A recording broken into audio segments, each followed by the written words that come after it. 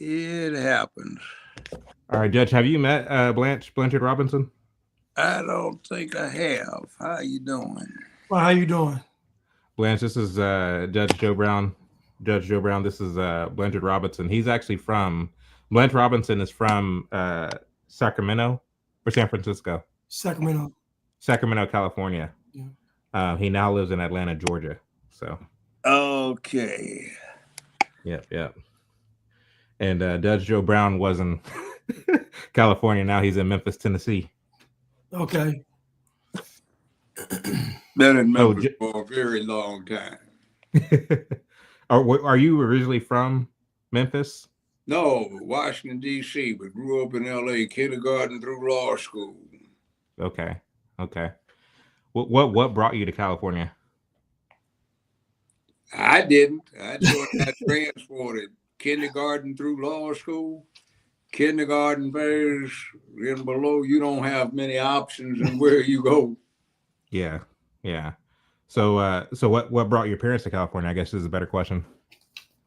Well, let's see. The old man was from Kansas City. He spent a lot of time in Chicago. Got out the war, went to Howard. You know, the South was not a nice place to be back in those days. So everybody that could went other places. So we quickly wound up going to California. What was your father's line of work? Well, he finished law school at Howard, but he never practiced law from the early 1950s on. He taught school. So he wound up doing some grad work at UCLA when we got out there. My mother had been a librarian, and then she started teaching school, and he taught school. So that's what they did for the rest of life. They wanted to give back. Mm-hmm. Did you, before law, consider going into education, since both of your parents are educators?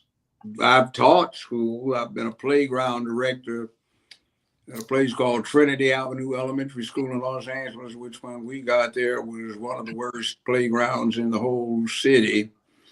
We had two very notable graduates from that playground. One of them we all know as the late singer Barry White. He was a skinny 12-year-old kid. His mama listened, and we got him out of the place, and he went on and did what he did. And then the other person of distinction for a somewhat different reason was the last person executed in California. That was the late Tookie Williams, who co-founded the Crips, shall we say, back when. He was 14, he was a volunteer, and his mama wanted that check, so we never could get him out of the swamp, and he just kind of sort of became the baddest alligator in the swamp. And I put myself through law school teaching as a substitute, junior high and high school in LA.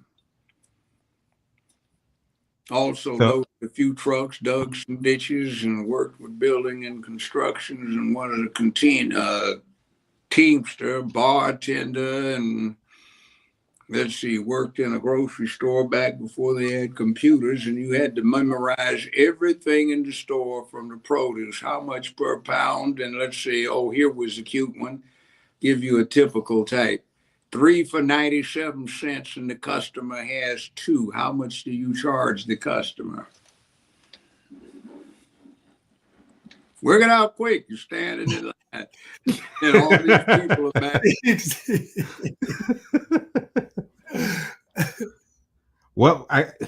So this is just, I guess, something that occurred to me. I noticed that with your age demographic, with men who work or have worked, I guess, in what we call the white collar, one of the white collar professions, if you ask them about their background, you notice versatility in terms of dabbling in the blue collar professions as well as the white collar professions, and having odd jobs here and odd jobs there. You don't really see a lot of that these days. You don't really see that kind of versatility in terms of having that experience of working with your hands and then ultimately getting to a place where you're working with your mind. I operated tables too. Like I said, I was a bartender at one point in time. So I did a lot of things. But people today, I am about to be in the professions, and I can't see diminishing myself. So you've got a lot of people with no heart. So they feel entitled, and they really aren't, because there's one problem that I noticed: they lack cojones, have any balls. You can see that in my profession. You see so many gutless, spineless lawyers that won't stand up, that won't take a chance. We used to have a saying: you aren't much of a damn as a criminal defense lawyer if you haven't been found in contempt at least once. Let me ask you this. So with that lack of getting around and having versatility, what kind of bearing do you think that will have on the law and on, I guess, some of the more intellectual professions? In other words, if you are a professor and you're teaching some field and you only know about the subject you're teaching from an abstract perspective or something that you picked up in a textbook, same thing with the law. If you never gotten out in the world and gotten your hands dirty, as it were, does this have any kind of impact on people's understanding of the law or the way that law is carried out? There's a word called stupid. Stupid, one of its definitions is having the intelligence and the information to understand, comprehend, and analyze something, but failing to do so or been incapable of doing that. When I was at UCLA, we had several professors on staff who taught tax. All right, one of them's name we called him Daddy Rice because he was friendly and he had retired early. He was the wealthiest tax lawyer in the United States. And he got bored, so he decided to come back and be a professor. They got him at UCLA, which was in the forefront of law in those days, it being in California and being the forefront law school in California. And he gave his check back to charity because he didn't need it. So Daddy Rice, as we called him, when he taught you tax, would say, hell, I don't know what the answer is. I've been practicing law and doing pretty well.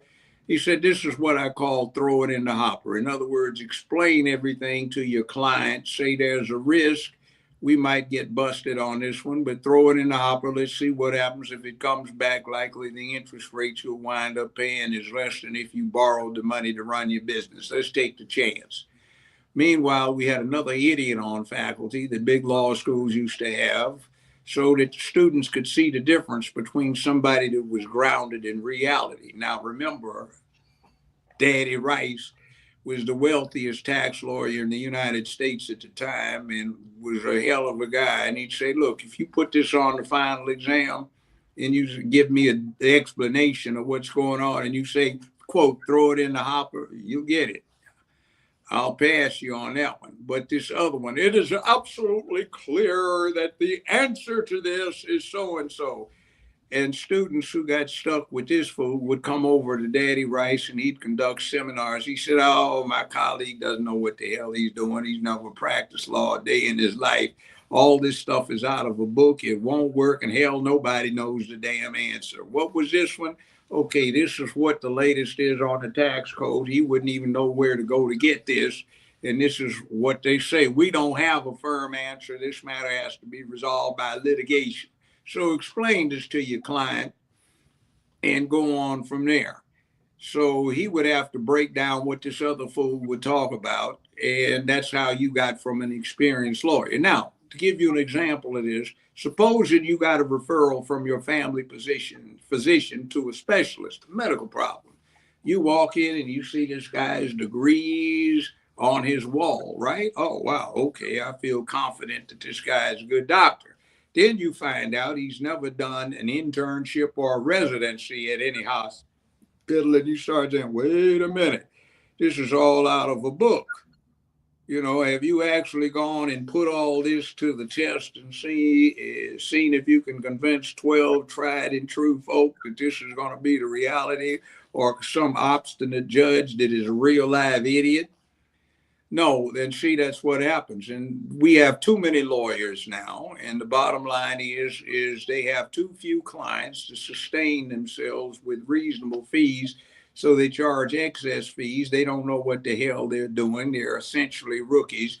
You've got a judge on the bench who had 3 cases that she ever or he ever went to trial on as a lawyer, which means you were a rookie, an amateur, but you were over everything. And then you have lawyers who have all of these clients they've generated from astute advertising, but they've never had a jury trial. You've got people right now that have a reputation for being all this heavyweight civil rights lawyer who've never tried a case, and they settle everything, and the settlements are for ridiculously low prices considering.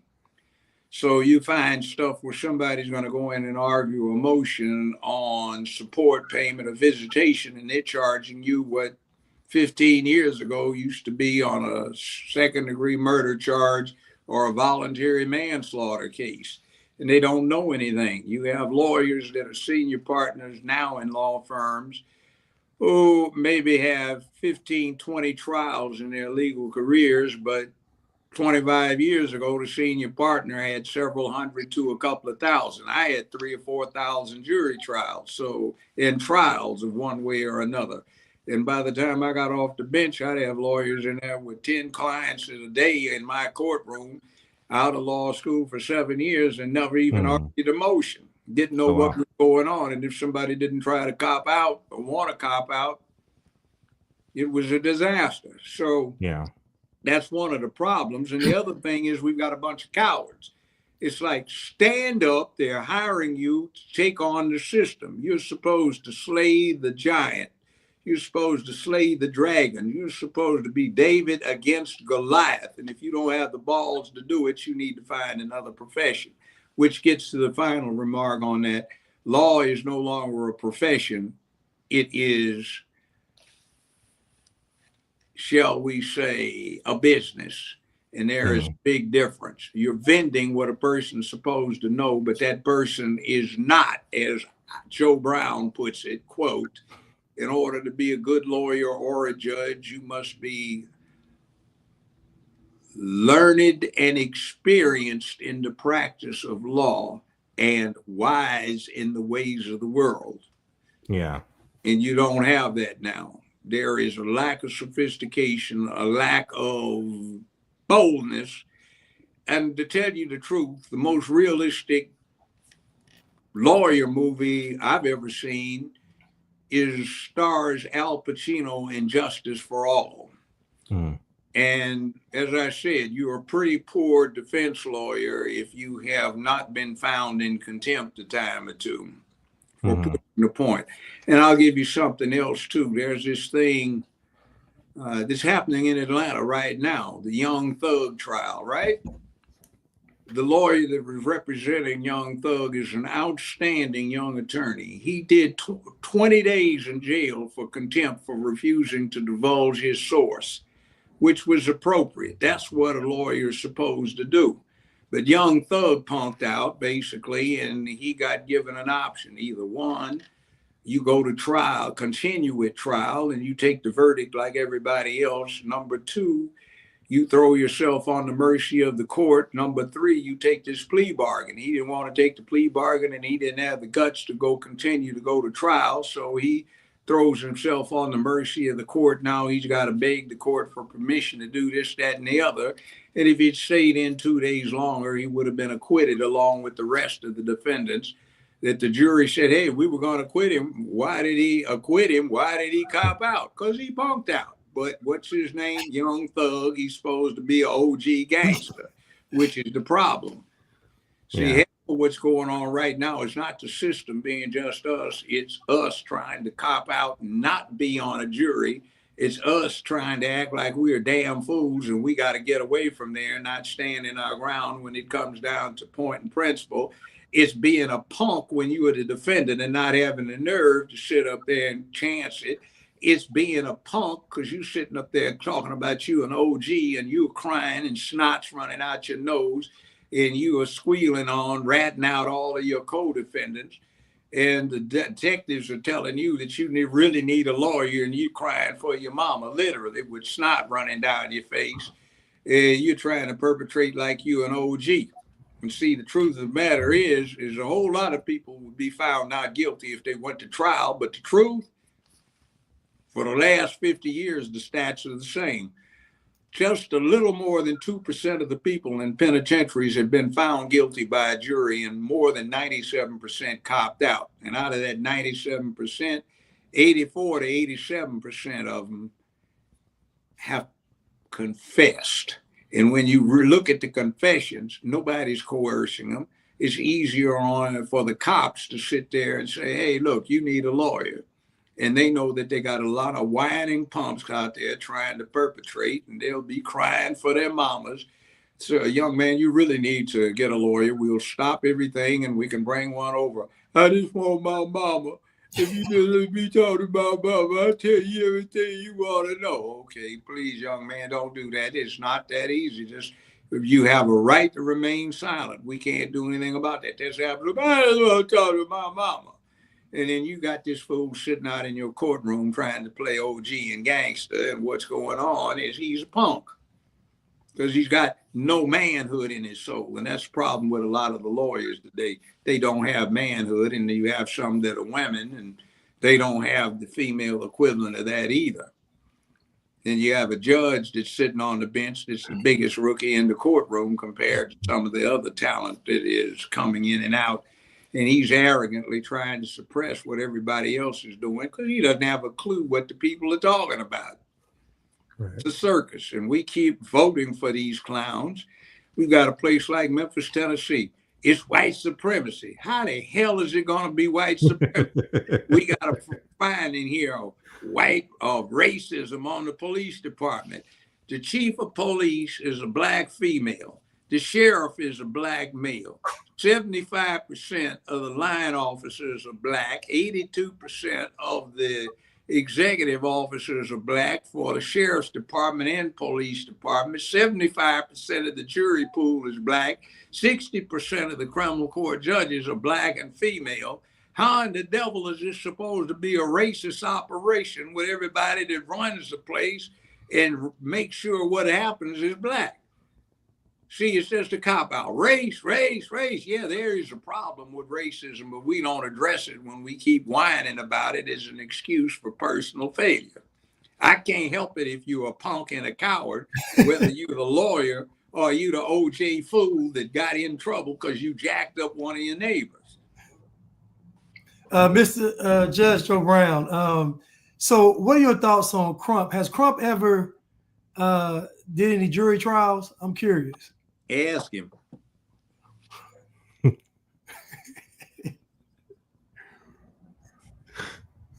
I'll take that as a no. I know, I guess. And by the way, you don't do anything for black folk when you settle something. You have to try something. You have to get to the appellate level so you can set the principle, so you have a precedent.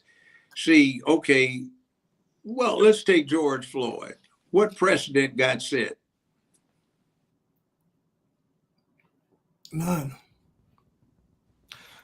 What precedent got set with George Floyd? 45-pound junkie got done in by a white cop, 5 feet 8 inches tall, 145 pounds, who didn't use a weapon.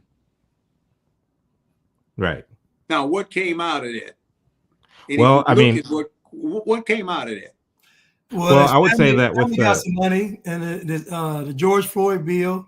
I don't know what that's about, but the George Floyd bill, family got some money. A lot there was $250 million on an insurance policy. The settlement was for $28 million, and council got 50% of the recovery. Right. There was a lot of bad precedent with that situation. So after you take the dispenses from the remaining 14 million, the multiple members, quite a few tens of members of the family, split about $8 million. Oh, the family split. I thought it was just his daughter. No. Oh, no. And then you got the spectacle that they did not publish, but during the trial, you got this young black man, 20 years old. He's going, please, mister, can you give that money back? That was a counterfeit bill. They're going to take it out of my check. I can't afford to do that. That's your problem. And then what's he doing? Crying for his mama. Yeah. That was I think there was man. There was definitely a lot of bad precedent set with that. even So with Derek Chauvin. what precedent got set? What Are you came talking out about it helped legally or like socially? legally? Socially doesn't count for a damn thing. They got enough black folk up in Minneapolis, St. Paul to run anything they want anywhere they want to run it. Well, I don't mean to sidebar the conversation, but you ask about precedents, legal precedents that came out of the George Floyd situation. Yeah, what? I saw the writing on the wall with the emergence of DEI and critical race theory, and I told myself, and I told my close friends, that this is going to set a very bad precedent when it comes to juries here in America, because the fact is, jurors are supposed to be impartial. They're supposed to hear the facts for what they are, and not allow this kind of indoctrination that they're getting by way of their schooling or whatever the case may be. They're supposed to let the law be the law. It's called mob rule, mob justice. Yeah. Exactly. And so to the extent they came up with an Emmett Till anti-crime bill. The main beneficiaries for the rainbow community, not the black community. And as a pragmatic matter, I did tour the area with some of my business associates a year ago. It was in the summer, and we went down to the cupcake shop. And the citizens who live there are very upset because BLM came in there and got them to remove the police precinct. Now they have the absurd spectacle of they have stretcher crews where they have managed to scrape together money to get stretchers and get these yellow fluorescent vests. So 911 won't send emergency services in there. So if anybody gets a heart attack, broken leg, or something like that, the residents have to form a stretcher team and carry the person 6 to 8 blocks to the periphery where the ambulance services will pick the people up. There's no police presence. The traffic lights don't work. And you are getting told stories where you can hear women screaming at night because they get raped and there's nobody down there to impose law and order. Where is this?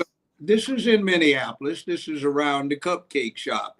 BLM wants the cupcake shop closed down, but the people are talking about is very vital to the welfare of the community.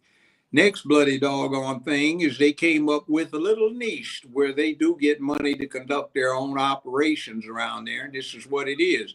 BLM kept staging these fake riots around there so they'd show up and confront the police.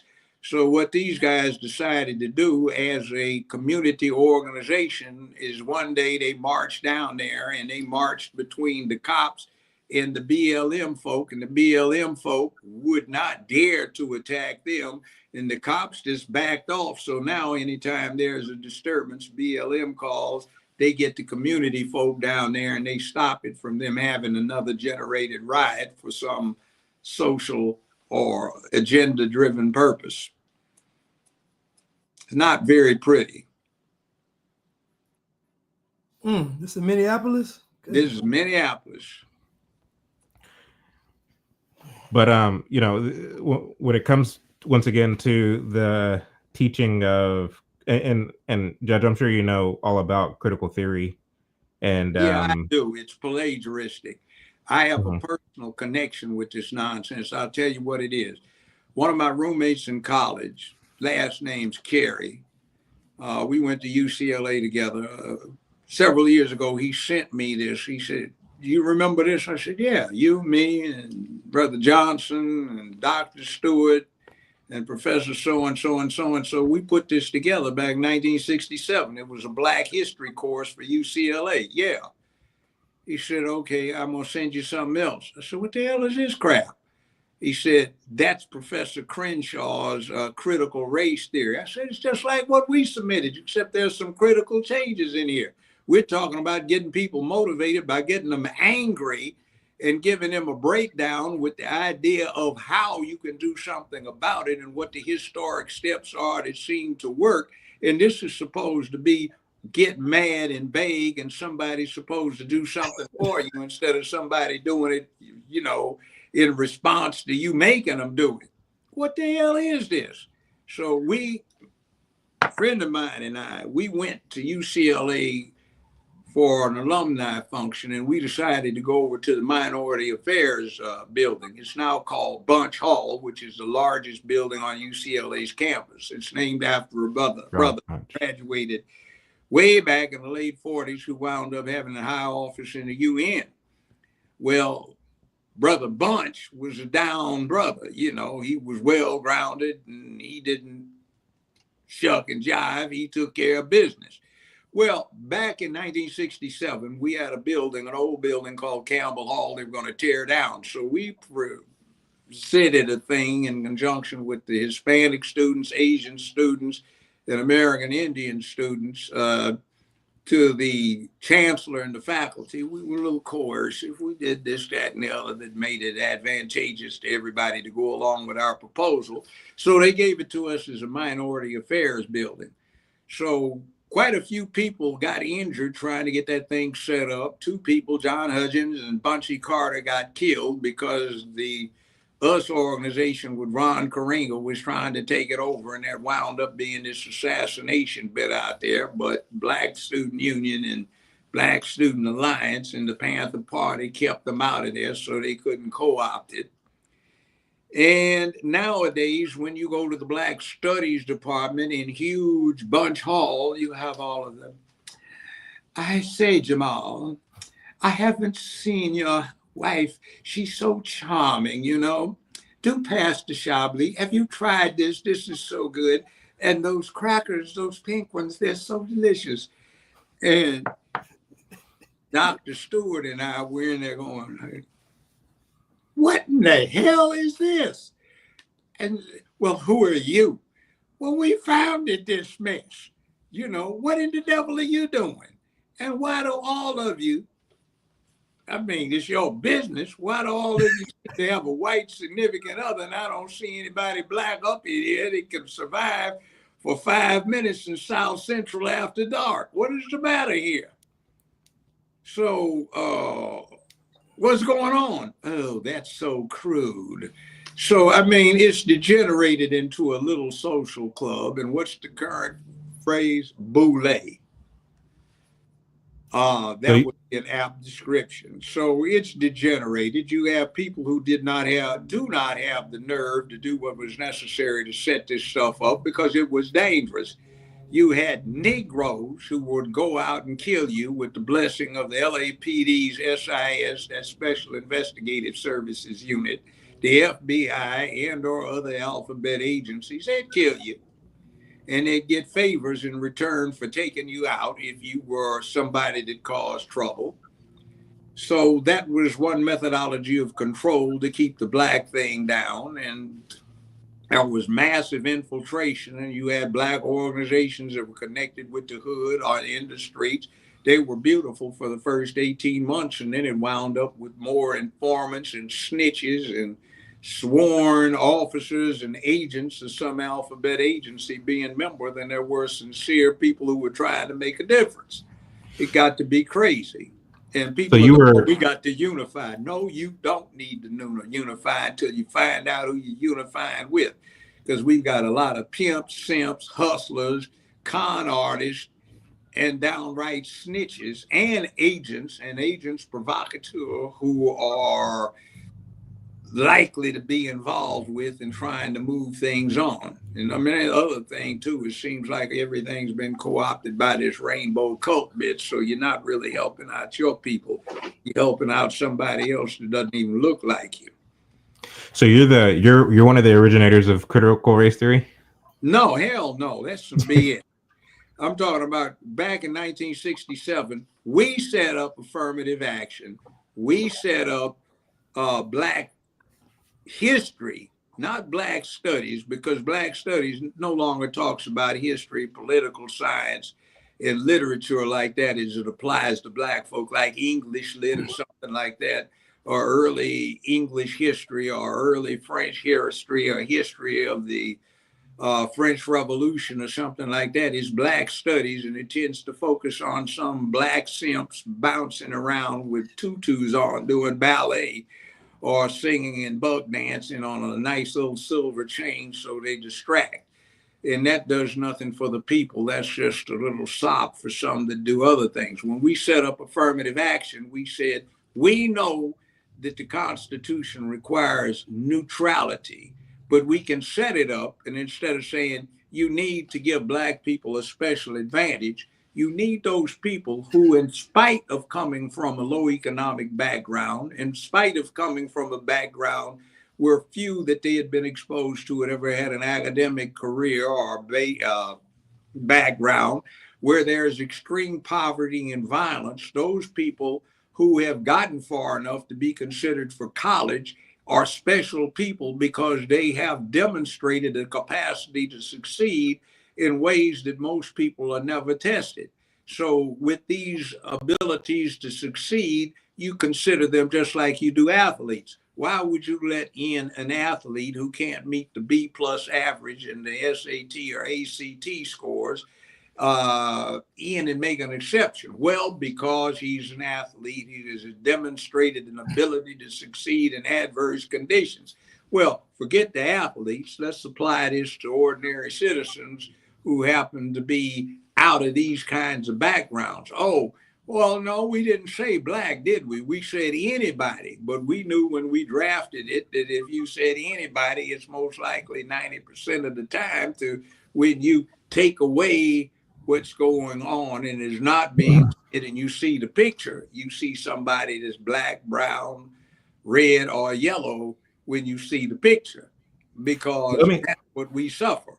In other words, you want to get in grad school, if you had to work yourself through college and you get a 3.1 average and you do pretty well on one of these grad student tests and that kind of thing, and you've had to work 35, 40 hours a week and you still maintain a decent GPA, you're much more impressive as a student than somebody who has got no better grade point average and spent most of their undergrad career partying and being part of some Greek organization. Right. So let me ask you this: a race, but you see how we got sold out is some Negroes at the medical school of the University of California at Berkeley. They worked up a deal with Bakke and the faculty. They wanted to get rid of these dangerous Black folk who had political agendas, who were trying to actually improve stuff, who demanded that people stand up and act like men and women. And the colored folk were saying, this is a political test. We can't have that. You just need to pick us because we have the highest Black scores academically and on the achievement test, but we don't have that other stuff. And we're saying, hey, it's supposed to be a competitive assessment, a grade point average, aptitude test, and or other factors that indicate an ability to succeed. They were saying those other factors are political, no, so let's pick them because they're Black. They worked up a deal, they'd let the Negroes in, they'd screw it up for the rest of the University of California system, and Bakke would get in anyway, and they'd give him a full grant. So they used that. And when California was supposed to defend it, they didn't even rely on their own constitution, which says the University of California shall be an institution created to generate leadership, not only in science, technology, engineering, business, the arts, and all of the rest of it, but in various communities. And it says specifically, our colored brethren, and this is 1851, who have so recently escaped from the horrors of slavery, who are oppressed generally, they need the opportunity to develop effective leadership for their communities. They talked about the Mexicans who are subject to Mexican gangs, the Chinese who are subject to Tong control, that's a gang. And they said they need effective leadership in their communities. Therefore, in the interest of the entire state, it is in our best interest to recruit these people for leadership preparation. So the state of California didn't even bring up what the Constitution said. They just said, we have to deal with saying they're Black, and because they're Black, they're discriminated against or worse. So we use that as a factor. And we had been telling them at the law school all along, hey man, you can't do this. You're going to ruin it because the Constitution is neutral on these things. You have to word this stuff so it deals with being neutral. Now, that year in question was 1972, and it was 19. In California, there were 19 black dental students in the whole state of California, 119 medical students in the whole state of California, and 219 law students in the whole state of California that were black. So that's what we were trying to deal with. So up there, UC Berkeley's medical school, those Negroes screwed everybody in the United States of America for selfish reasons. Now, when Justice Roberts 2 years ago wrote this thing about affirmative action that a lot of the woke folk falsely think ended affirmative action, he made an almost verbatim exact recitation of what we put in our proposition in 1967. And if any fool has understood English language and reads what he said, it's in there. It deals with allowing black folk to be helped out, but you have to state it in a race neutral situation where you come up with a series of things that can apply to anybody. Now, likely it's not 85 to 95% of the people that are going to be impacted are going to be your target group. But we don't seem to have that common sense anymore. Anyway, it's one of those. Well, let me just I guess you can consider this a bit of a pushback, but I mean, you did mention you did date what you said back as far as 1851. When I look at the 1960s and 1970s and the black youngsters on college campuses, it is safe to assume that even the ones who you say were well-intended or had upright motivations and what they were trying to do, their ideas didn't exactly originate with them. You see them gleaning a lot of their ideas and inspiration from such people as Bayard Rustin or Herbert Marcuse, or we didn't do a damn thing from him. We knew who he was and what he was about. We knew about his penitentiary record with all of the homosexual rapes he was responsible for. We had a big dose of him in the LA Times, second section, LA Times. I was in, I think I was a freshman in high school. Bayard Rustin, companion of famous Dr. Martin Luther King of civil rights fame, arrested last night by Pasadena police when he was found in the back seat of a parked car where he was being sodomized by a male white defendant, they name him, while he, Bayard Rustin, was performing fellatio upon another male white defendant name given. So it's like... You ran a train on Bayard Rustin? He was doing a threesome. So I guess he was in the meat in the middle of the sandwich. So anyway... Reverse Oreo. So we did a damn thing to do with Bayard Rustin. And let me tell you something. See, here's the other thing too. At that point in California, there was no tuition. If you went to a junior college, you paid an incidental fee. If you went to the state college system, now the state university, there was an incidental fee. And for the University of California, there was an incidental fee. It was $16.50 a semester for junior college. Anybody was eligible. If you got a C average, you could transfer to the state college system and do 2 more years and get your undergrad degree. If it was a C plus, you could transfer to the University of California, do 2 more years. Now, here's what the deal was. UCLA and the University of California in 1965, it was $105 a semester. That wasn't tuition. That paid your medical insurance, that paid for dental insurance, free prescriptions, free eyeglasses, free concerts, free athletic events, all of the services available in the school. That took care of that. No tuition. All you had to do was provide your wherewithal. So what's going on is we had an eclectic mix of people. It's like one brother that I know, I was saying, he's dead now. I said, brother, I know you from someplace. Where do I know you from? Well, that's all right. Now, brother, you'll find out, it'll come to you. And he was a close help. Now, what it turned out to be finally dawned on me. I know who you are, man. You was cold. Yeah, man, you helped run the numbers racket out in South Central, didn't you? This big time gangster. So what goes on is when we had a problem, my young brothers, we have a problem with these three professors. Perhaps they need a bit of persuasion. So homeboy would, and then the Daily Bruin, which came out every day, it was about that thick. It was as thick as the LA Times, and say Professor so-and-so, for some unexpected reason, for some unknown, unstated reason, took a unexpected sabbatical 3 weeks into the semester to go to, and we didn't have a problem anymore. So we had folk around there that were street people, people that had been vets, people that had been around life for a while, and young folk, and we all collaborated. There were a lot of things. We were not peaceful. We were not nonviolent. Well, so I mean, Bayard Rustin did have influence over SNCC in its early days. Nobody's name. In it, because I mean, the SNCC, Student Nonviolent Coordinating Committee, was, I guess you could say, the student wing of Martin Luther King's SCLC. Yeah, but they didn't have an impact on the West Coast. Right. They didn't have any. What they did in the South. It's just impact on the West Coast was, see, we went to a school system that was completely integrated from day one, because California from 1851 outlawed official segregation. So there might be effective de facto segregation because of neighborhood dynamics, but there were no such things as segregated schools by law.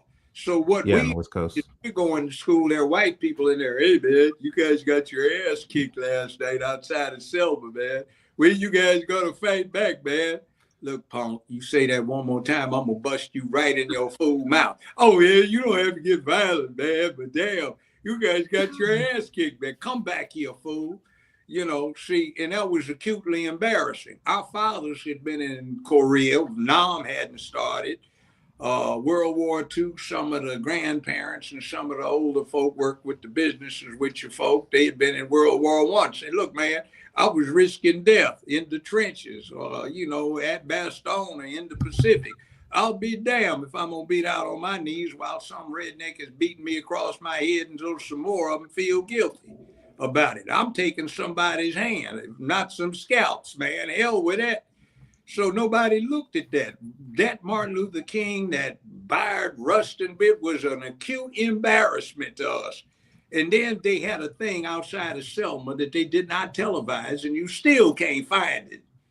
But what we saw is when they got to the foot of these projects, they had all of this police presence and fire hoses and everything else.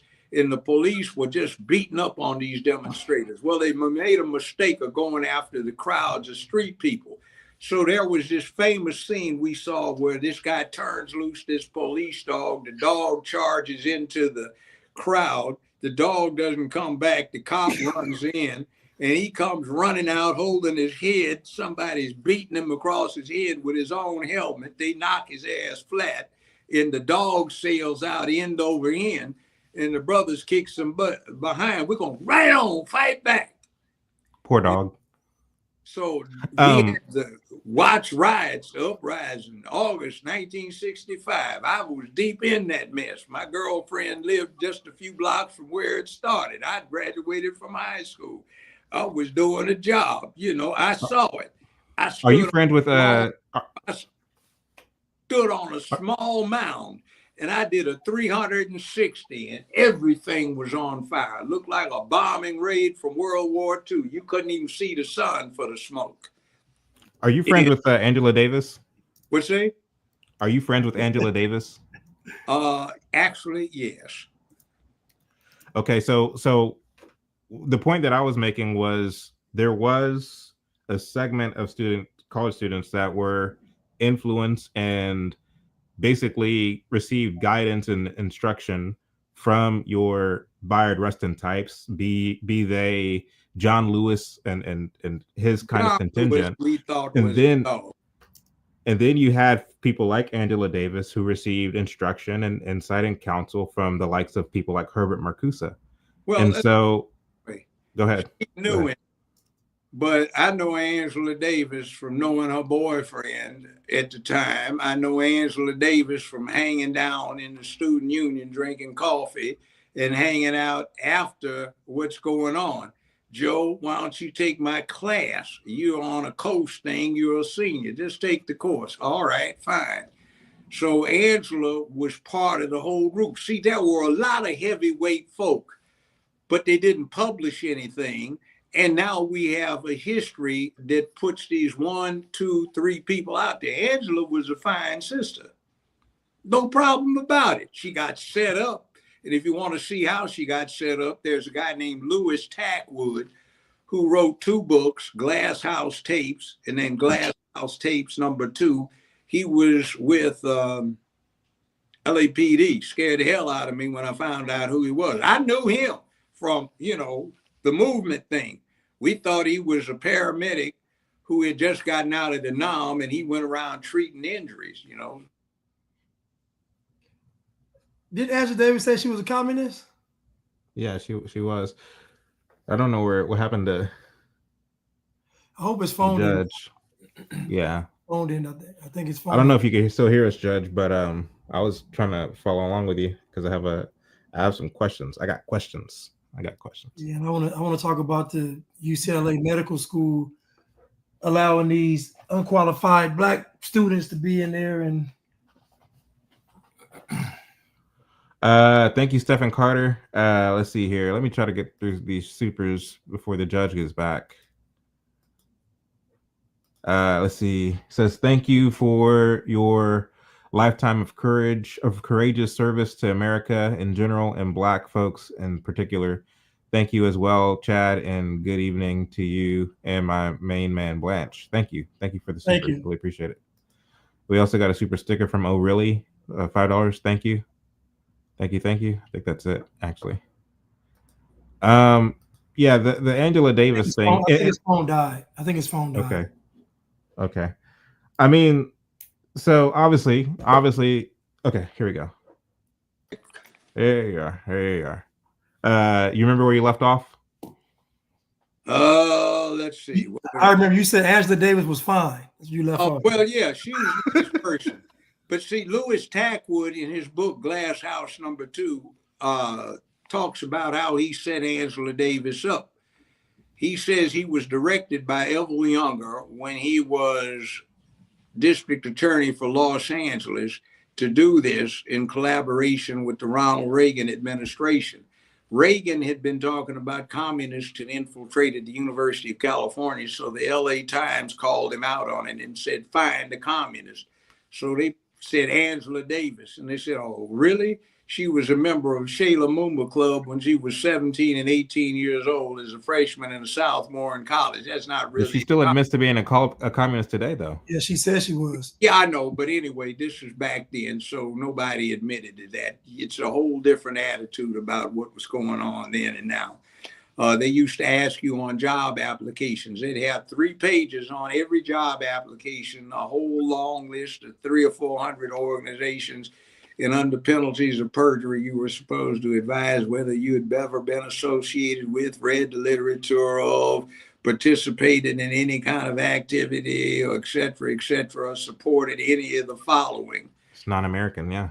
Yeah, but that was the flavor back in the 60s. So anyway, they said she was in the Shayla Mumba Club. She said at the time, no, I wasn't. I was, but no, I'm not now.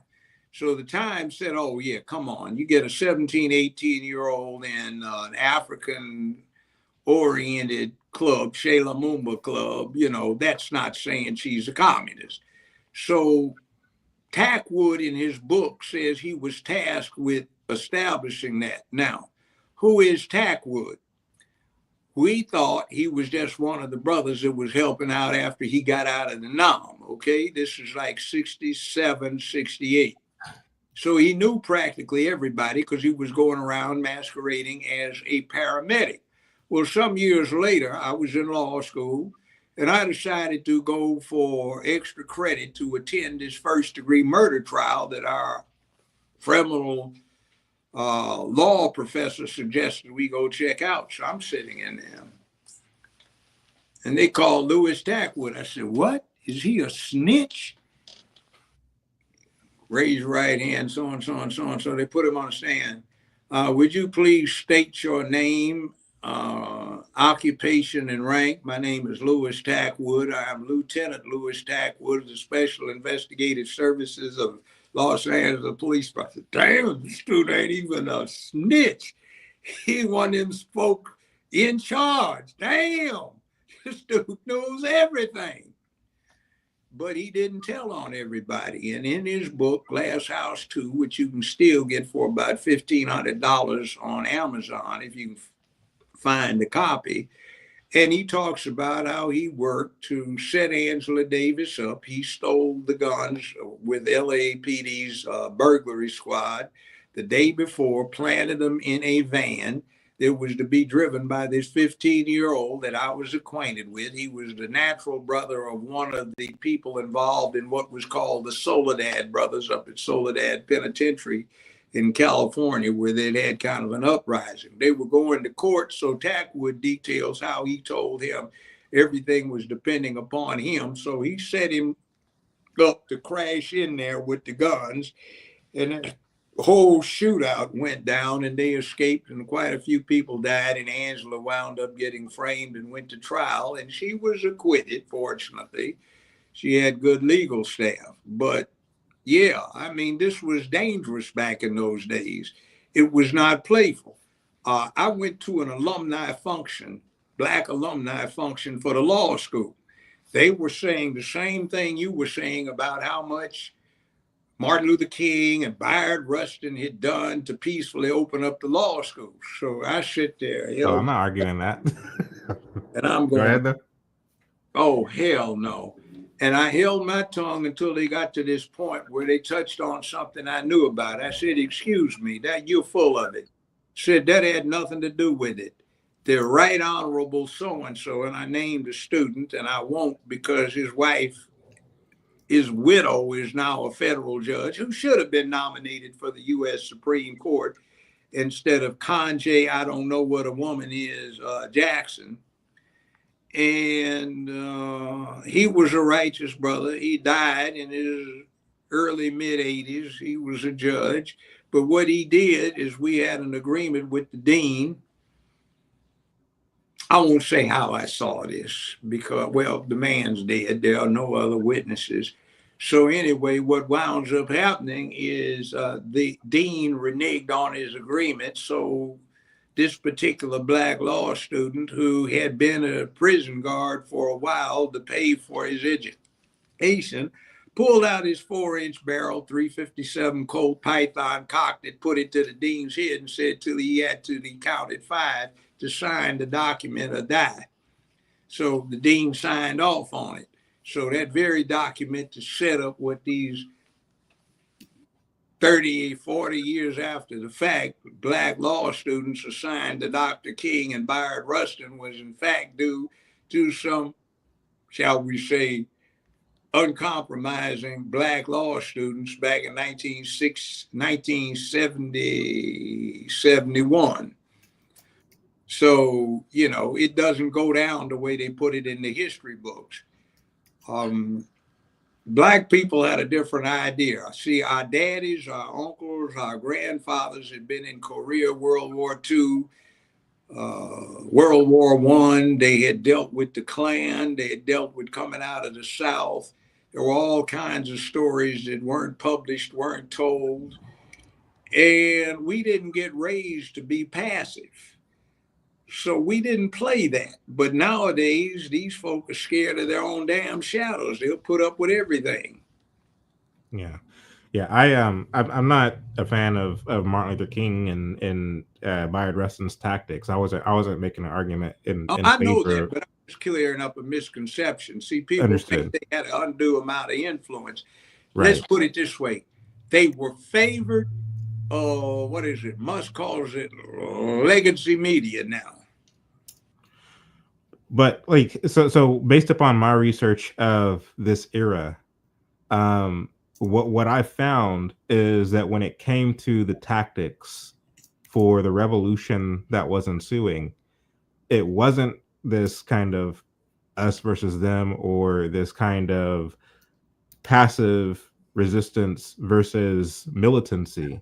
It was rather everybody on the side of the revolution were playing on the same team, and yeah, there was infighting and arguments among them, but it was just a matter of different tactics and strategies that was the issue. But they were kind of pushing from both sides, as it were, to, in favor of this revolution. Even Martin Luther King in his latter days was talking about there needs to be a revolution of values. So he's trying to walk this line and have it both ways, giving a nod to folks like Stokely Carmichael, while at the same time trying to maintain this kind of moderate posture so as to not lose the white liberal support that he had up until that point, that he was able to amass up until that point.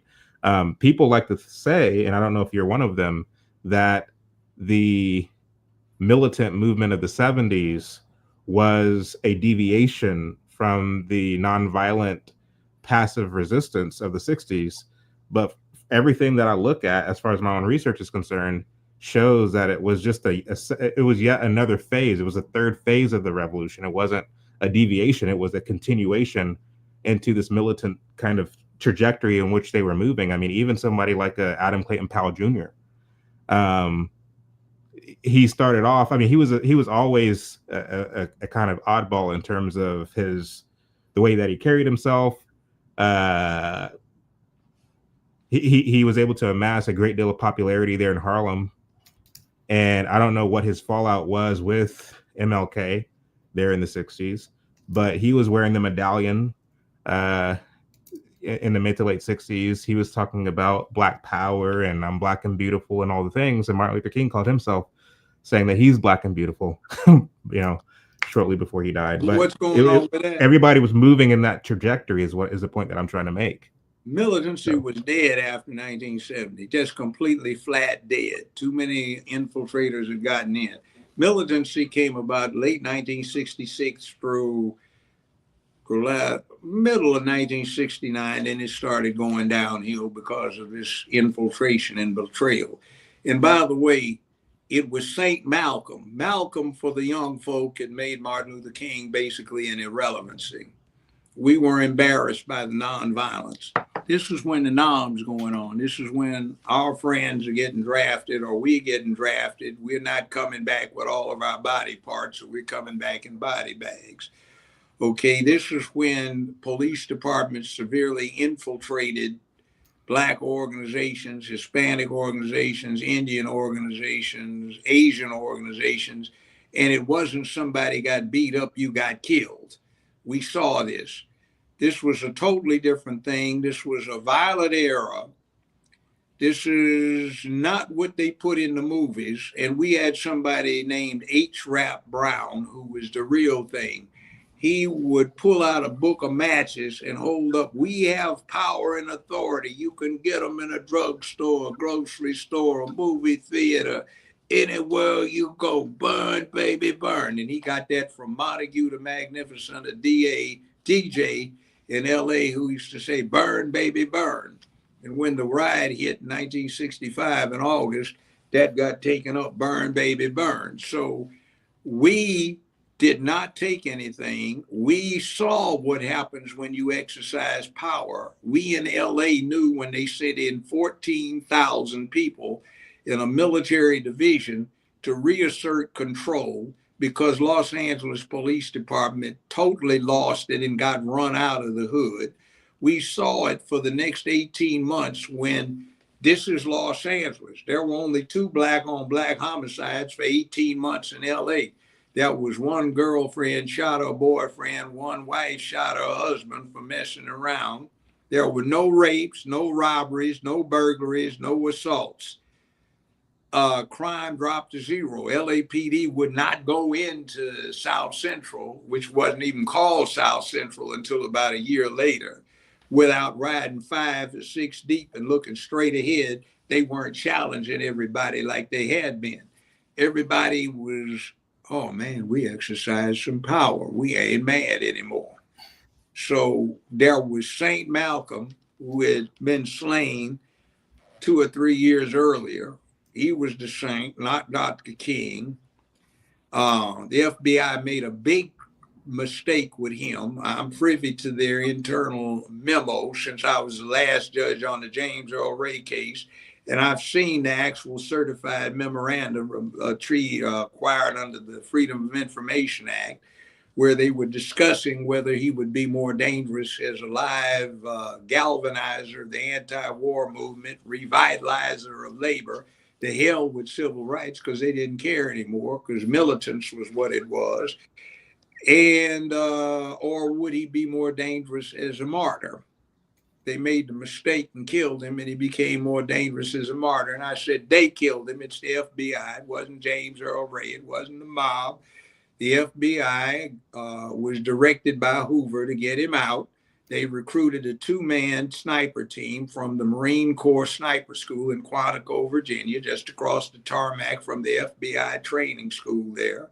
They supplied the rifle. It was an XM21. I have the invoices around the country in various safe places showing the serial numbers of the rifles in question that were acquired late December 1967. I have the invoice for the 5,000 rounds of ammunition that was special loaded, that it matches precisely the characteristics of what they pull out of King's body. And I have the results of the inventory conducted in late April when the Justice Department ordered the FBI to return these 5 rifles to the Defense Department. They claimed they lost one, so they only returned 4. I have the serial numbers. The one that's missing is the murder weapon. So anyway, the FBI recruited, they supplied the equipment, they set it up, they covered it up. And James Earl Ray was a scapegoat, one of potentially 4. He wasn't even in Memphis, and the Memphis Police Department's homicide squad has been adamant for the last half century that Ray was not the gunman. I've got depositions from everybody involved in this. The shot came from the fire station. It was a 2-man hit team. It didn't come from the flop house, didn't come from the bushes. And the reason that people think it did is because of the particular equipment they used and the fact that there was a sound that echoed off of the front of the Lorraine Motel that cast the sound back over there where the bushes are. So the traitor, by the way, was not Jesse Jackson. The traitor was another black preacher because he had a little problem with pedophilia, allegedly. And they were blackmailing him for that.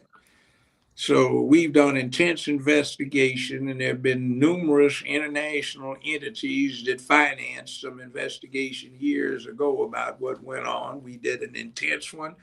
I was the last judge on the case, and when I retired, I kept going on it.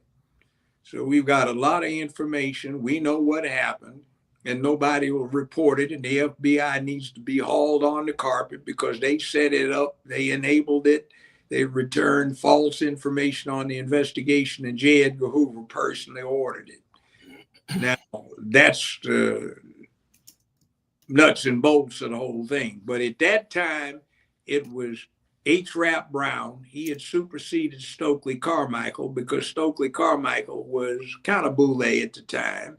And he was an intellectual, came out of the Southern College, historical black college, university situation, mainstream college situation. But H. Rap Brown was educated and he was street. I had some conversations with him because I was one of his bodyguards for a whole week when he was in LA. I know who set him up. It was the US organization. We asked him, don't trust your stuff to us.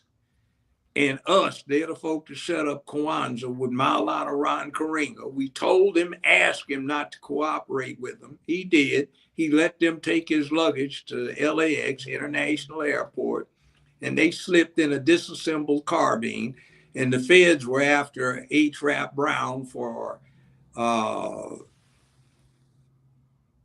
causing riots around the country. So they busted him, and that's what they got the convictions on, is unlawful possession of an indicted felon or an indicted individual under federal indictment. And Ron Karing and us organization set him up. They killed a whole lot of people I'm personally acquainted with, or was. back in the day. So we had organizations like that. So he set up Kwanzaa. I went to the first one. It was at Lamert Park, 1966. And I got to listen to a recording that some of our people did repetitiously. He was discussing with some LAPD detectives that ultimately became part of the SIS unit. And they were discussing how he was setting up Kwanzaa to get Black folk to assemble so they would freely talk and he could gather information. And we noticed that whenever there was a meeting and folk from us would show up, they would be taking shorthand notes.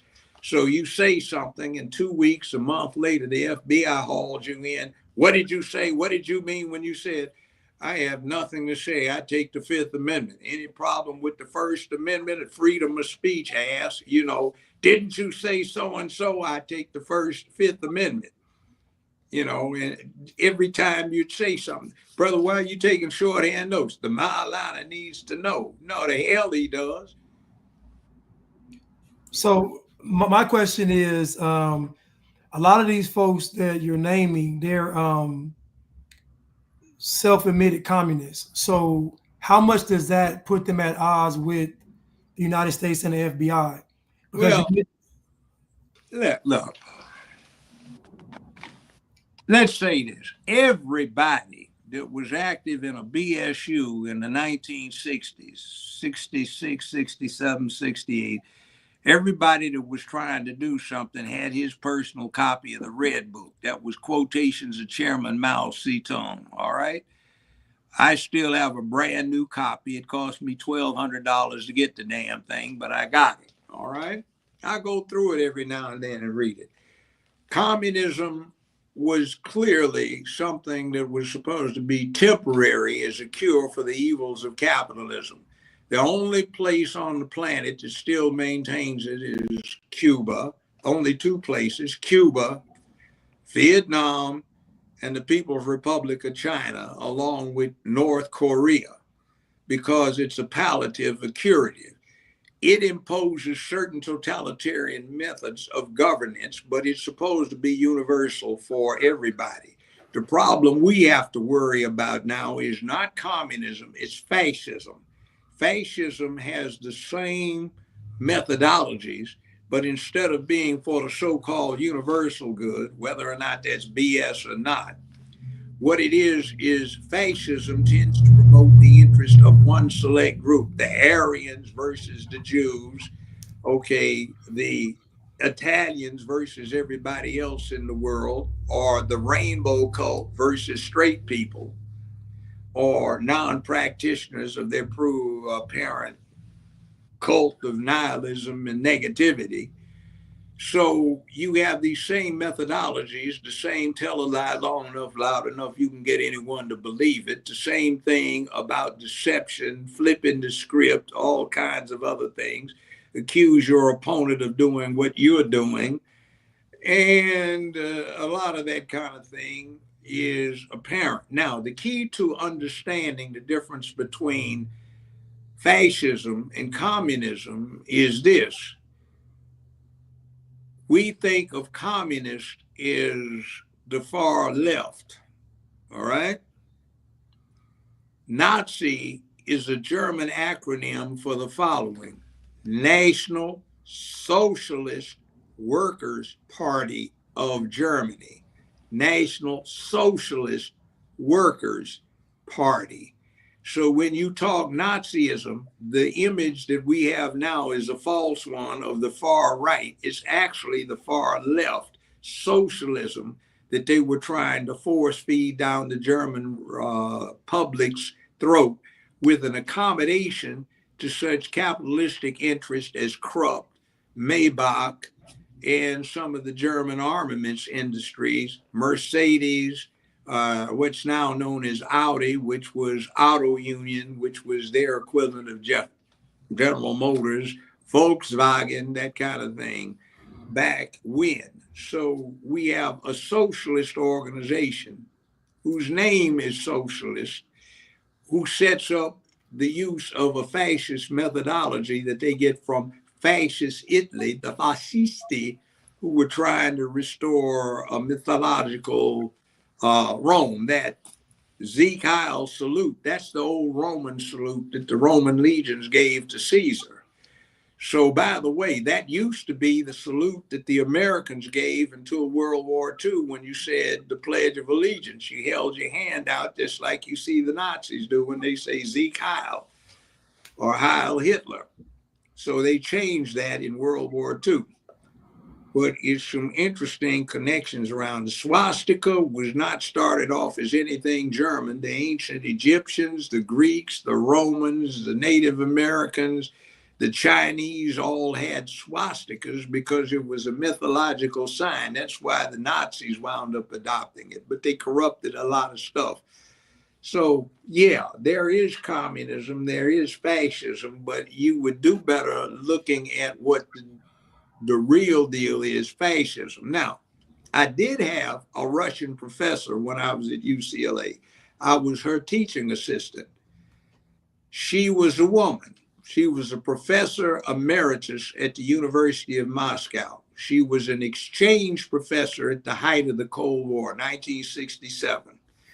She had been the highest ranking woman on the Soviet Politburo. She had run propaganda briefly for the KGB and prior to that for its predecessor, the NKVD.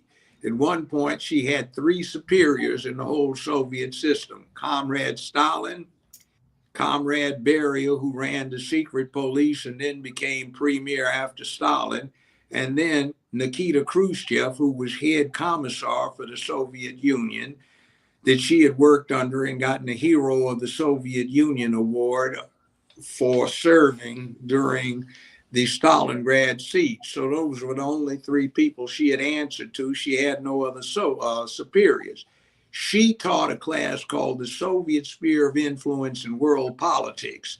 So it was a real weird class. The CIA kept coming in and sitting in, but the State Department had invited her on an exchange thing, which had a whole big spy net going around it. But she said something interesting. She said the United States is not without its merits. We do admire your Constitution. And oh, by the way, Russia is only communist as an expediency. And she let me read a treatise written by Lenin in 1919. It was translated, and he said Russia must become privy to the process of democratic selection of its, shall we say, administrative caste or class. Said, but Russia cannot become democratic until there are no significant numbers of Russians with a living memory of their enslavement under the czars. Therefore, we need a dictatorship of the proletariat. Now, Lenin, in this paper I read in 1967, said in 1990, the Soviet Union will be ready for glasnost and perestroika and a more democratic form of governance, and also to adopt a modified form of capitalism, which is what it's done. And Gorbachev called it glasnost and perestroika in 1990, exactly as Lenin predicted. But I'm just showing you the background. But where it comes into this thing is she said over and over, the United States, all of you in here will go someplace in life, predictably. Said, but you must be aware your country is in grave danger, not from us, but from some of your own people who will gladly turn this country fascist. He said, your gravest danger is from fascism. And this is a quote from her because she said it over and over again. Not from some jackboot wearing, goose stepping uniformed thugs, but from some pink panty wearing, long haired, sissy acting beatniks who will be happy to impose the worst forms of fascism on your country to protect themselves and impose their thoughts on all of you. You must maintain vigor and masculinity if you are to survive in this world, but they'll try and defeat you. Beware of them. This is a message she was giving to us in 1967. And look at it. What do you see right now? The rainbow cult. and this kind of thing where you get the implementation of fascism. She kept telling us over and over again. She said, beware of the beatnik who will impose fascism on your country. They will try to get you to confuse this with communism. That is not what we are about. And by that time, there won't be any Russian communism anyway, because we shan't need it. Yeah. Well, I mean, the fact is, communism. It's a fact that communism cannot work in any nation that it's implemented, because I mean, it will lead to I guess what you would call fascism. I don't see communism and fascism as two distinguishable forms of government or ideology. I mean, you can't get. I mean, anytime you try to force people against their will to depart from their property, which is what communism aims to do, and to have everything in common, that's a system that is, I mean, failure is built into it. The fact is, nobody's going to separate willingly from what they have acquired, either generationally or by way of their own merit. And so communism goes against human nature. It goes against how we're wired. And Does it? It does. Absolutely, Well, it my does. grandmother was a Choctaw, full-on Choctaw. So I Right. qualify as a Choctaw. For But her, the difference though, for her, Judge. yeah. See, this is The, the thing. For her, all of the people owned the land jointly. They all cooperated. And here's the other thing. So you must understand this. China calls it communism, but really they're quite capitalistic. Go look in your kitchen and see what isn't made in China in your kitchen. You won't find much of anything at all. Look around your house, even your iPhone, which is what I'm using. When I ordered this one, they sent me the shipping information. It stopped in mainland China twice before it got in to flying over the Pacific Ocean to land up in Los Angeles, where it got shipped to Memphis. So it's made in China using Chinese technology. That's my iPhone. Now, they have a vested interest in capitalism, but they're what they call sovereign capitalists, sovereign investing. And they have modified. In other words, the government itself uses the capitalistic processes, the processes of capitalism to invest for the good of people. They allow people to get very powerful positions, but it's understood that you are allowed to have these powerful positions where you can make a lot of money, not just as somebody that's Chinese, but for anybody, relative to anybody in the world. But if you mess up, we don't let you get a book deal for $12 million, get a golden parachute of $25 million to retire on. We put you on a wall and shoot you. So if you mess up, you pay the ultimate price for the privilege you get. North Korea, that's turned to not communism. That's an oligarchy that is degenerated into a monarchy in all but name. But the deal is that aside from the point of the evils of communism, and understand that theoretically it's a palliative, and when there's no longer a need for communism to so-called cure the evils of capitalism, so must communism evaporate. Otherwise, it becomes an evil in and of itself. Now, there's still, as I said, places that call themselves communist, but you have to understand that government processes evolve. And one of the things is that you have to deal with the circumstances. Now, 35 years ago, China had a problem. They had 1.6 billion people going on 1.7 billion. Their projections were they could not continue this for another 25 years without an absolute disaster. So they used their very authoritarian form of government and said only one child per family, though we will turn a blind eye if you are a student who goes abroad and indicates intelligence, excellence, and something we need more of, we won't pay too much attention to you if you have 2 children. Well, it worked. And now Chinese are allowed to have 2 children per family unit, and the Chinese have a higher standard of living than we do. By the way, for example, do you know where General Motors sells most Buicks? It's not in China. the States, it's in the People's Republic of China. But now they're having a crisis, though, in terms of population and yes, production.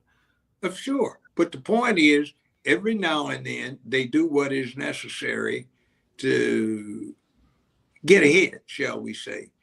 Now, what we have in the United States is we have certain principles that are to be adhered to, but as there is any rule, there are exceptions to the rules. If you know what the rules are, you can know when you can safely break them. That's not a good thing because it sets a bad precedent. But even in the United States of America, there's this concept called public peace, dignity, and order, aka law and order, and the compact that everybody has to agree to having a peaceful, dignified, orderly society. When you get out of beyond it, then you start getting more and more draconian enforcement methodologies to deal with the situation. The Constitution allows the people themselves to have a great deal to say about this. That's why we have the Second Amendment. We have a situation where when our Constitution was written, there was no such thing as police. That was a new invention that came almost 60 years in the future from when the Constitution was ratified, 50 years in the future. And all we had was the sheriff, who was authorized to deputize other citizens to assist him in the process of maintaining law and order. And because you had a right to be armed, you had a right to be a check and balance to the government process, not just legislative, administrative, and or executive and judicial, not just state, not just federal, but you also had state, federal, and the people, where an armed people were an ideal counter in this triumvirate of set-offs we have in our government form, so no one part of it gets too powerful. Let me ask you this, Judge. So you don't agree that in a nation like our own, like America, made up of 50 states that expand from one ocean to the other, made up of myriad ethnic backgrounds, ideologies, worldviews, such and so forth. You don't agree that an ideology or governing system like communism just cannot work in a nation like ours? It doesn't work. You don't agree with that? Who has reached a certain phase. That's why Russia is no longer communist. Now, here's what we do have. If you want to understand how these states are together, state is synonymous with nation. Right. When you got the Constitution ratified in 1789, you had 13 small, powerless nations who decided to unify and become more powerful in the world environment. You're familiar with the Euro Union, all right? You have France, you have Germany, you have Italy, you have Greece, you have Turkey, you have Norway, you have Denmark, you have all of these countries that for several thousand years have been shedding a lot of blood amongst themselves fighting.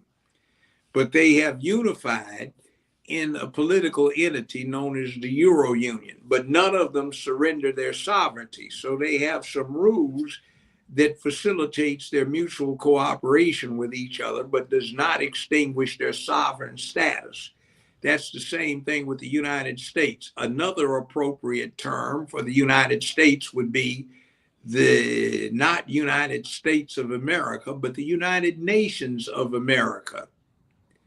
And if you look at it, or a republic, our government right? Set up to deal with the United Nations of America, with each one of these small individual nations joined with the other 50 in total territories and protectorates. It forms a larger unity known as the United States of America, which could be called the United Nations of America, a very powerful thing. You bring a whole lot to bear in here. And the theory behind capitalism is this: political science wise, it's very interesting. People are greedy, people are selfish. And if you have capitalism, it allows selfishness and greed to be turned to a collective good. Now, when that becomes dysfunctional, then it must be reined in. And we have a thing called eminent domain. See, all title comes from one of these nations, the 50, the states. All title comes from one or another of the United States. Well, one or another of the states united in America. So you get your title. Mm-hmm. When your title comes to you, you don't own the thing. You don't own your trousers, your jacket. You don't own yourself. You don't own your car. You don't own your home. You don't own the land. You don't own the business. You own the exclusive right to the use of the thing vis-a-vis anybody else. Now, when your exclusive use to the thing fails in terms of the overall utility, so much that prerogative you have failed. And they do what they call what? Exercise eminent domain. In other Who's words, they? The federal government? Or the state or the local. We want to build a parking lot because it's in the city's advantage to expand business. So we come in, confiscate your property rights, and compensate you for the reasonable market value. But the land doesn't belong to you. The house doesn't belong to you, just your right to use it. Your car doesn't belong to you, but your title, which is issued by the state, says you have the exclusive right to the use of the thing. When your exclusive right to the use of the thing fails and a cop says, I need to commandeer your car, if there's any damage, I'll pay you, or the city or the county has to pay you for the damages. We exercise that political authority to convert this item to our use. We used to get draft notices. Greetings from your president. You're hereby directed to report to your local draft board. What's that about? You are a personal resource of the United States of America.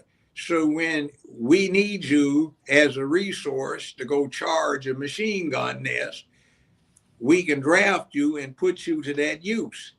When you go to the penitentiary, you have a property right in yourself to exercise full control of yourself.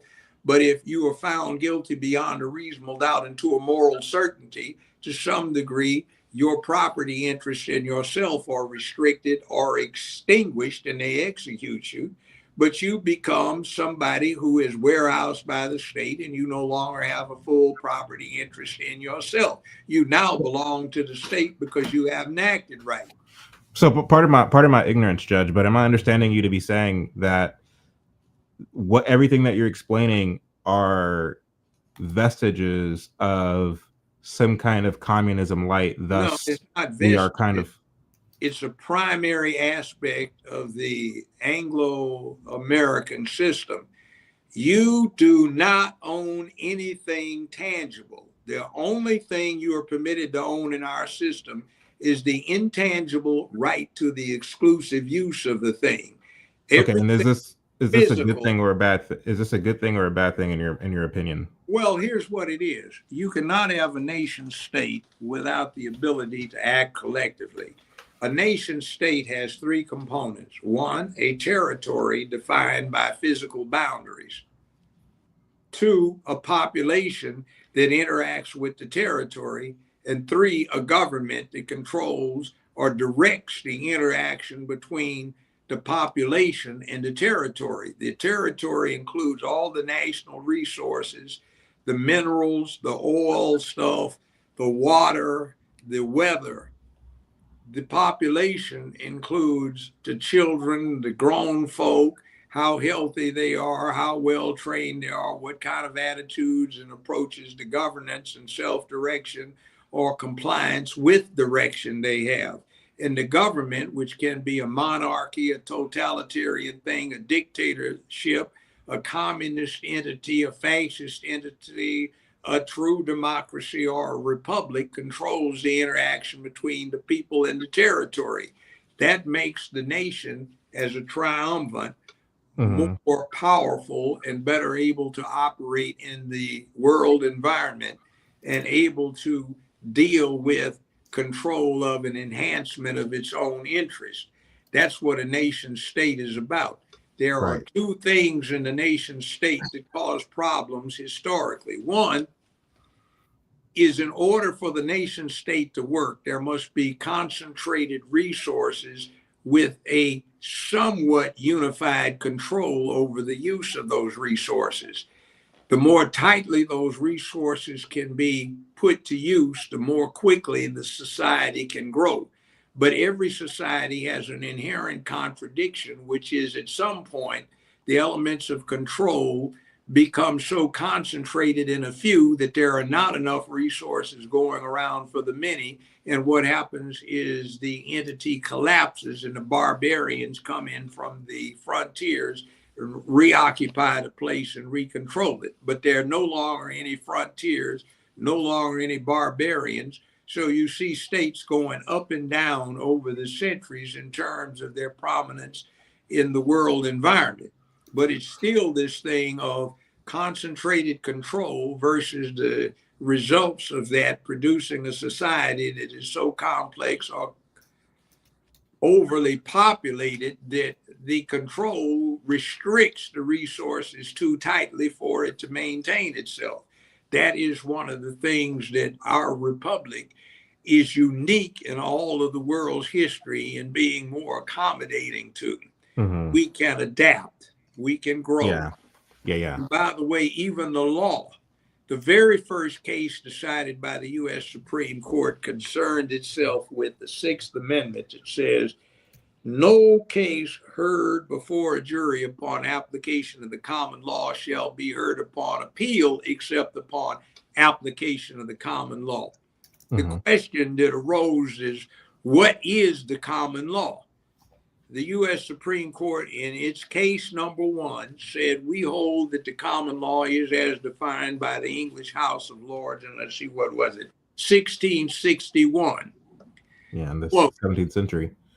quote, the common law is, quote, that body of judge-made law based on tradition, precedent, and the evolving conditions of society, unquote.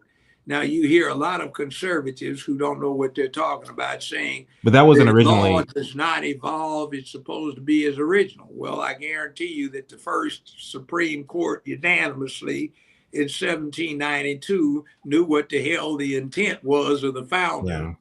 because they were part of the founding group. They said tradition, precedent, and evolving conditions of society. Now, Yeah. judge-made law is an anathema. Well, what did they say about that in the same case? They said all law in the United States is common law, that is judge-made law, until it is superseded by statutory regulation, ordinance, or law. So, in other words, all law is common law until a legislative body passes a specific statute or regulation. Now, to give you an example, okay, let's say charges to the jury. You are innocent until proven guilty beyond a reasonable doubt. You don't just turn a jury loose with that. You have to give them an instruction as to what do we mean by reasonable doubt. Okay. I wrote the instruction that Tennessee used for 27 years as to what reasonable doubt was. There was a pattern instruction. I didn't like it. I thought it was inadequate, so I drafted something else. They took that up on appeal, but the state Supreme Court said Judge Joe Brown did not charge the pattern instruction for reasonable doubt. However, we found that what he submitted was a better one. Therefore, henceforth, the pattern jury instruction will be as that propounded by Judge Joe Brown of the 30th Judicial District sitting at Memphis. So in other words, it's not in a code book anywhere. It's in the case law, but it is common law, and it is the law, or at least it was until 3 years ago, the law on what reasonable doubt meant. So a lot of law is decided by case law, where on a case-by-case basis, judges declare what the law is. If you're conversant with law, you're conversant with these cases, and you put inside your head as a repository of what the law that applies is.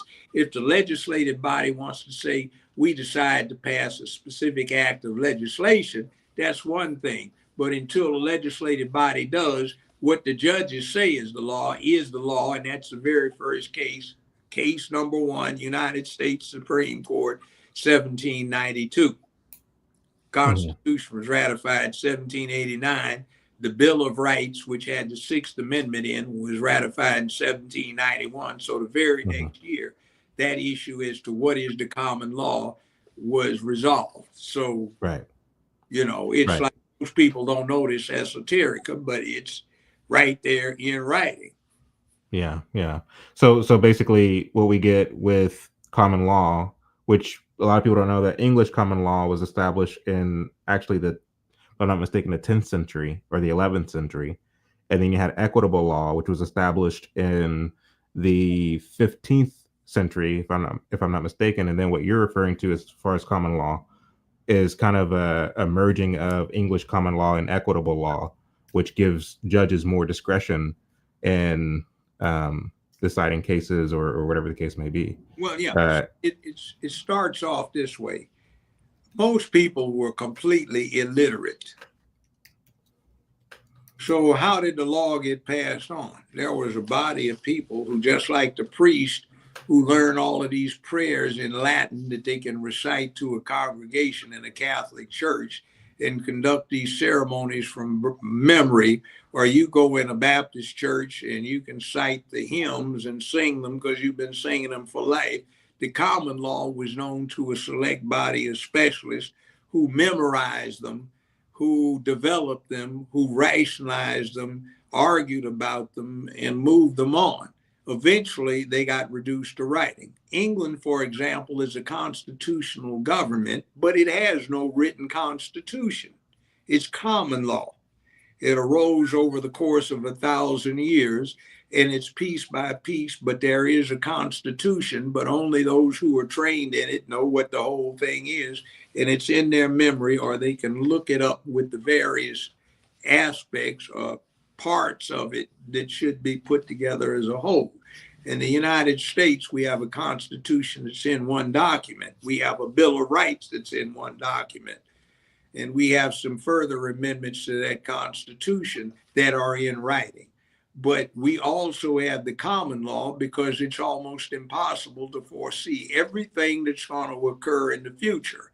And if you try to anticipate that, you have an overcomplicated body of law that is too complicated and clumsy to do anything with. So you have principles of law, and you have people who have an acumen for this thing, and you are supposed to trust them. Like your doctor is not going to have to look through a book to diagnose every patient he has. He's put it up here. You're supposed to trust him. Maybe he's not individually worthy of the trust, but you trust the doctor classification. He's going to save you. He doesn't have to carry around a load of books every time he walks into your room when you're having a medical visit. He may consult with them later, but he doesn't carry around 10 books under his arm all the time. Well, part of the problem we have now is that for a number of reasons, people don't trust each other. And we've had 50 years of a thing saying intelligence, knowledge, information, acumen, experience are not worth anything.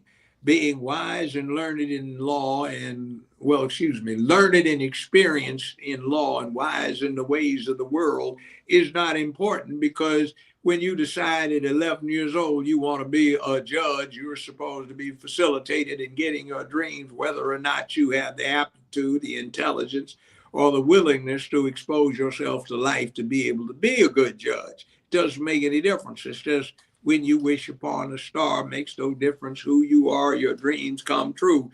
You live in a Walt Disney world.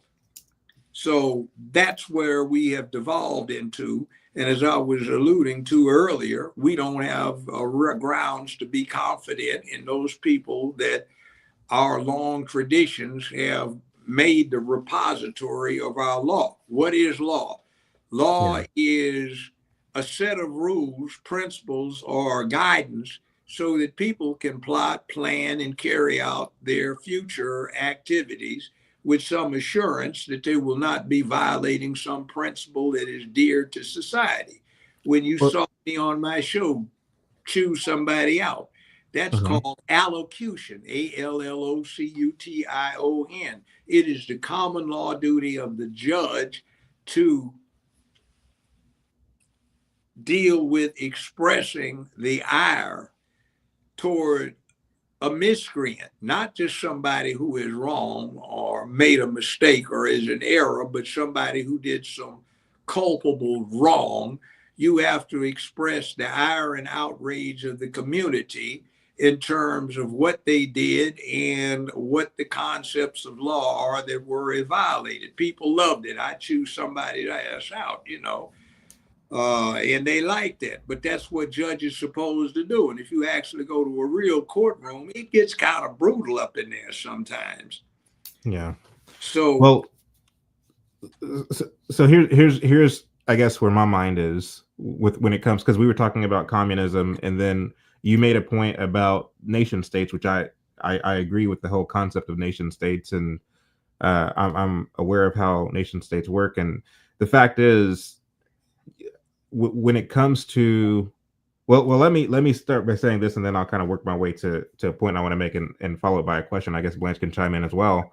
But when it comes to our constitutional republic, or what our constitutional republic is supposed to be on paper, where you have the sovereignty of the states, and from there you have the sovereignty of the counties, the cities, the townships, and on all the way down onto the familial and individual level, where you have the freedom of association, self-determination, so on and so forth, all the things that we learn about. It is natural that each county, each town is going to look different than another. And to the extent that one isn't necessarily vibing with the people of a certain town, they have the right and the freedom to go find their tribe, as it were, in another state or another town or what have you. And so the question becomes, are the things that you don't like about this town or that, are these things that are legitimately unconstitutional, or is it just the fact that you don't like the vibe here? And what we find, and I understand that I'm all over the place, so you can stop me if you think what I'm saying doesn't make sense. But what we find in this generation of ours, where everyone is so litigious, people sue for everything, people take things to the Supreme Court. And what tends to happen with everybody's activism and advocacy is that we are slowly and gradually increasing and expanding the size of the federal government, because we don't know how to handle our problems on a peer-to-peer level. We think everything is, oh, there needs to be a law for this because we don't like the way this thing worked out in my town or in my state, rather than just moving your ass someplace else where, people are more in line with your way of thinking, so on and so forth. So that's the point that's the first point I wanted to make. And then, so that I want to leave that over there because you were just talking about nation states and our constitutional republic. But I did want to go back to something that you said about the young H. Browns and his contingent and others who you say were well-intended in what they were trying to do. You seem to look at communism as a phase, not necessarily the final destination, but a phase to get to someplace where, when you listen to the things that H. Brown and others were talking about, they saw communism as the utopia, as the place we need to be, as like we need to revolutionize. We need to give consciousness first and foremost to the people. We need to raise consciousness, make people aware of how oppressive capitalism is. We need to basically overthrow the system and in its place rebuild a society that where communism is kind of the law of the land. Well, let me put it this way. Let me stop you right there and just quickly address that. When I'm thinking of H. Rap Brown, Stokely Carmichael, Malcolm X, I'm thinking of young people. Malcolm X never even reached his full manhood. He didn't even hit 40. Neither did King, for that matter. H. Rap Brown was in his 20s when he was doing the same things, and so was Stokely Carmichael. From my perspective, my age, I would be their grandfather. And I look at some enthusiastic young people who have a great deal of enthusiasm, and they are not learned and experienced in what applies to them, nor are they particularly wise in the ways of the world. It only comes from the passage of years. Most males don't come into their full manhood until they get over 40, 45, and 50s when they get in their power, where the physical ability that remains to them, their experiences in life, and their wisdom that develops, and their familiarity with the rules of the game becomes at its height. That's when they are most productive. That's why they usually run things. That's why the CEOs, the senior elected officials start getting that age, is because you're most effective. All right. So when I listen to what H. Rap Brown said, all of my children are older than he was. I've got great nieces and nephews older than him. Some of my friends have grandchildren older than him or them.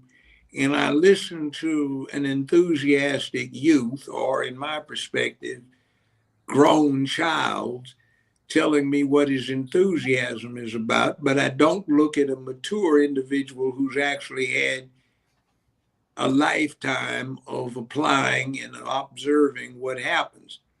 See, at 25 years old, say 22 years old, you can vote, you can buy whiskey, you can sign contracts, but you've only been an adult for 2 to 3 years officially, and you've only had adult responsibilities for about 18 months. So you are a rookie.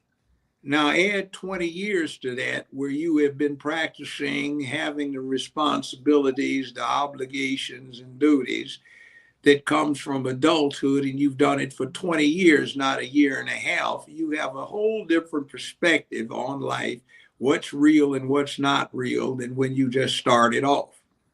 Okay? When I first graduated from college, that seemed like it took the longest damn time to get through law school. Not law school, I hadn't even started yet, but to get through undergrad. Undergrad, yeah.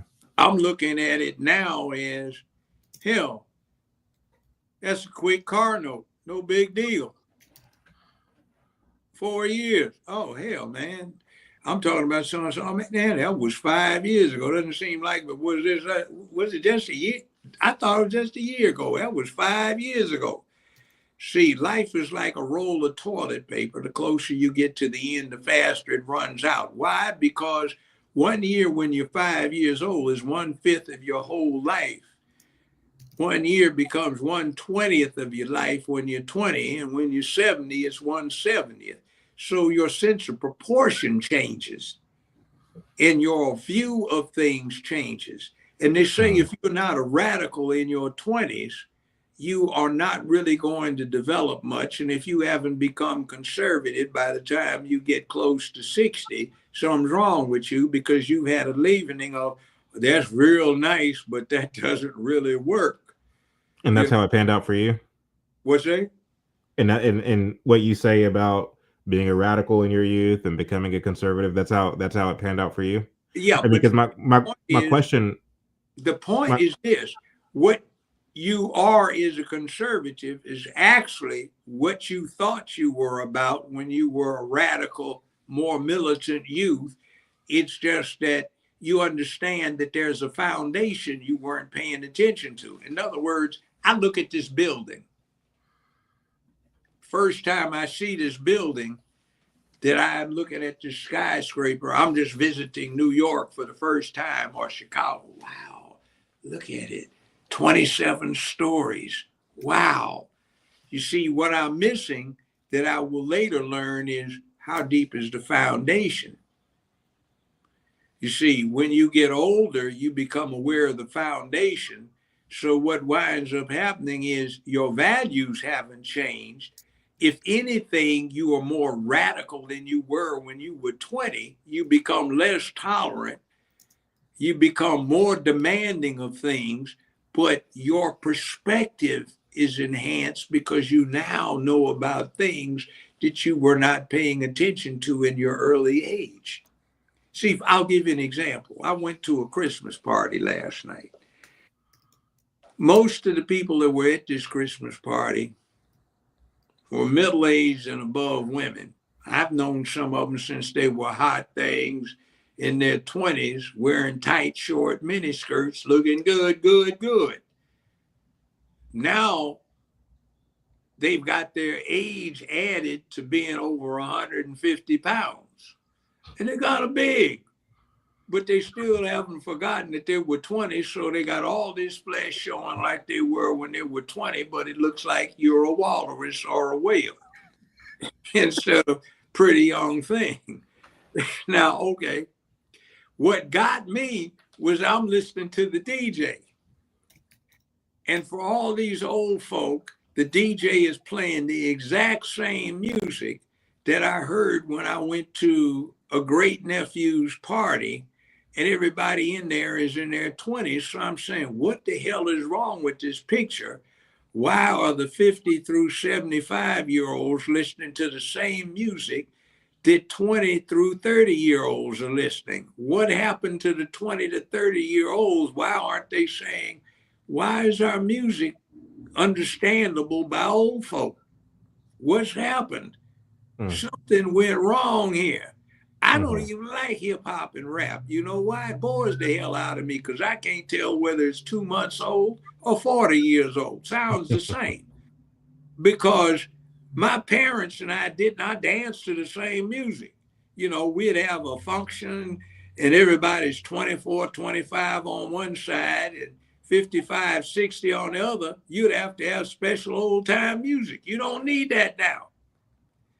My parents didn't understand the music we danced to, and we were bored by what they did. But the youth and the old folk have the same music now. Nothing's changed in 40 years. Same, maybe less profane from 40 years ago, but it's the same. It's glorifying dysfunction. It's not talking about enjoying yourself. It's talking about woe is me. It's not talking about got lots of money because I just got paid. It's talking about how broke you are. It's not talking about tell your hoodlum friends outside you ain't got time to take a ride. It's talking about thugging it out and selling grams so you can do some rhymes. Like, what is your functionality? But all this stuff is cyclical. Talking about your bitches and hoes that you running. All this stuff is cyclical, though, isn't it? I mean, like in the 1960s and the 70s, you had Marvin Gaye talking about inner city blues. Yeah, I can't pay my taxes. I can't do this. I can't do that. It's the same woe is me kind of music. Marvin Gaye was getting to be a cocaine junkie. Yeah. It was real problem. It wasn't just him. A lot of artists were doing it. A whole lot of artists. Yeah. Like, for example, Jimi Hendrix. Black folk love Jimi Hendrix now. Nobody I knew who was black would pay 2 cents to listen to a Jimi Hendrix number back in the 1960s. We thought he was a hippie suntan white guy wearing beads and fringes and stuff with a headband around his head looking like we thought was an idiot. Now everybody, man, it was a down brother. They did a special on him and they had 5 friends. He said, we the only black folk he ever knew. He didn't hang around with nothing but white people the whole time. So he didn't know black. He just got into the music thing. Okay, it sounds good now because we got an intermixture, but when it was current, nobody was listening to that was black. That loud music, that's that kind of psychedelic music where your behind is high, spaced out, strong, something. Oh man, check it out, man. That's fantastic. Man, do you see the bars, man? You can see them in the colors. What the hell are you talking about, man? What you been smoking? Oh, man, you don't see it, man. You ever seen a Cheech and Chong thing? That is some real stuff, man. Oh, yeah. Can you see it, man? It's right over there. Man, what the hell are you talking about, man? Yeah, man, you don't. Dude, you okay? You know? And like, one reason I can't stand Camilla's ass is she had the nerve after talking to that handkerchief head Negro, what is her name? The popping fresh doughboy with chocolate chips, roly poly Martin. They come up with a black program, and number 5 is we gonna let you sell weed and get high.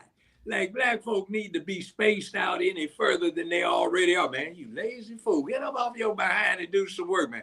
Oh, man. A lot of the stuff that you're complaining about, Judge, and I share your sentiments, but it started with your guys' generation in the 60s and 70s. Oh, it did. But you see, here's one thing you got to know.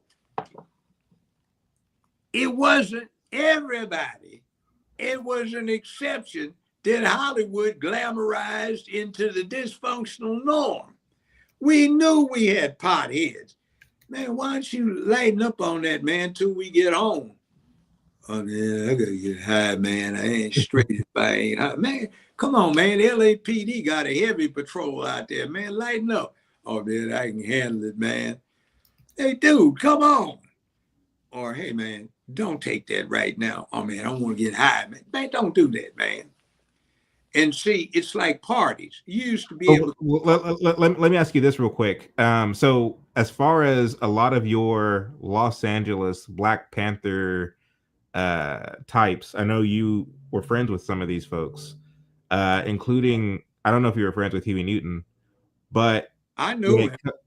When it came to, like, because you just said Hollywood and how they were projecting an image, were not these Black Panther types in cahoots with a lot of these film executives who were pushing this blaxploitation garbage? Look, they're in LA. I mean, so that, like, in my mind, I'm not distinguishing them. They're all part of the same thing. Okay, look, like, with all due respect, Judge, it feels as if you have a kind of nostalgic attachment to. Let me say this. I can be very critical of it. See, like Los Angeles, you had 4 factors. You had Black Student Union, Black Student Alliance, Black Panther Party, and US organization. And number 5, you had the Nation of Islam with FOI. Nation of Islam with FOI had the highest integrity. The Black Student Alliance, it varied on who you were talking to at the time. Black Panther Party had a schism in it. Southern California and the Bay Area. The Bay Area was hooked up with raising money and trying to be what they call political. The Southern California bunch was trying to be effective. Southern California bunch was patrolling neighborhoods and making it safe. I'll give you an example of a conflict that was out there. At one point, it was totally legal in California for somebody to have a loaded carbine, a loaded shotgun, a loaded rifle, and carry it openly. Black students, Black Student Alliance, folk that were activists in the community, some Black Panthers were out there patrolling the neighborhoods to keep the crime down and to keep LAPD acting sane, all right? We had a big conflict when the Black Panther Party up in the Bay Area wanted to pull this stunt off they were plotting and planning about marching in the state legislature armed to put on a show. Well, one, they were trying to raise money from their white sponsors who wanted to see the radicalism. They were trying to get public relations. So Southern California Panthers, Black Student Alliance, we were saying, man, don't do that, man. If you do that, they're going to outlaw this. So it's going to be hard for us to patrol the neighborhoods without putting on a war. So they did it anyway. And Huey P. Newton posed in that wicker chair throne. And it looked impressive.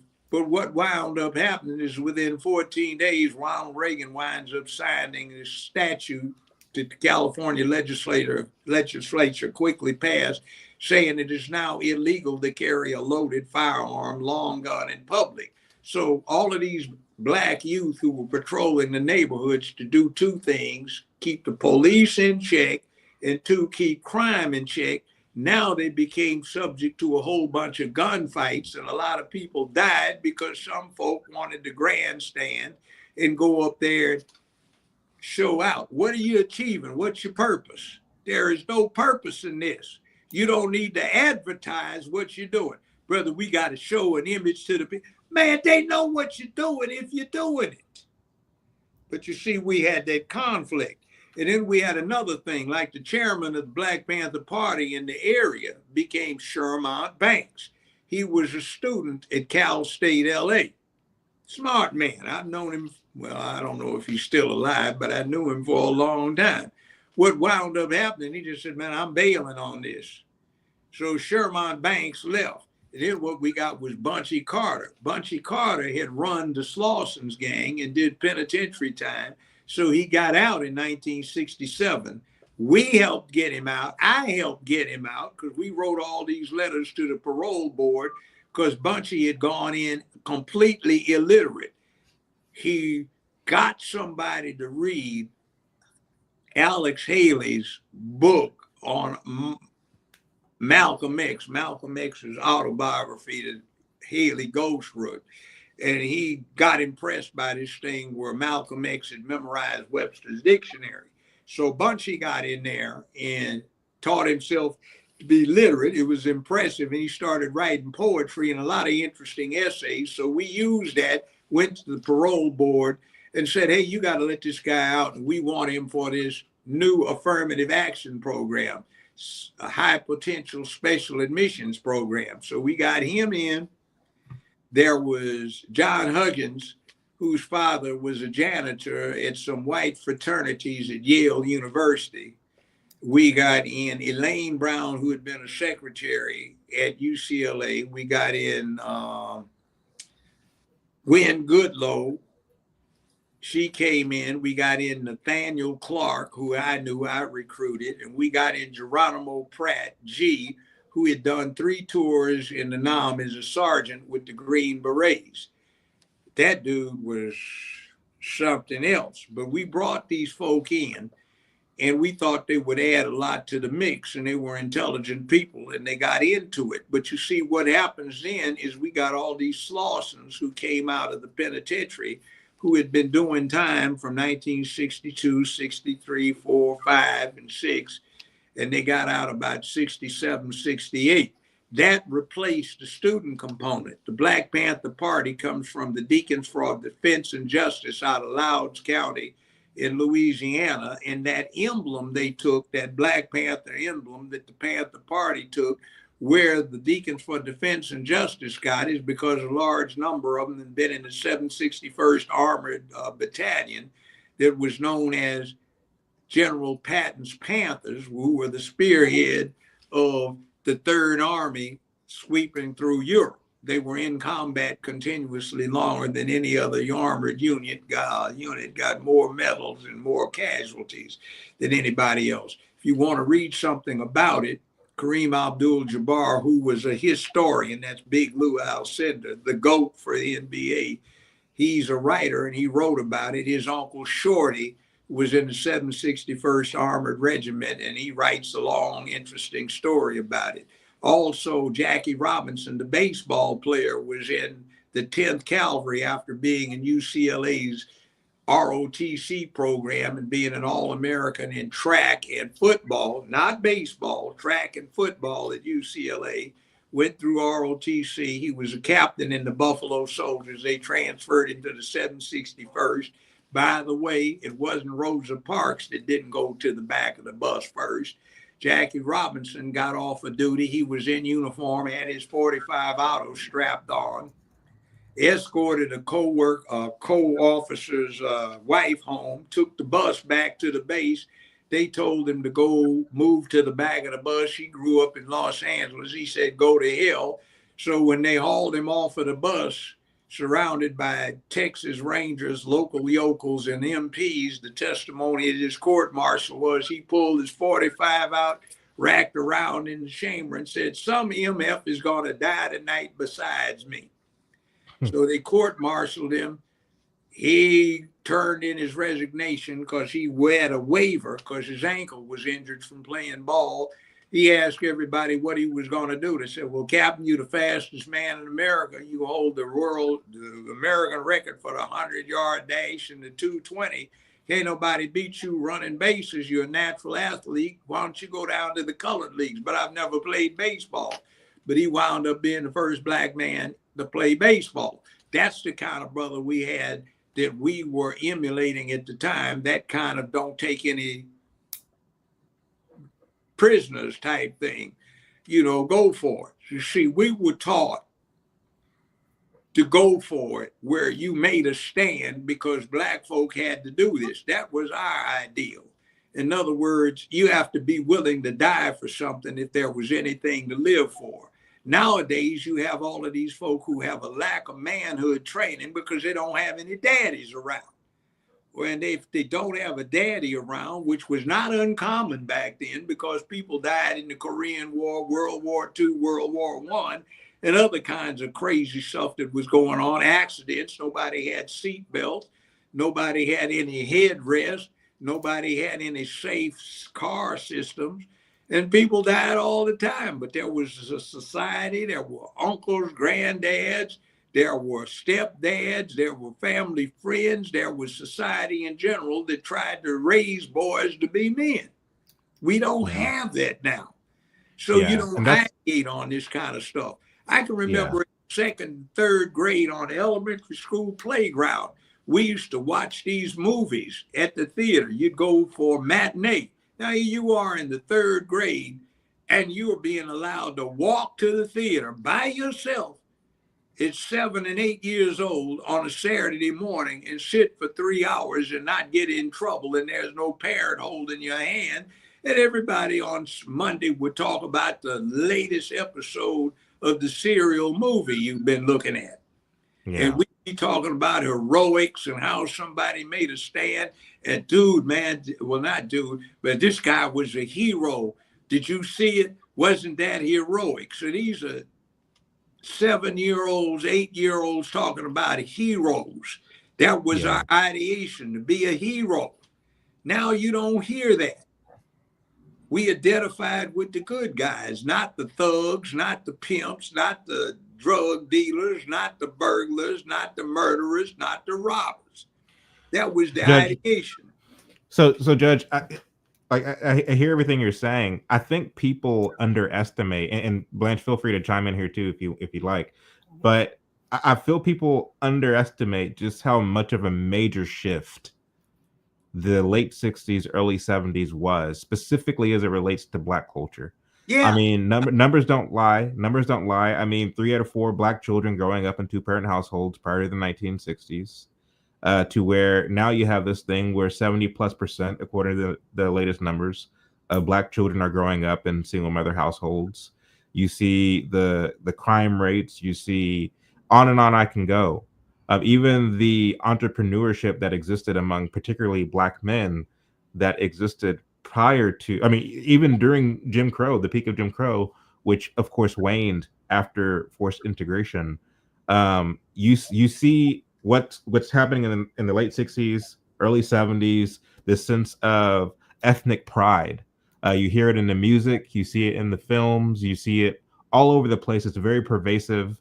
And Black folks began to change the way that they dress, the way that they talk. And so there was this move, there was this cataclysmic shift that was taking place. Let me say, and from what I can see and from what I can tell, all of this stuff was pursued at the expense of the nuclear family. Specifically, when you look at the Black marriage rate, which plummeted, when you look at this kind of spirit of indulgence, we like to talk about generational wealth and how we don't got anything because of slavery and Jim Crow. When I did my research, I actually found that to the extent that in the 40s and the 50s.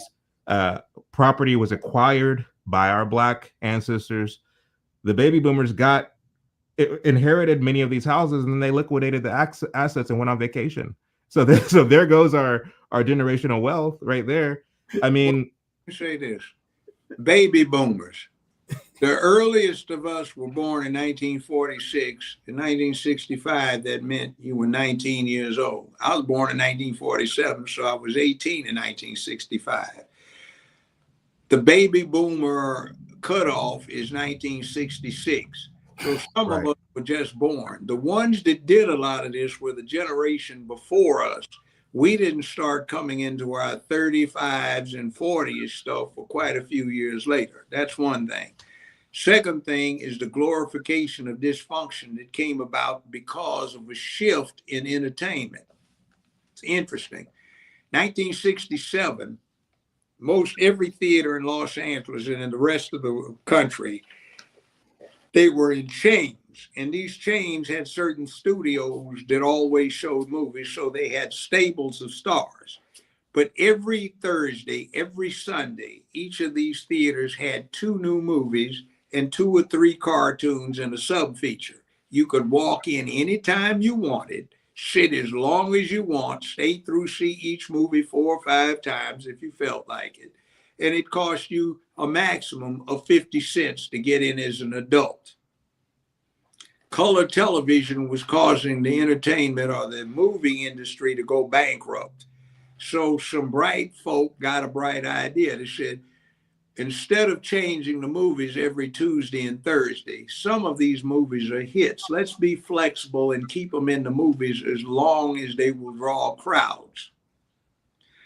And let's just do one, and let's pull off this trick where you have to come in on time and leave on time. You can't come in the middle and sit through, part of it and then sit through the remainder. And let's raise the price from 35 cents, 50 cents as adult to $1.25 or $1.50 at the good studios.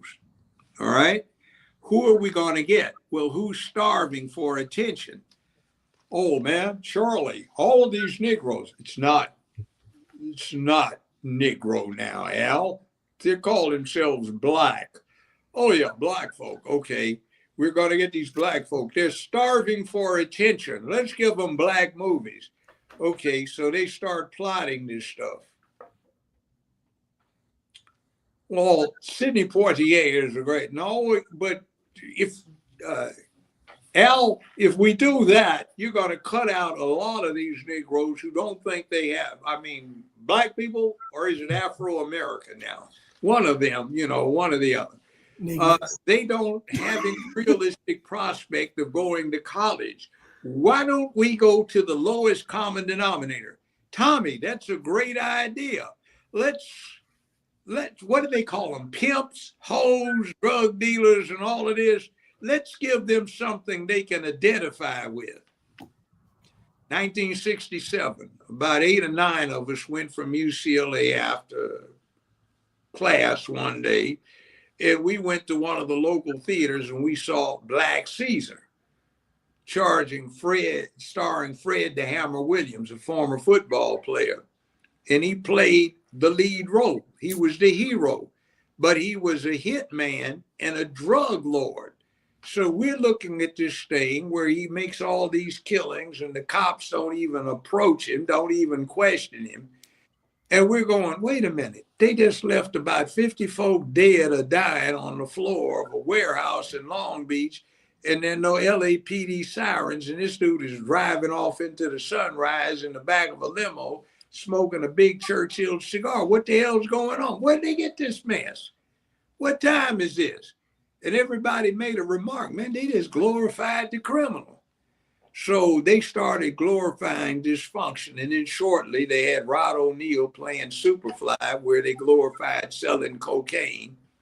And Rod O'Neal's character retires as a multimillionaire and goes to Europe, where he takes up horseback riding and lives in a chateau in the south of France. And everybody's going, oh, yeah, dude, man, I got to get into this coke, man. They ain't gonna do no, man, this coke, man, make some money off of this. Now, it's not that they didn't have coke, but coke is an interesting thing. You'd go into one of these upscale Hollywood parties where they would invite all of the black militants to add flavor. Oh, yeah, we ready to some militant black student union types, man. And some of these brown beret Chicano brothers, man. It looks like something out of a Cheech and Chong movie. And they'd have $800-900 worth of coke in damn 1967 money piled up on a coffee table. Hit all you want. And what would happen is there are 100 people at the party who try the coke. 95 of them would say, oh man, you're interesting, but hell, you spend this money for this fraction of a high for 3 minutes, ain't worth it. But 5 of this 100 would get something out of this coke that the rest of them wouldn't get. You get 100 of this 5 out of 100 and give them free base, and you got 99 sprung junkies. And they were jumping on this stuff about coke. And you had all of this thing where they had free sex. Free sex, today people don't get it. Nobody got pregnant because they had just come out with freely dispensable birth control pills. So women weren't getting pregnant on the side. That just didn't happen except down in the projects where they were getting a check for it. So free sex meant that sex was about as easy to come as you're at a house party. You see somebody you just saw a day before yesterday at school. Hey, let's dance. Sex was about that casual. Let's go screw, man. Well, baby, let's go screw. All right. There's a bedroom that ain't occupied upstairs. Let's go there. Or you got a car? What kind of car you got? Well, let's go to the back seat. Come back in 25, 30 minutes. You done knocked it out. You might have 3 or 4 hits, before you leave the party. So ain't no big deal. So all of this is going on. So most of the women who are getting the opportunity to go to all of these schools in America that, as I said earlier in our discourse, were free essentially. No tuition, just incidental fees, if that, because the education of young folk was viewed as a commitment to the human infrastructure of a state. So you're going to college. And the girls didn't want babies to impact this, and they wound up getting 1 or 2 children in life, and maybe they got 5 or 6 grandchildren now. But now I recruited for this thing I was talking about, high potential special admissions bid for UCLA, Cal State LA, Cal State Long Beach, UC Irvine, and some other places. So we'd go, let's say, Nickerson Gardens in LA, projects. Wasn't a nice place. Brother, you mean you're serious about this? What can I do? Well, we got some sisters over in the rec room that'll help you fill out the application. You're serious? Or yeah, we can get you money to live off of, and we can get you admitted. This is your real grade point average. You'll have to provide it. We can get the paperwork together so this can be sent in. We'll get you in some, man, I got to get out of here. But I remember one particular time this sister came in. Look, y'all, I don't even want to be here. My social worker said if I want to keep my check, you got to sign off. Here, sign this. I ain't going to no college. I'm on flat back gap, get knocked up and get me a bigger check. Back then, the more babies you had, the bigger your check was. This was like in the late 1960s. So this particular woman is a real incident that is in my mind right now. One of them came in just before her and said, I got to get the hell out of here. Well, she died of complications from breast cancer some years ago. She is a grandmother, but she got a PhD, did a lot of work getting stuff together in the Black community in LA, trained a lot of people, taught literacy to a lot of people. Her grandchildren are all doing the same kind of thing, fine. One of these brothers I talked to said, man, what I got to do? Go over to the rec room. This guy wound up with a PhD, did a whole lot, really righteous stuff about getting it together for Black folk in California. He died of a heart attack. Now, this one that said just flat back gap, get knocked up. What happened? She died in an armed robbery with one of her brothers and her oldest son. All 3 of them got gunned down in an armed robbery of a liquor store they were pulling off. But you see what happened at the time she died, she had 15 children. And see what's going on is all of these other women that we recruited at the same time in life, they had 2 children, maximum 3. But this woman who is totally dysfunction, 15. And none of them did anything, and every one of them wound up in the California penitentiary system. So what are you going to do with this? An example, I had a woman in my courtroom, 1994. She was 57 years old. In the courtroom were members of her family. I had her 43-year-old daughter she had when she was 34. Okay, the 43-year-old daughter had a 34-year-old daughter who she had when she was 1 week shy of her. Well, hold on. The 57-year-old had a 34-year-old daughter born when she was 14. That was her second oldest child. The 43-year-old daughter had a 43-year-old daughter who was born when she was 1 week shy of her 10th birthday.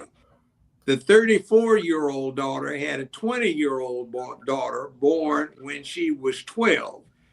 The 21-year-old had an 11-year-old who was pregnant with her second child. About 15 months later, I had the 21-year-old back in on a violation of probation. She was 23. Her 11-year-old was now 13 with 3 children. The one that was 57 was now 59, and I was making her come back in every 2 weeks so I could eyeball her. In 1 week, she came in with 342 lineal descendants. 2 weeks later, she had 358. 3 years later, when I retired, she wound up with a total of 3,400 lineal descendants, 120 of whom were in my court. One of her great-great-grandsons, who was 29 years old, had, guess what, 61 children by 57 baby mamas, and he wasn't even 30, never paid a dime in child support. This woman, when I retired, had jumped up to having 3,400 plus lineal descendants. Not a single one of these descendants of hers, but 2 had graduated from high school and had jobs, and they were essentially kidnapped by their fathers when the mothers were doing penitentiary time in Tennessee and taken to Chicago. So this was a failure of family. But now get this, there were 4 other women that were involved in a study that the public defender's office was conducting. And between the 5 of them, by 2008, they had almost 250,000 lineal descendants in West Tennessee. Very few people realize the interrelationship between these 5 very unintelligent, unenterprising failures and having almost 250,000 lineal descendants, most of whom, granted, were still children. So they sound like they were Caucasian. No, they're black. That's shocking. There was 4 black women in the group. There were 4 black women and 1 white woman. Let me explain another interesting perspective. I grew up in Los Angeles. I got sent to Memphis on a job more than 50 years ago. When I got there, by hook, crook, and by having a different kind of approach to life than the typical black person did there, I wound up being the first black prosecutor for the city ever. And I also wound up running the public defender's office. This is in the mid-70s. So my situation is I've got all these white employees, and a lot of them are scared to deal with black defendants and witnesses. So I started going down there to see what the hell Memphis was about. And I'd walk in someplace, and the room would be a kitchen filled with cigarette and marijuana smoke. And there would be girls in there from 13, 14 up to 19. The 19-year-old is the client of the public defender's office. She's got 3 of these kids running around. I'm wondering, why you had the 13-year-old in here? Well, she's one of the mamas. So the 13-year-old has got a kid, 14-year-old's got 2 kids, and I'm looking at like 9 or 10 kids going up to 8, 9 years old. It's a school day Why aren't these kids in school? I was tired. I didn't have time to be getting these little ends up in this morning and go get them ready. They go tomorrow. They ain't gonna learn anything. They just like that dumbass Negro daddy. Well, say the N-word daddy. Why you call your kid that?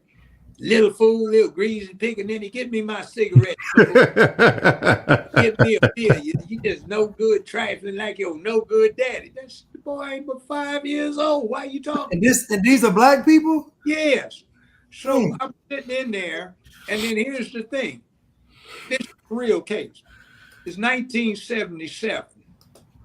And this one kid is 8 years old. It's Thursday. It's a school day. He's supposed to be in school. His mama's too damn lazy to take him to school. 1987, he is no longer 8 years old. He's 18. 1987. 1997, I'm a judge now. He's on the bench. He's not 18 anymore. He's 28 years old now. And when he comes in front of me in 1997, what's happening is his mother is saying, Judge, I sure wish you would reduce his bond. So doesn't the court know you? Yes, sir, Your Honor. You was the public defendant. You came to my apartment in Foot Homes to interview me one time. That's because you couldn't manage to catch the bus to go downtown, which was a 10-minute ride. That's right, Your Honor. What did the court tell you? You said them boys weren't going to be any good if I didn't stop what I was doing. So what are you asking? Well, Your Honor, I done made 4 felony bonds this year. I can't afford no more. What? So you want the court to reduce this latest round of bonds because you made 4 series of felony bonds already in the last 12 months? And he's out on bond for 4 separate series of charges? Yes, Your Honor, he been a good boy.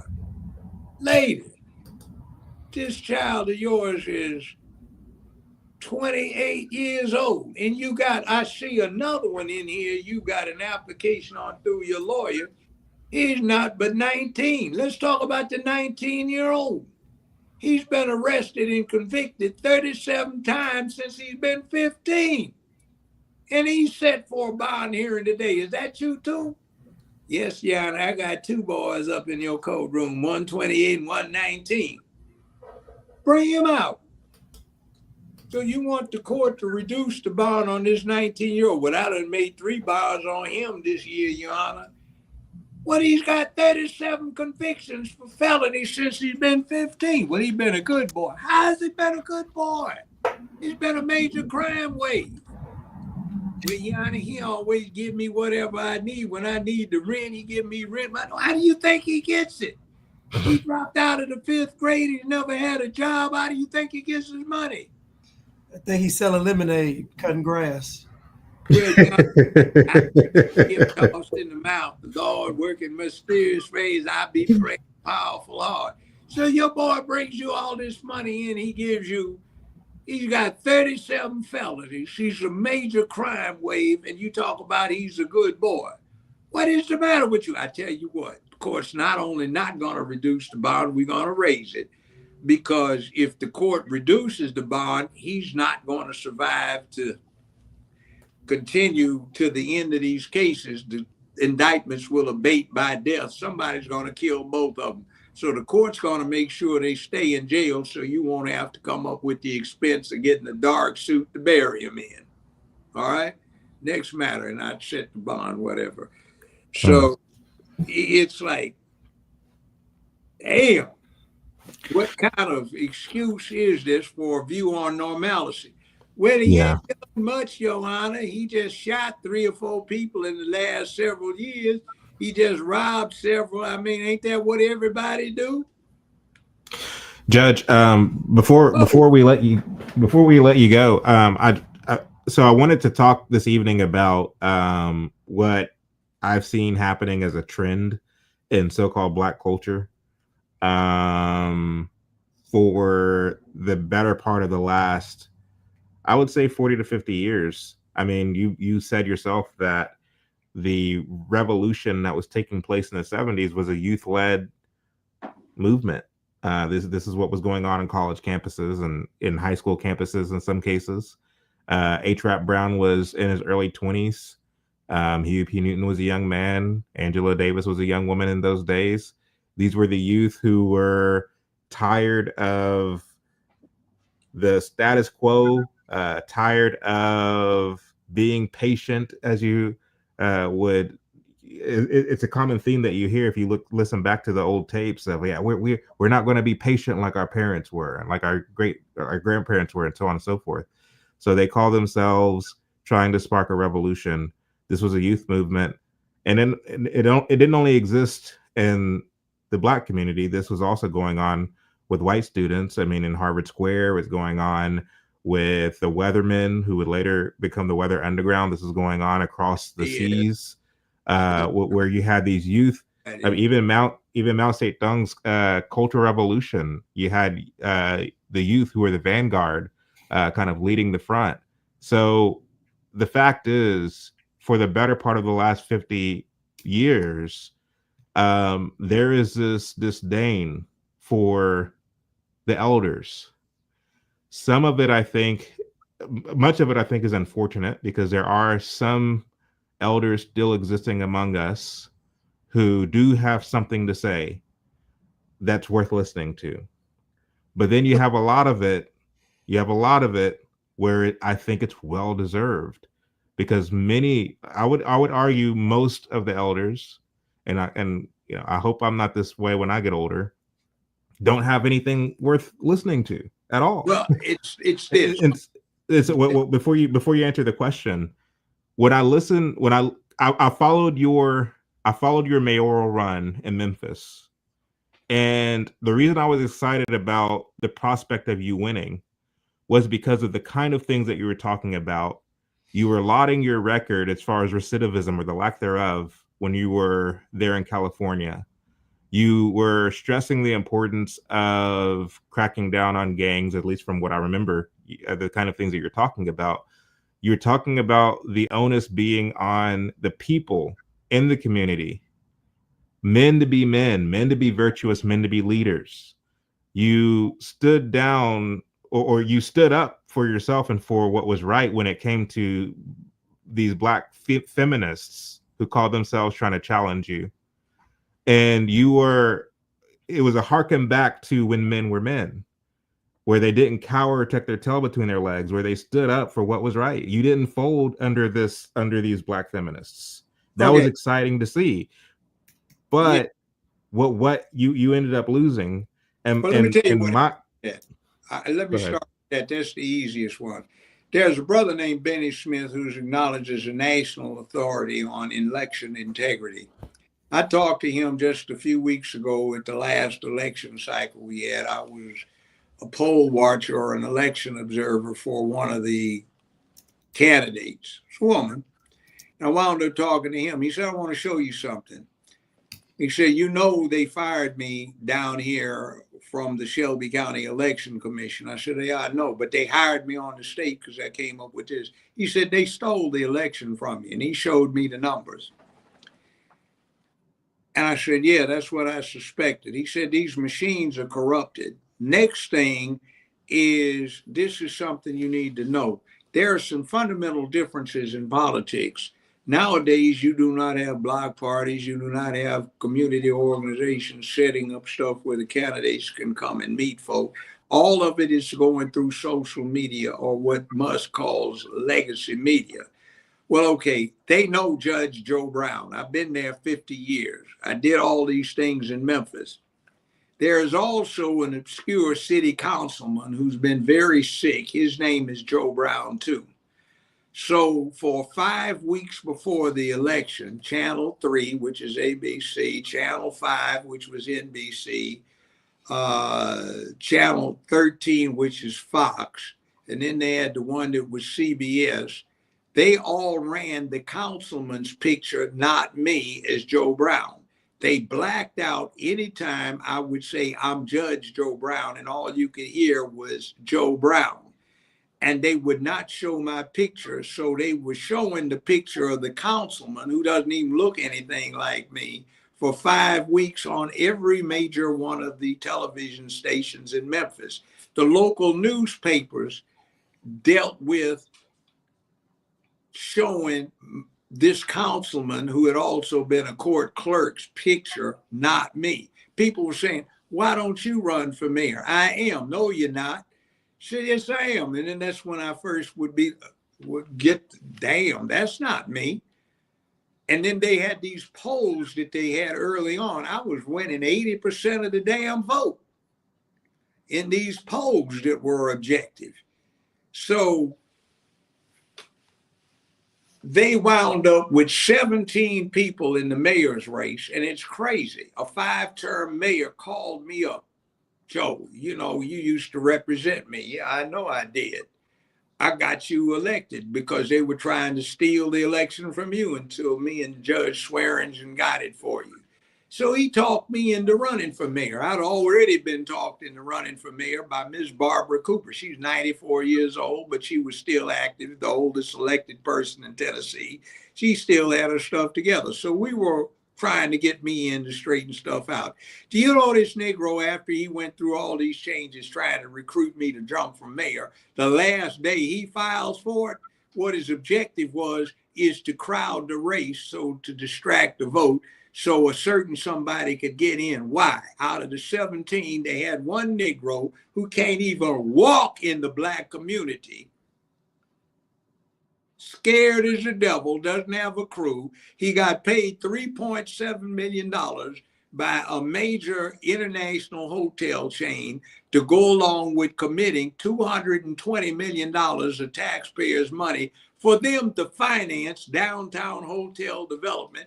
And can't anybody live downtown but the residents. It's not industrial, it's not office, anything. It's just a gated community downtown now, with entertainment for them and tourist industry and a whole lot of kickback and corruption. This guy is the mayor. He walks in Houston's. We had a Houston's that's now closed down thanks to the city incompetence because of high crime. And I'm in there. I'm a celebrity. Everybody knows who I am. A 5-term mayor is in there. And he's by himself. He's with some of his homeboys. I'm with some of my homeboys. And this clown walks in with 8 cops as a bodyguard because he's scared to go to a 5-star, 4-star restaurant without an escort. So what the hell is wrong with you? You can't even get out from behind your desk. You wouldn't know who to talk to. Now, they have a place called Tate Street. Tate Street is unique because the people are trying to get themselves together. And it has the highest murder rate of any one given location in the whole city of Memphis, which has the highest murder rate in the United States of America now. Okay? I went to one function, they had a street festival. The sheriff is there. He's in uniform. 5 young thugs show up. They're 15, 16-year-old. They got Glocks stuck down in the front of their pants. Does the uniformed sheriff and his posse go over there and say, young boys, you got to take this home? No. Judge Joe Brown goes over there and they got it recorded on film so you can see it. I'm not lying. I said, young blood, you got to go home with this. You can't come out here. We can't have this. And some of the adults backed me up. So they went home, dropped their hardware off, came back. All right. Sheriff couldn't do anything about it. Next thing, another time I went down there. Judge, you don't need to go down there. How come? They got some Crips down there. Look at all them young men. Well, yeah, I need to go down there. There was about 30 of them. They were gathered down there. Judge, you don't need to go down there. Those are my youth. I'm the village chieftain. Okay, I go down there. They want to know who I am. I started talking. I said, shake my hand. And they gave me a handshake like some 9-year-old little elementary school girl. I said, man, squeeze my hand. I said, man, goddamn, give me a man's handshake. And then I really crunched it. Man, you crushed my hand. I said, Tookie would have been ashamed of you. What you speaking about Tookie? I said, Tookie used to work for me when he was 14. I was his playground director, Trinity Avenue Elementary School, LA, California. Remember that? Yeah, I didn't heard of that. Yeah, Brown. Okay. Stewart, okay, Chappelle. You remember that? You heard of that in your Crip lore. Yeah, I was the Brown, all right? So I knew your brother, young brother, Tookie. In fact, some of the stuff he taught you, he got from us. You know Tookie, yeah. So I went shook hands with everybody around there, had them sit down for a half hour when I'm talking manhood to them.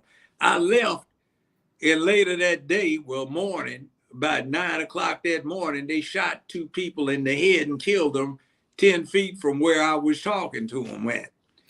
So but you see, you gotta be able to go down there. You the village chieftain, you an elder, you gotta show that you can meet in with what they're doing, take charge and give them something they can't get otherwise. And it's like, what would you do if we try to hijack you? I said, I might die, but I'll kill you. You lied. No, I'll kill you. So you want to see? I done had a fun-filled life. Lots of nookie, had a good time, got grandchildren. I don't give a damn. Come on, let's go for it. I'll go to Valhalla, take your ass with me. Oh, no, see, it's okay. And we talked. See, but the mayor right now won't come out his damn chambers because he's scared of the people. They're talking about underreporting. They got a crooked thing going on in Memphis. They got a chief of police that was almost indicted down in Atlanta, almost got indicted in Raleigh-Durham, North Carolina. Then they hire her to be the chief. First civil service chief in 40-some years, can't fire her. And now with the incompetence, the police department has got 800 unfilled positions because people have been leaving. The gangs have infiltrated the police department and the sheriff's department. Neither the sheriff or the chief knows what the hell to do with them, can't even talk to them. I go out and talk to them, what's wrong? Oh, you Judge Brown. Yeah, that's me. Tell me about this. So I'm listening to the cops saying, we can't go out there because our posse ain't out there. This other posse, they watching out for them so nothing happen when they pull off their crime. But our posse ain't out there, so we stay the hell out the way while they do their thing. What about law and order? Ain't nobody on us, it's just hell. Okay, you got this thing with Tyree Nichols. 5 cops indicted because they killed Tyree Nichols, supposed to be random police stuff. Well, the allegations don't quite match that on the streets. Allegations is that dead Tyree was screwing one cop's baby mama, screwing another one's wife, and trying to screw a third one's wife. They all met up with the dude. He wouldn't back off, so they went hunting for him. It wasn't random citizens running in random cops. They were looking for this dude. So after you talked to the Crips, you said it was 2 homicides that later on? Yeah, 6 hours later, right there 10 feet from where I was talking to him. Oh, that's tragic. Look, man, I done had all the nookie I can think of. I can't even remember all of it. You want to go for it, man. I've been training a long time. I want to see what I know. I'm going to Valhalla and I'm taking somebody with me. Talking about you want to see somebody do John Wick for real. Let's get it on, man. Game me. Oh, man, we ain't got to be like that. You that Judge Brown? Yeah, that's me. All right, man. And now I'm talking to them. So they listening. Chad, you missed it. Judge O'Brown said he went to go speak to the youth, and then when he left, 2 people got killed. Yeah. So you said that the reason so you didn't technically lose the election. It was stolen. It was stolen. Okay, yeah, because of the machine. They wasn't gonna let Judge Joe Brown win. Wait a minute. Talking about voting integrity. Out of my own 2 eyes, I watched while 2 people voted twice in this election. In your election? Yeah, the one I was running in for mayor. I watched them vote twice.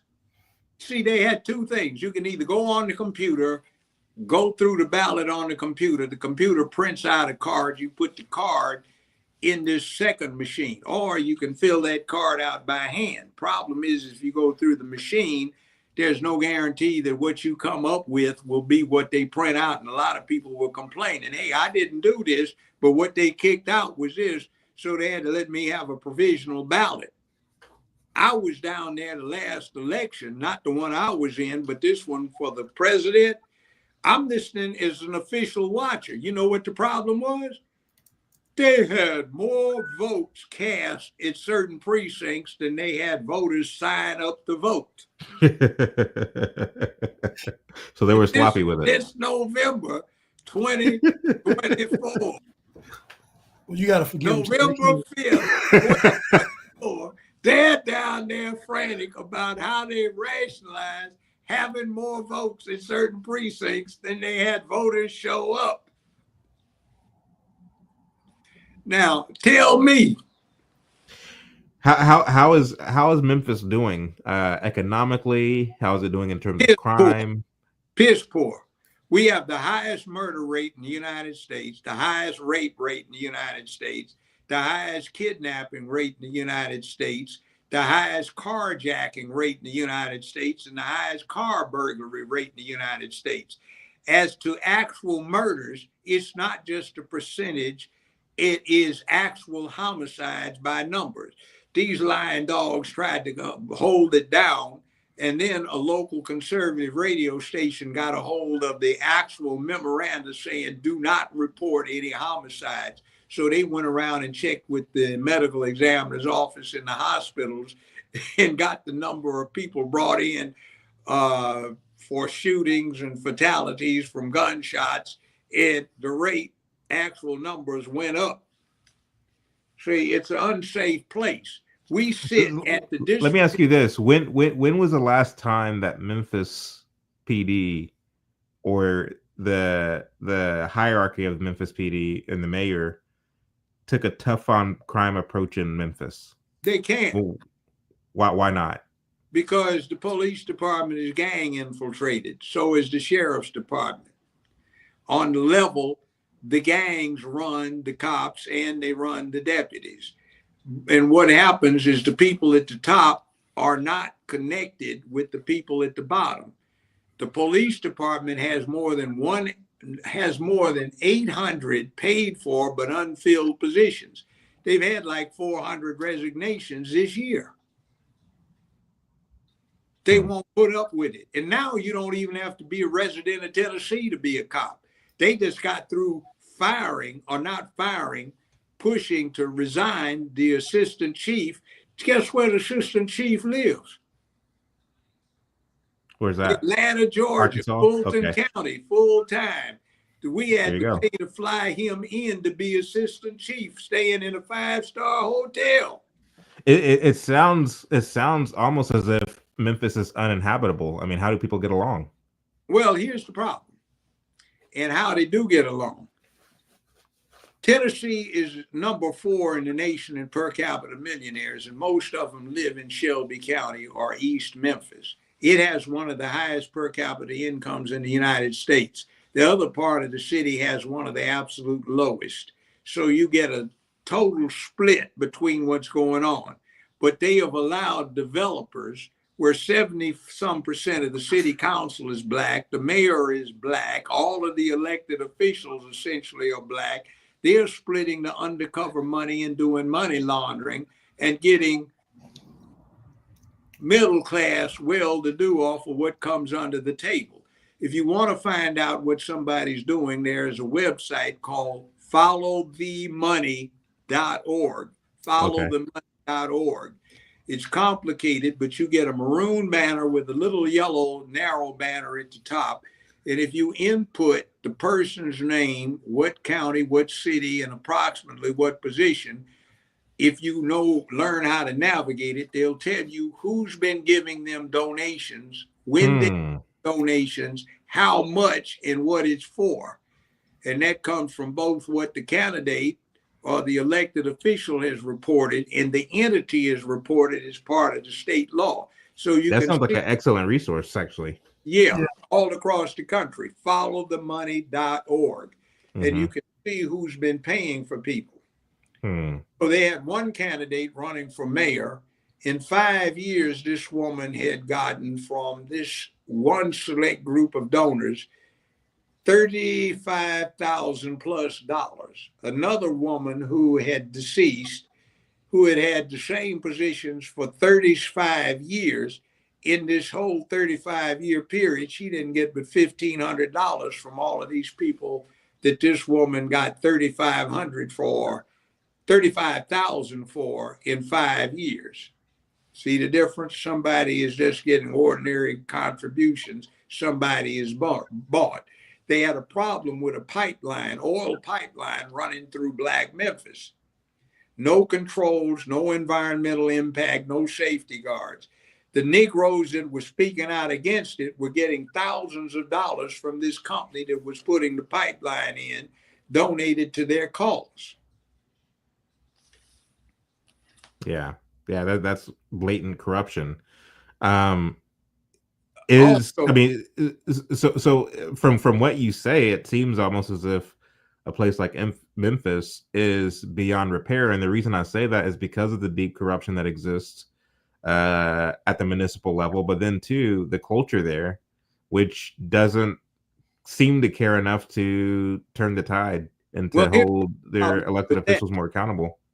You don't miss your water till your well runs dry. Every other southern state that had been part of the Confederacy was subject to the enforcement provisions of the Voting Rights Act in the 60s. Tennessee was exempt because Black folk had never been deprived of their right to vote.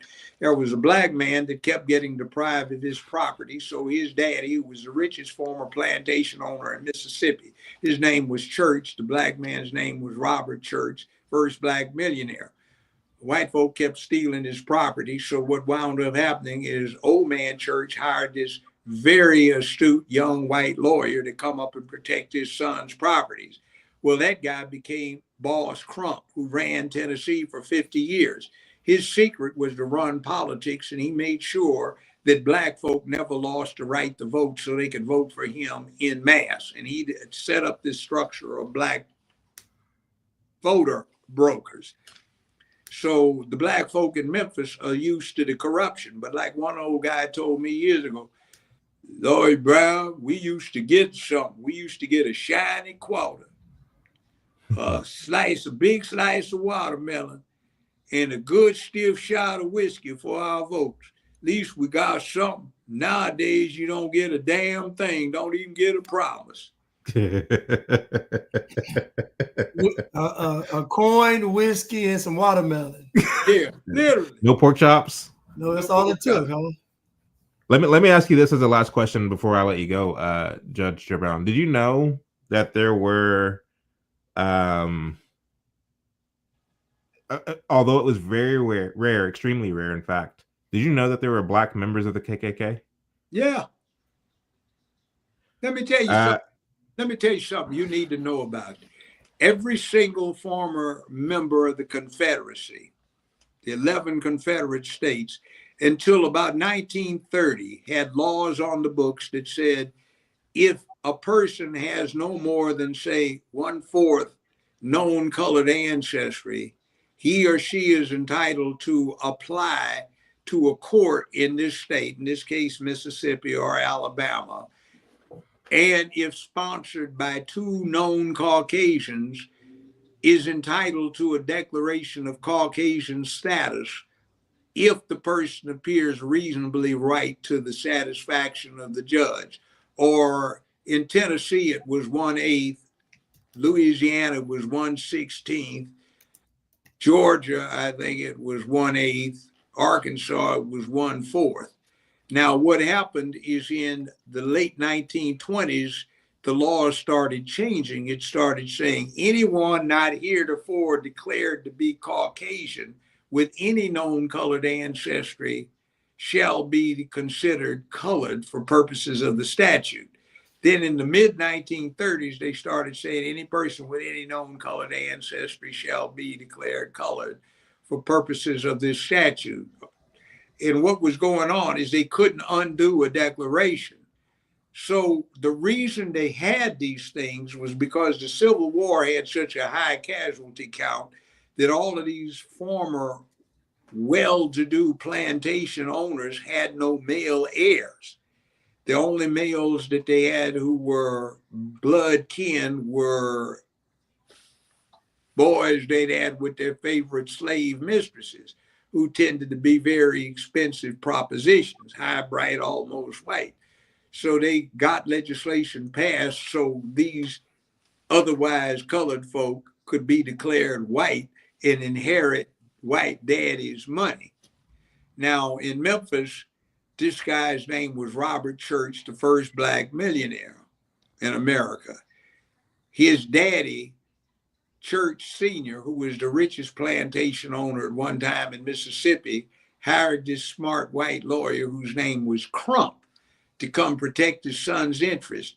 Boss Crump figured out that the best way to protect these interests was to become politically active, so he ensured that black folk never lost the right to vote in Tennessee.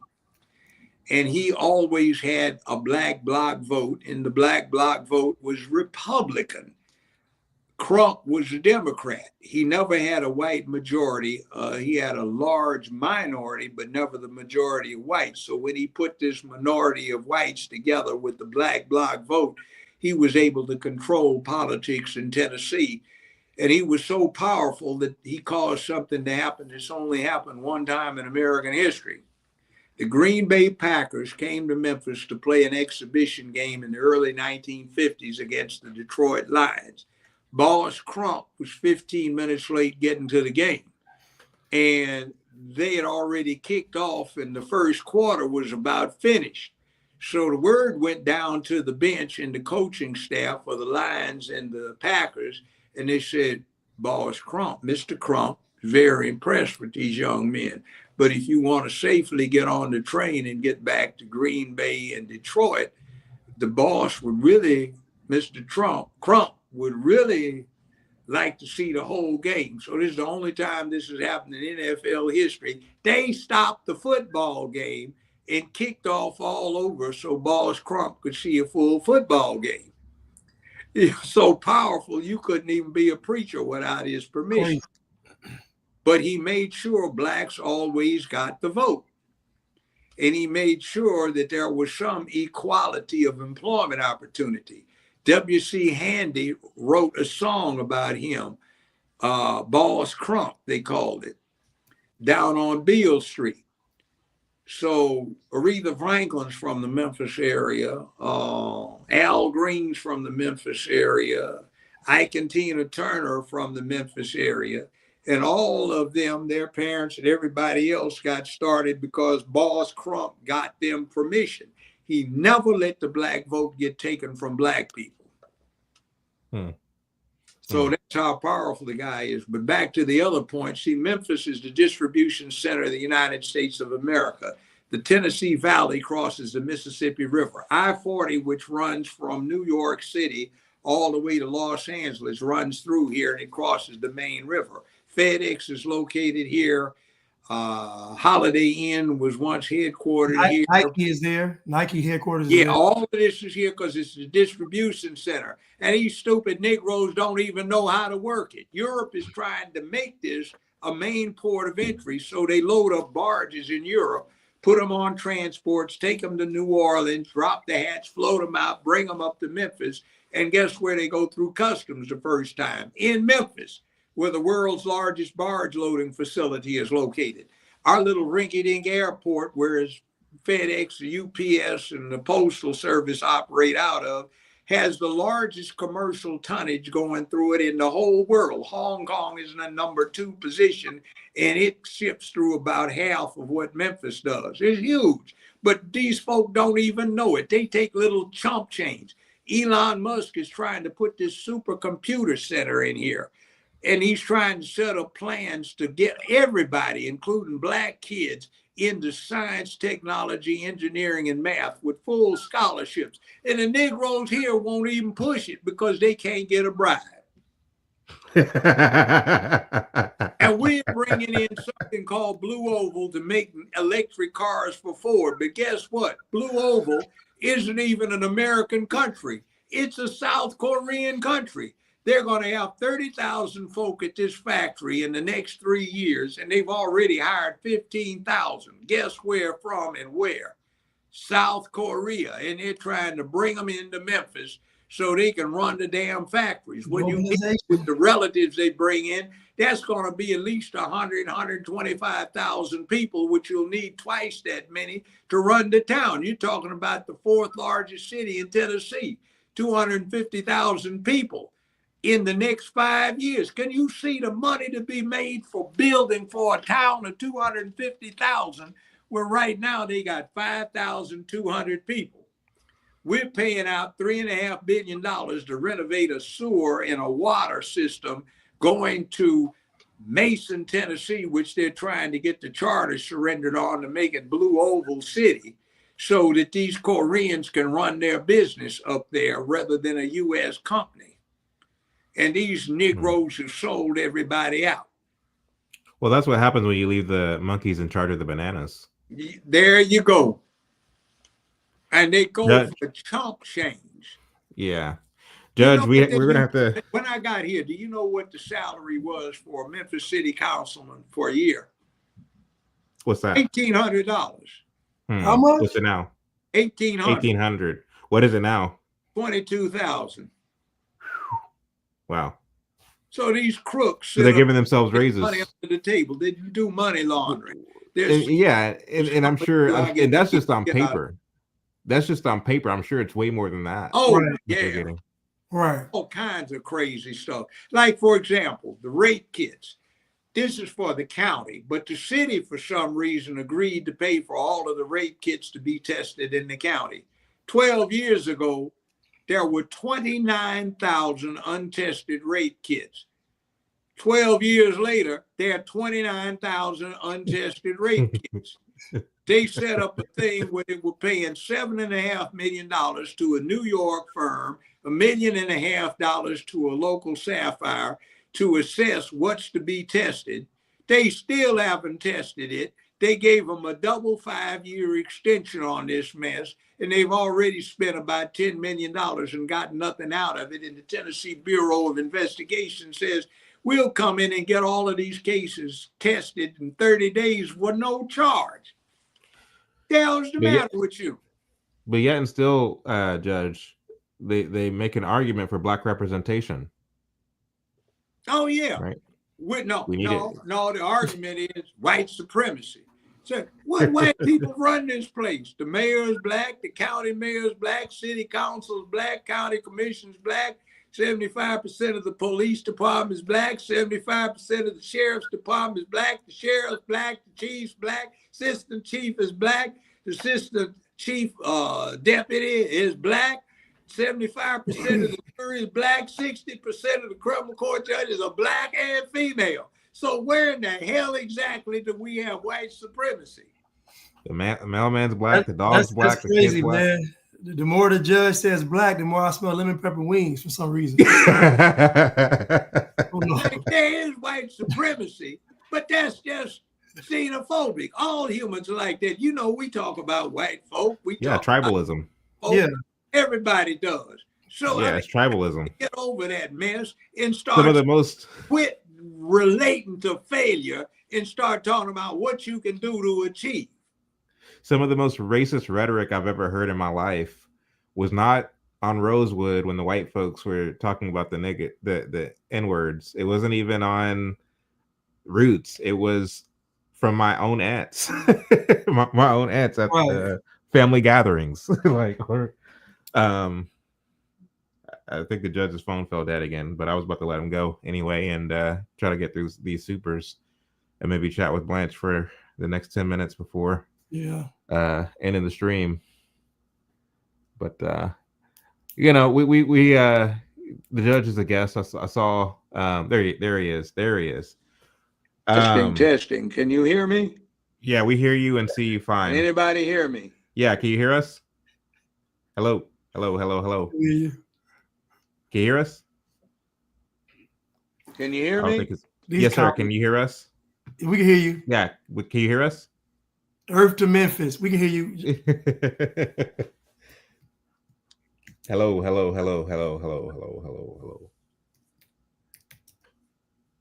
Let's see. I think maybe his headphones might have, his headphones. Yeah. Yeah. Can you hear us? Yeah, I think his headphones are. Yeah, he's not getting the audio. Yeah. Can you hear me? Yes, sir. Can you hear us?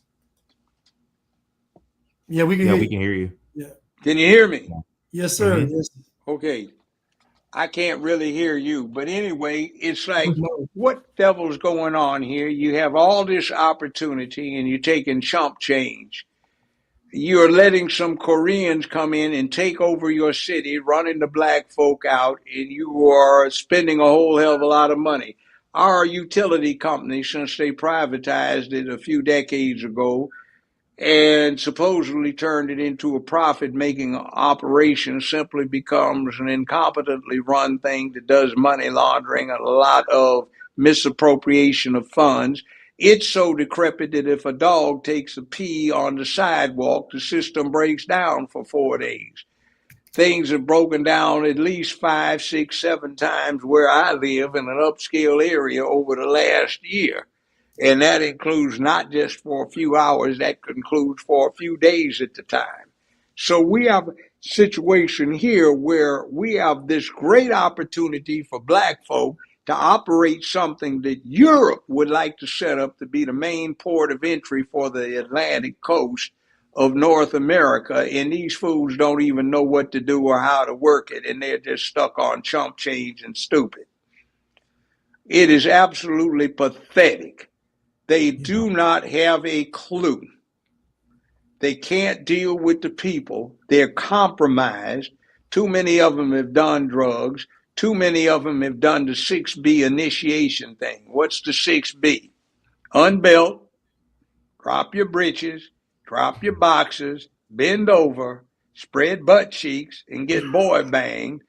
And then now you're initiated into the new club, and everybody is now part of your thing. For the babes, it's off with the bra, off with the bloomers, butt on the bench, knees bucked, beaver bust by somebody with the same equipment. And they initiate themselves that way, and we get stupid things where we get Democratic Party representatives saying the main problem in Memphis is not crime, it's not unemployment, it's not lack of education, it's because the gay community isn't on the best relations with the black community.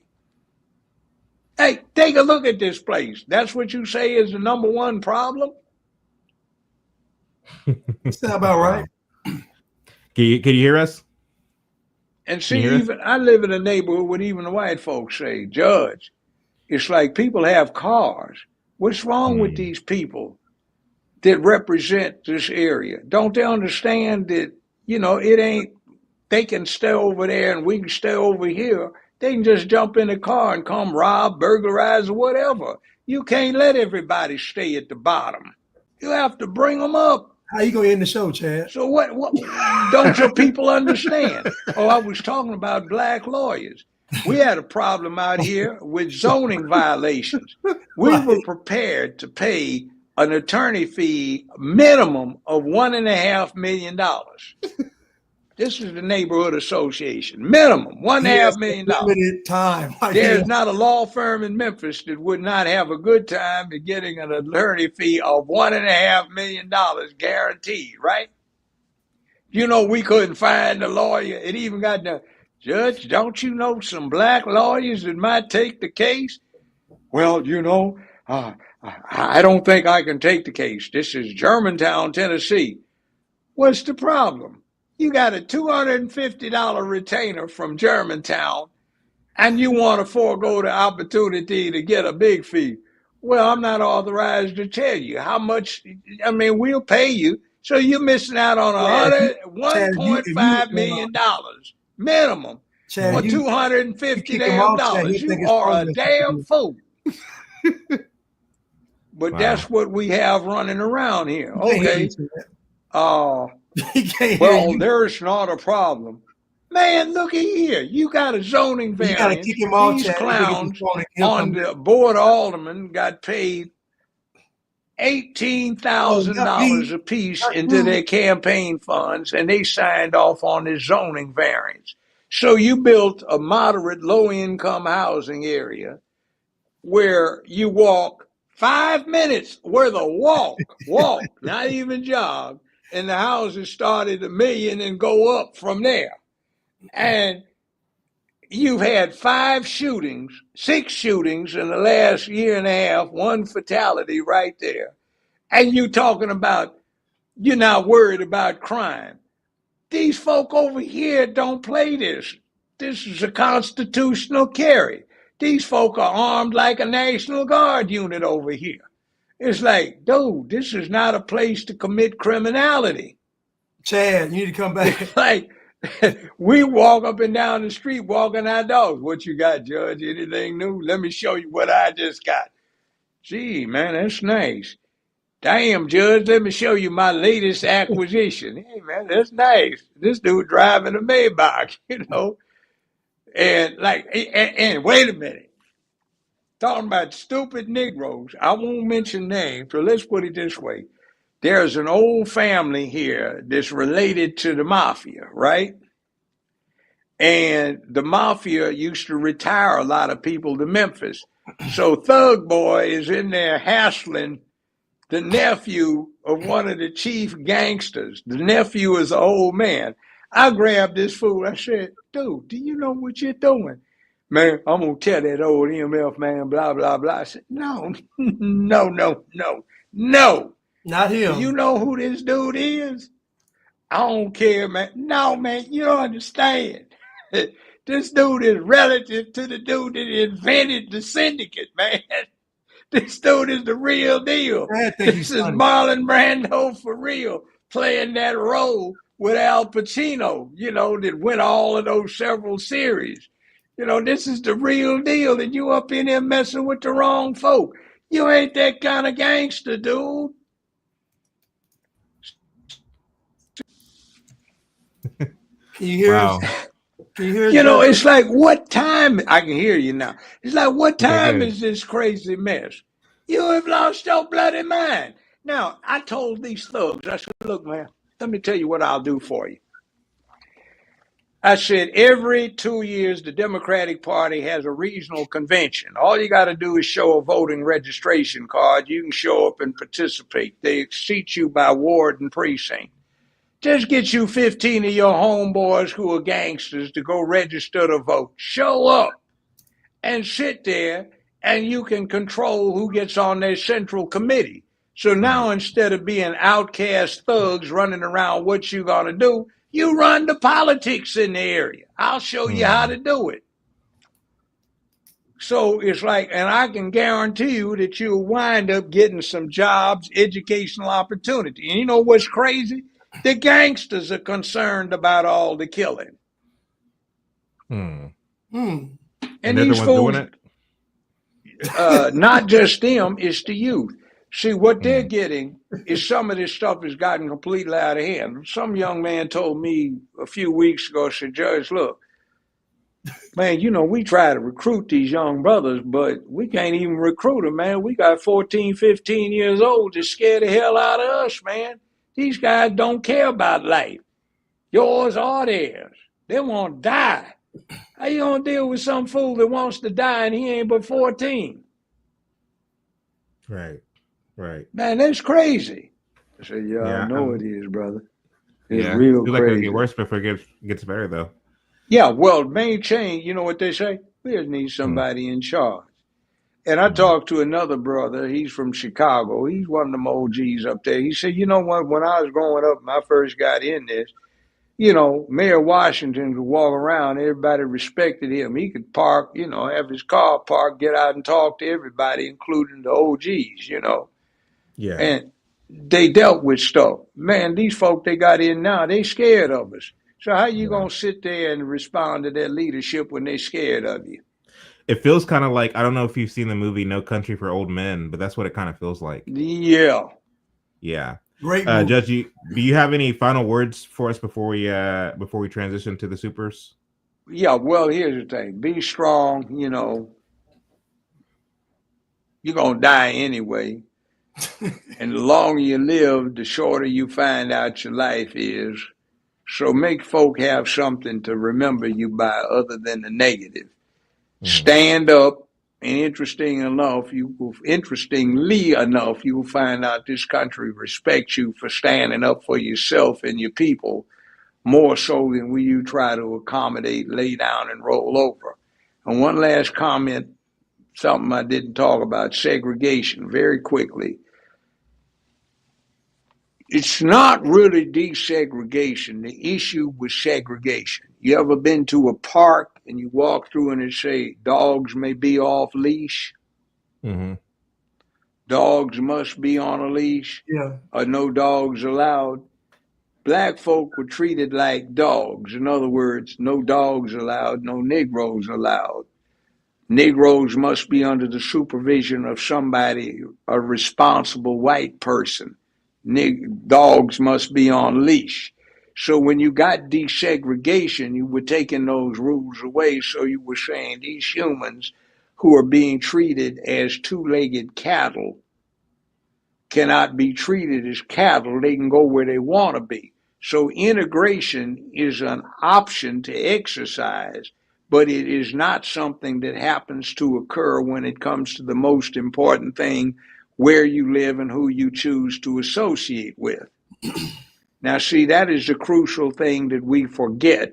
We look at it as segregation was good for our businesses. Yeah, because you had no option.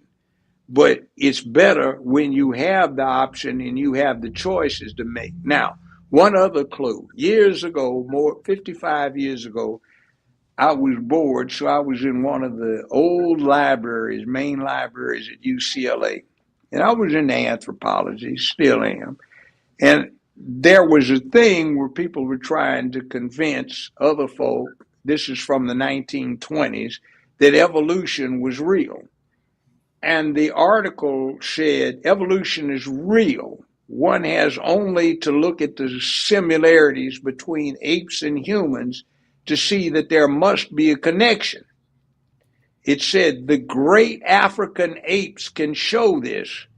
He said the chimpanzees and the gorillas, and especially the most accomplished African great ape, the Negro, can even breed with humans and to an extent speak human language. I'm going, God damn. Yeah. You know, this was like 1966 and 1965. So we're classified as almost human great African apes with chimps, gorillas, and Negroes. Damn. I mean, I'm impressed with them. I don't know about y'all. That's it. You know, you got to keep what's in context. The other point is the sword. Knights. My lord, is it to your satisfaction?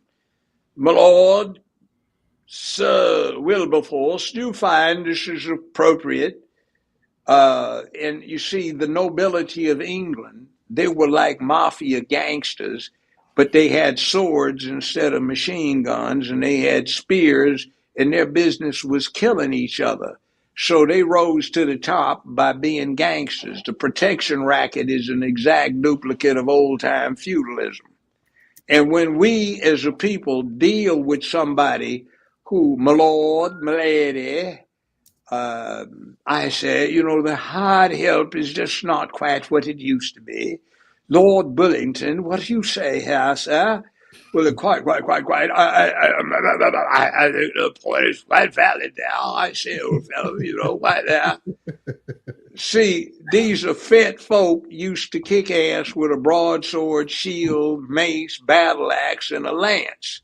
And their business was killing folk. So we deal with their descendants and we forget that. And there is a thing to be said.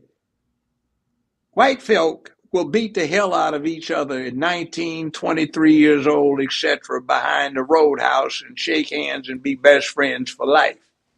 They have no respect for somebody that gets run over. So our exemplars are down on their knees while somebody's beating them across their head until somebody else is feeling guilty. So they have no respect for that. Now, the year is 1976, 7 or 8. An old white chancellor said, Lawyer Brown, I kind of likes you. You not like some of these colored, excuse me, is it black these days? Yes, sir, it's black. Not something like your black colleagues where you be crumpling up your hat, shuffling your feet and looking at the ground, can't look at a man in the eye. You from California, ain't you? I said, yes, sir, I am.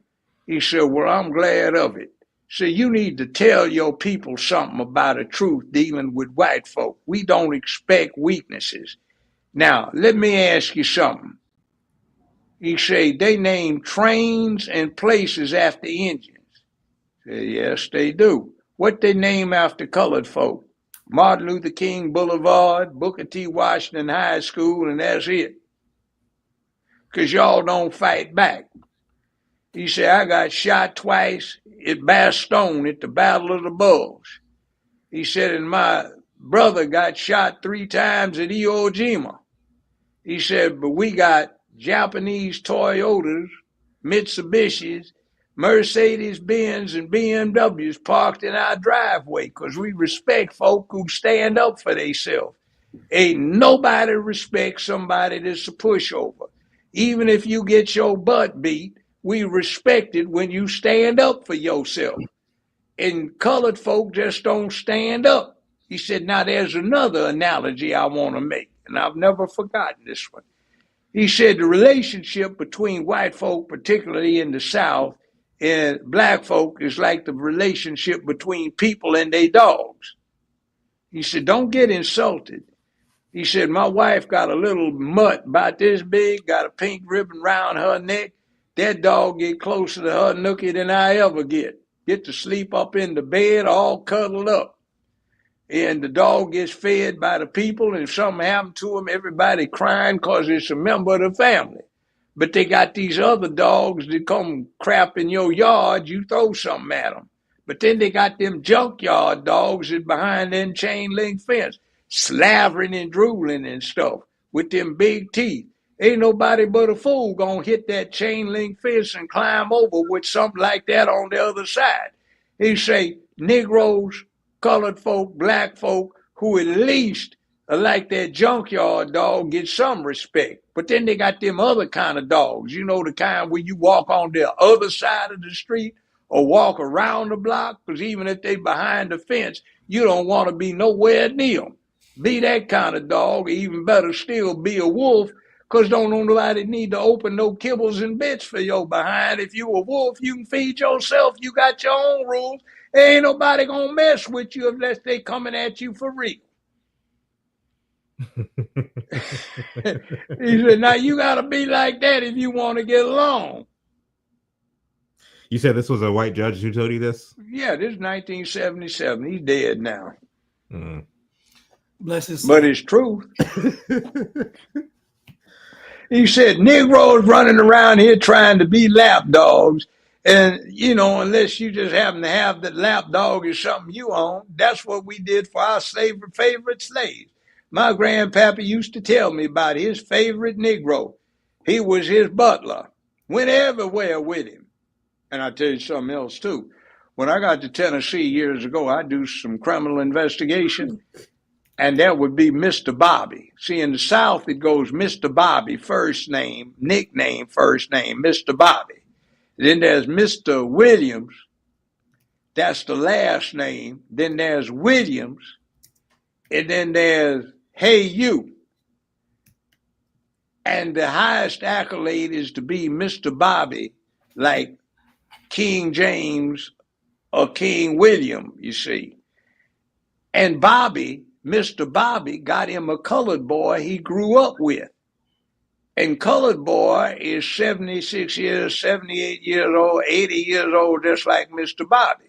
Now, Mr. Bobby and Mr. Johnson is always Mr. Johnson. You don't call this Negro by his first name. You don't dare say boy, because if you call Mr. Bobby's Negro by something insulting, you insult Mr. Bobby, and Bobby will kill you. I saw an exchange on a criminal investigation I was doing on a murder case. They had a new cop they hired up here, up country in Tennessee from Alabama. And he wanted to call somebody boy. He said, the chief said, son, don't you ever call Mr. Johnson by his first name. Don't you call him a boy. He and Mr. Bobby been together their whole lives. They like that. When Mr. Bobby run hoes, Mr. Johnson is there with him. When Mr. Johnson running hoes, Mr. Bobby there helping him. They ain't nowhere they don't go together. They've been doing it for 75 years. One is the same as the other. If you insult Mr. Johnson, you will insult Mr. Bobby. You know how you got that job? You remember the other cop that is dead now?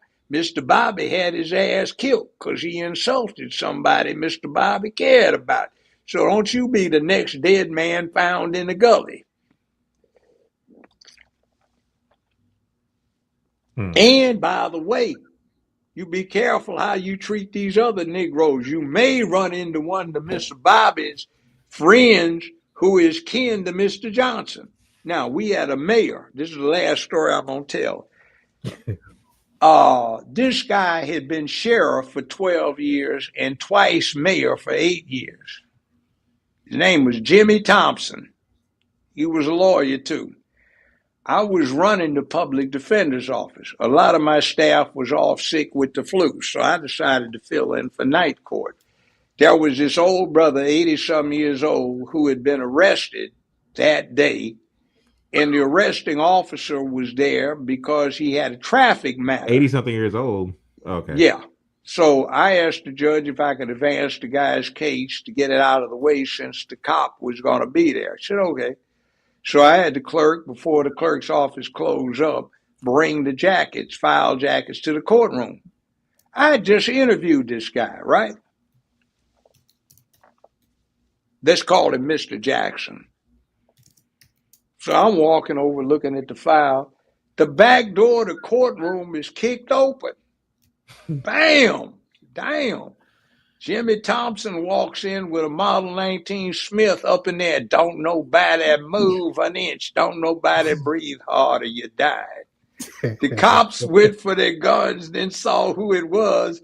You know what the cops did? Every one of the 19 cops in the courtroom dived for the ground and hid under the pews in the courtroom. Where did all the cops go? They're on the ground under the pews. So Jimmy Thompson walks over with the gun in hand. The judge is looking bewildered. He said, "You Lawyer Brown, ain't you, son?" I said, "Yes, sir." "You got a ticket for Mr. John Jackson?" I said, "Yes, sir." "Let me see that." And he read it, "Arresting officer so-and-so." So he got his gun like this, reaches over the pew, pulls up this first cop, puts the pistol to his head. "No, that ain't you. That ain't you. Third one, it's you. You son of a bitch, let me tell you something. Don't nobody put no hands on my niggers but me. You touch one of my niggers one more time in your short, miserable life, I'm going to kill you, your stringy-haired wife, your children, your hunting dogs, and your livestock. And I'm going to eat your goddamn poke. You understand? Now, you don't mess with me." And the judge said, Mr. Thompson, he said, "Shut up, Robert. I used to screw your mammy on a regular basis. You made me one of mine. Be quiet, boy." And he said, "One more thing. Don't you mess with another Negro again, because you may be messing with one of my Negro's relatives, and I'll kill you then too." So I said, "Damn." He said, "Come on, Mr. Jackson." He called his man Jackson. "Mr. Jackson, we going." The judge said, "Mr. Brown, what number's on the docket of Mr. Jackson cases?" I called him out. "Show those matters dismissed in the interest of justice." I went over and said, "What the hell did I just see?" This one old gray-haired cop said, "Look, man, deputy," he said, "that's Jimmy Thompson. When I first got hired as a sheriff, he was a sheriff. A sheriff's deputy, he was a sheriff. I hadn't been out in the field but 2 weeks, man. And we busted these two drunk good old boys." So Jimmy Thompson was driving his V12 Packard. He pulled up and said, "Ain't you new, boy?" I said, "Yes, sir. I'm slow enough new." He said, "Well, goddamn it, you watch this, son. Tell you how it's done." And he walked over. Boy, don't I know you some? He said, yes, sir, you may, but I don't think so. He said, you knew, ain't you? He said, yes, sir, I knew. He said, you got a family? He said, yes, sir. He said, you feed your wife and your children? He said, yes, sir. He said, I don't want to see your drunk ass no damn more. Don't come back up in here again. I don't want to see you. And he walked over. Now, you know I knows you. He said, boy, didn't I tell you I don't want to see you? And he said, they was white folk, good old boys. He said, now you's drunk again, ain't you? What did I tell you? He said, oh, Mr. Sheriff, you sure enough said, oh, Jesus Christ, you don't want to see me no more. He said, was I lying to you? You think I'm a liar, boy? He said, no, sir, I heard you don't lie. He said, well, now that you know, I'm going to vindicate what I told you. He said, now you two watch carefully. You newbie, watch this. He said Thompson pulled out his gun and shot this man in the head twice and said, call the meat wagon. I don't want this filth polluting my jail anymore. And walked off. I said, damn, Jimmy Thompson done killed 40-something people. That's death. When he walked up in here with that gun in the air, the image everybody got was that cowl demon with that skeletal hands holding that sight. That was death. Ain't nobody gonna mess with death right in the face. You know, they said, oh, that's what that's about. Now, this was the mayor. Do you think he had help from anybody when he said something? This dude done killed 40 people that folk know about. And when he 80 years old, he walks in with a gun. Don't nobody breathe hard. I ain't playing with you. And 19 cops drop to the ground and hide under the pew. I'm going, damn. Damn. What year was this? This 1977. Oh, wow. It sounds like a story from like 1932. Yeah, but the bottom line is see, in other words, there were some white folk that had pet dogs, but they were two legs and they were Negroes. But just like people have their favorite dogs, you don't let anything happen to them. They had good relations. So if Mr. Big had a pet Negro, not only did nothing happen to him or that Negro's family, Mr. Big would buy grocery stores that were going out of business, furnish them, supply the inventory, make sure nobody cheated them, because if they cheated, they'd die. So this would be a prosperous Negro, and you're talking to somebody that's nominally an old chauffeur that can hardly drive 35 miles an hour, but he's a black millionaire, and this is 45 going on 50 years ago. Yeah. See, that's the way it worked. It's a different kind of thing. But what I heard consistently was, Jesus Christ, young lawyer Brown, you understand, don't nobody respect no weaknesses. Don't nobody respect begging. Demands is one thing. And if you show you can back it up, even if you're going to get your butt whipped trying to do it, if you put up a good show and you deliver a punishment, don't nobody want to go through the extra hassle. They give you what you want. Now, you need to convey the message to your people, because some of us don't have nothing against Negroes. You just don't stand up for yourself. We loves us some Muhammad Ali. We loved us some Joe Louis because he whipped butt. We like black athletes because they show what they can do. We like black soldiers. I was at Bastogne, 761st Armored Regiment, Battalion. That's the one Jackie Robinson was with, I was talking about before. They saved our ass good and proper. I would have been dead and gone, not here today if it wasn't for them. I ain't got no problem against them colored soldiers saved my behind. Hell no. I'm grabbing hold of the tank. I got shot in both legs, couldn't even walk. I'm being drugged by a Sherman tank to safety. Damn. Colored boy got out and said, Corporal, you okay? Say, grab hold. I'm going to throw you a line. We'll drag you out of here. We use the cover. They saved my behind. So I ain't got nothing against no colored folk, but they were some fighters. They took all kinds of hell and they dispensed more than they took. Yeah. Well, Judge, we're definitely going to have you back. I hope you'll come back. We covered a lot of ground this evening. Yeah, And well, I'm just trying to inspire folk. I'm an old dude. I ain't gonna be around long. And like they say, life's like a roll of toilet paper. The closer you get to the end, the faster it runs out. I that's no still doubt. like enjoy and can deal with Nookie.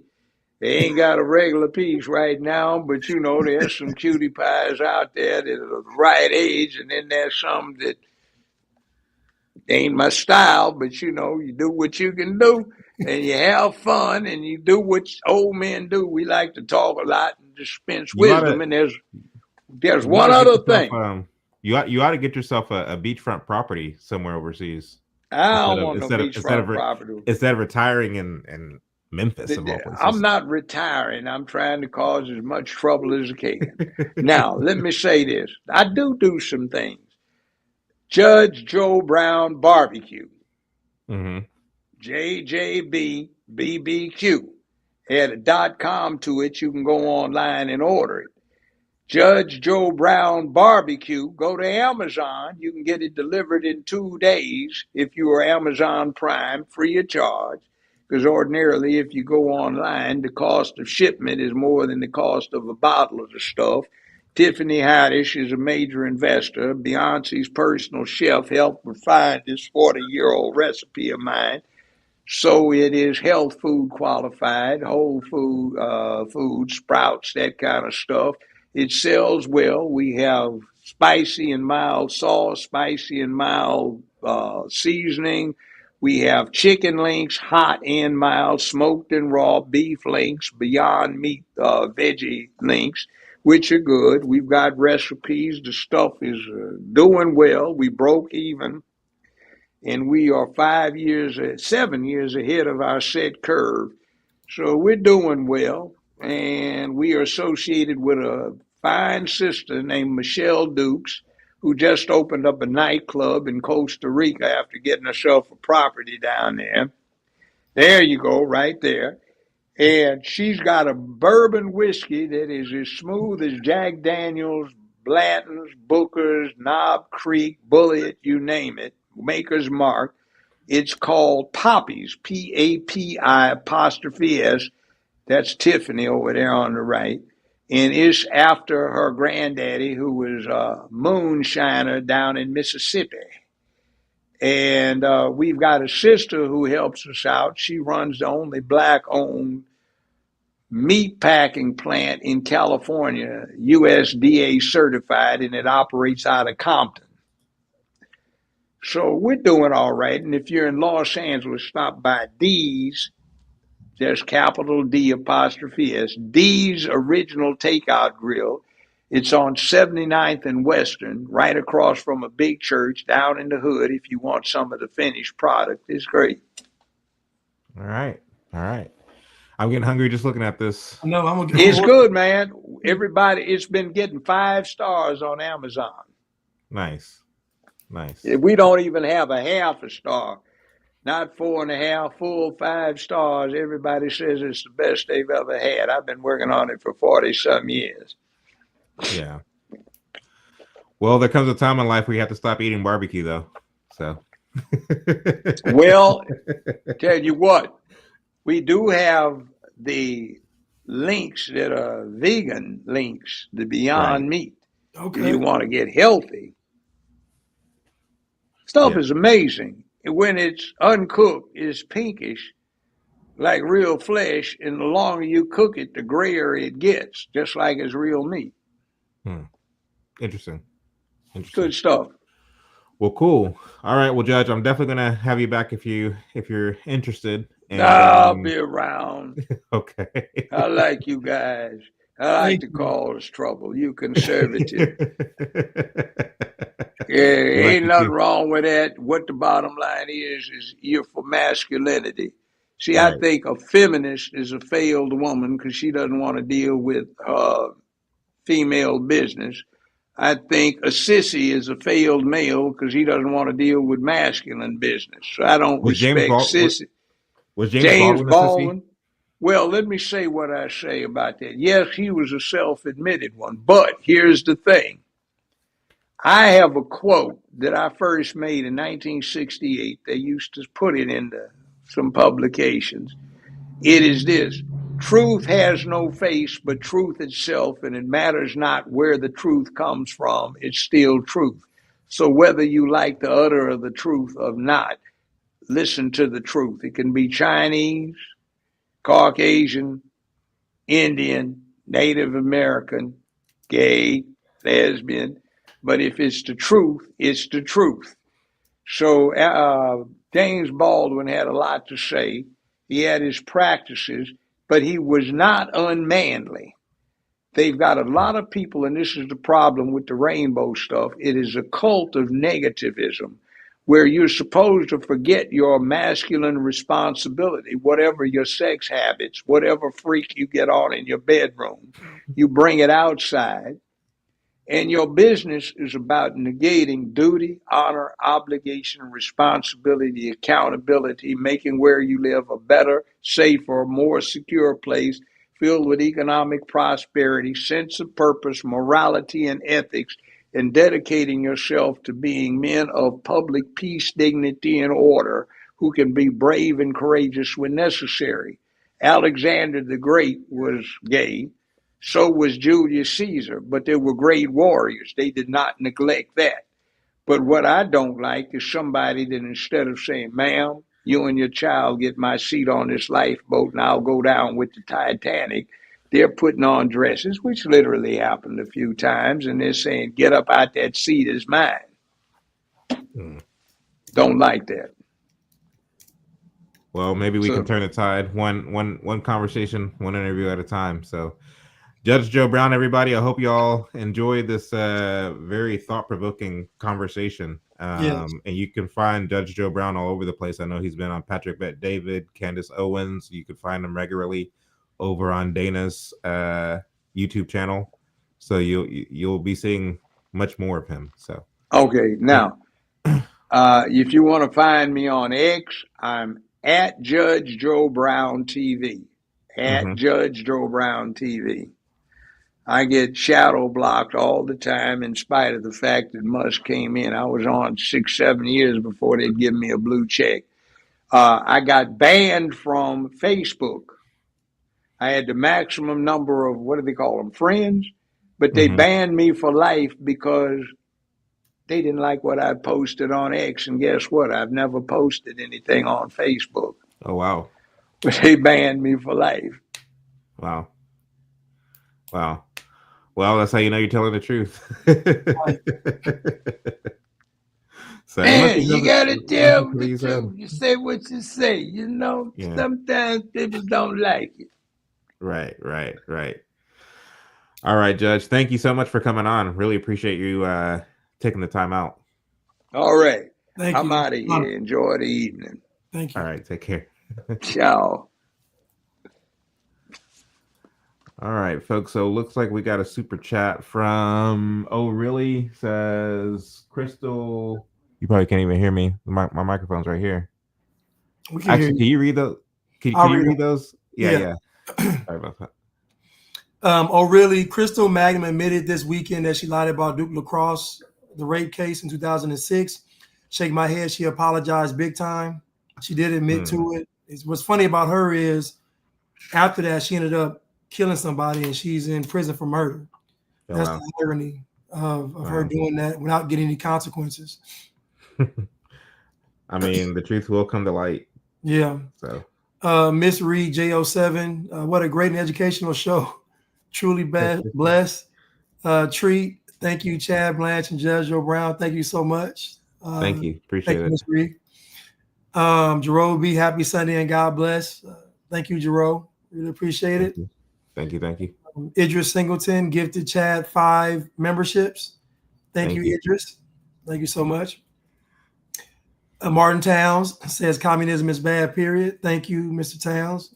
I agree. I don't think that there's never a time for communism. And I hate when people try to basically say, well, your church is an example of communism because everybody's sharing amongst themselves and all that. Well, like that, you can't call that communism because A, it doesn't believe ideologically in the communist system or the communist framework. B, people still have private ownership of their own possessions. And C, to the extent they are coming to church, are doing so voluntarily. The government's not forcing them to be a part of this entity or this organization. And so there is no instance in which communism can work. And this is the point that I was trying to make with Judge Joe Brown, is there's nowhere in history where communism has worked out. And you can't say that, oh, well, there's a difference between communism and fascism. No. You might call fascism a form of government where you have a individual, a strong man, as they would say, who acts unilaterally, who has total control over everything and everyone, and basically that's your fascist state.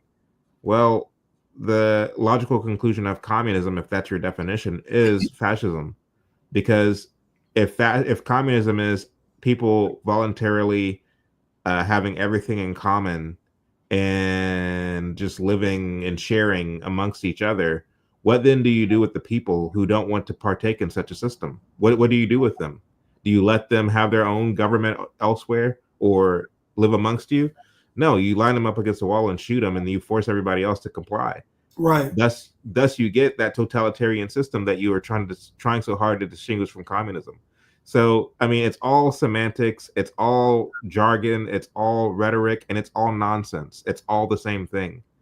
So yeah, I really don't have the time of day, but at the same time, with Judge Joe Brown, I mean, he was a guest who I invited on. And so, I'm not going to sit up here and argue back and forth. But at the same time, some of the guests are going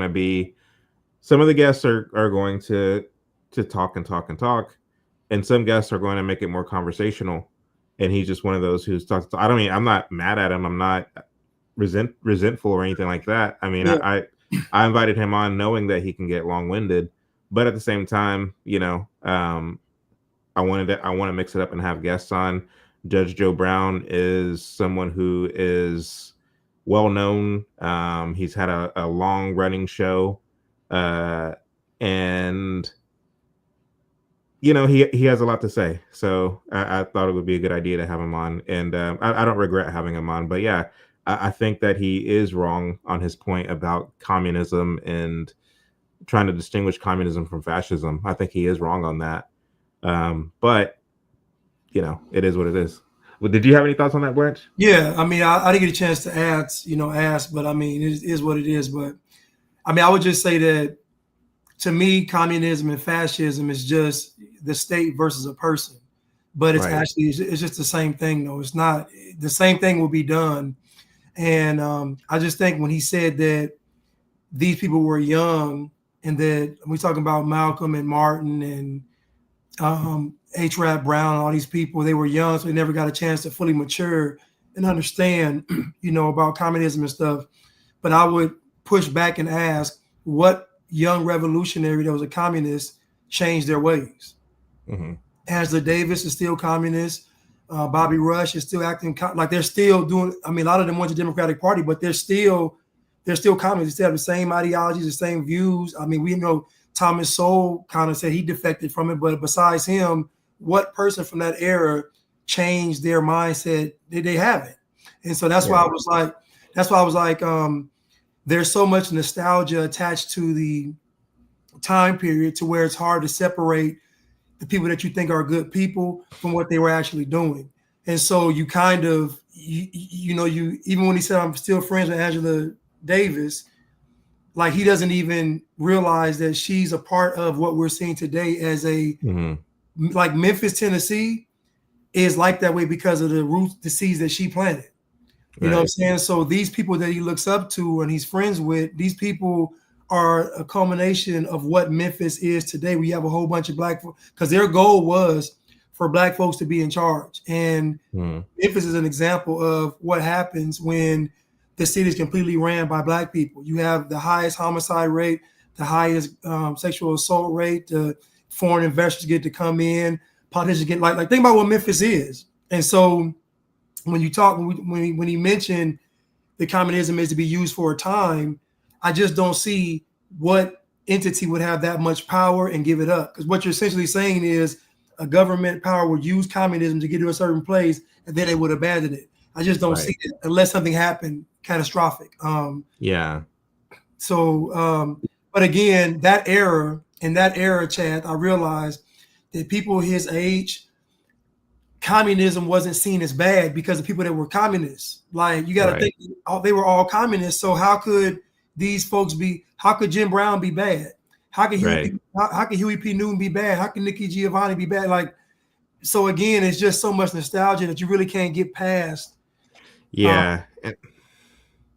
I agree. And I called out what I believe to be nostalgia on his part, and he said, "Well, no, I can be a objective critic," and I don't think he is being an objective critic. I mean, with all due respect to him, I don't think he is being an objective critic on that point. Not. Because I mean, if you're a judge, you have to consider what saith the law on any given subject.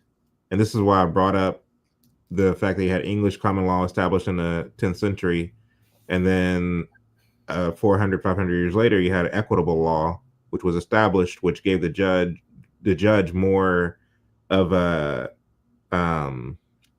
which gave the judge more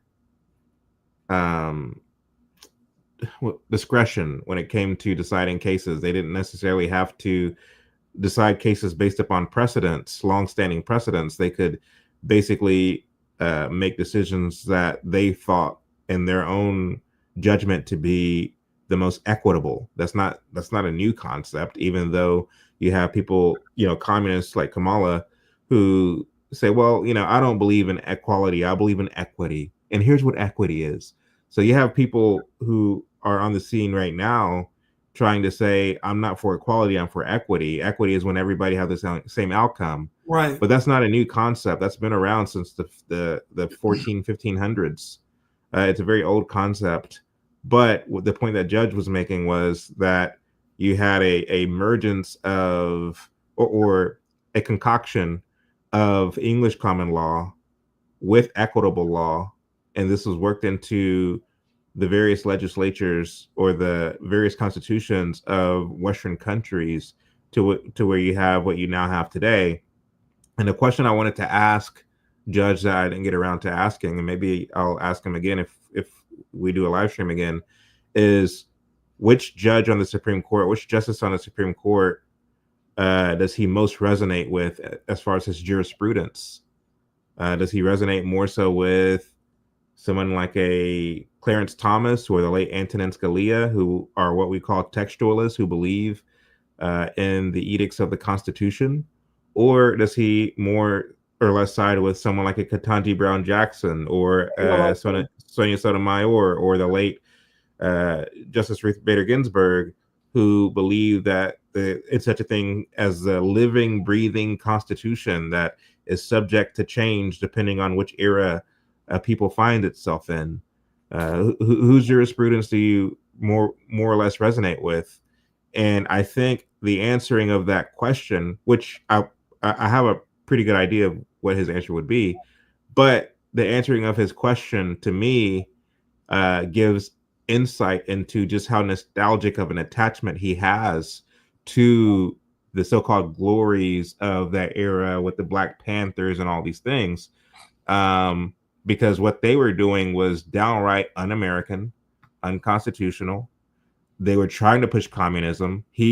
Judge Joe Brown himself admitted the fact that they all had red books. For those of you who don't know what the red book is, it's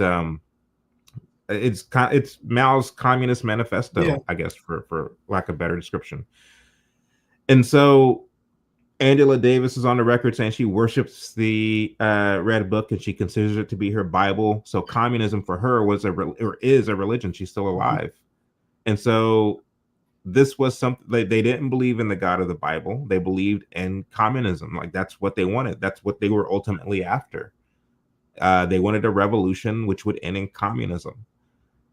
So for Judge Joe Brown to speak positively of these people, of this contingent, another question I had for him that I didn't get around to asking was, what do you believe would have been the logical conclusion of what it was they were trying to implement if it weren't for the so-called double agents that you don't like, if it wasn't for the so-called snitches that you don't like, if it wasn't for the FBI and J. Edgar Hoover, had these people had their way, had H. Rat Brown and others had their way, what would have been the logical conclusion for what it was they were trying to implement?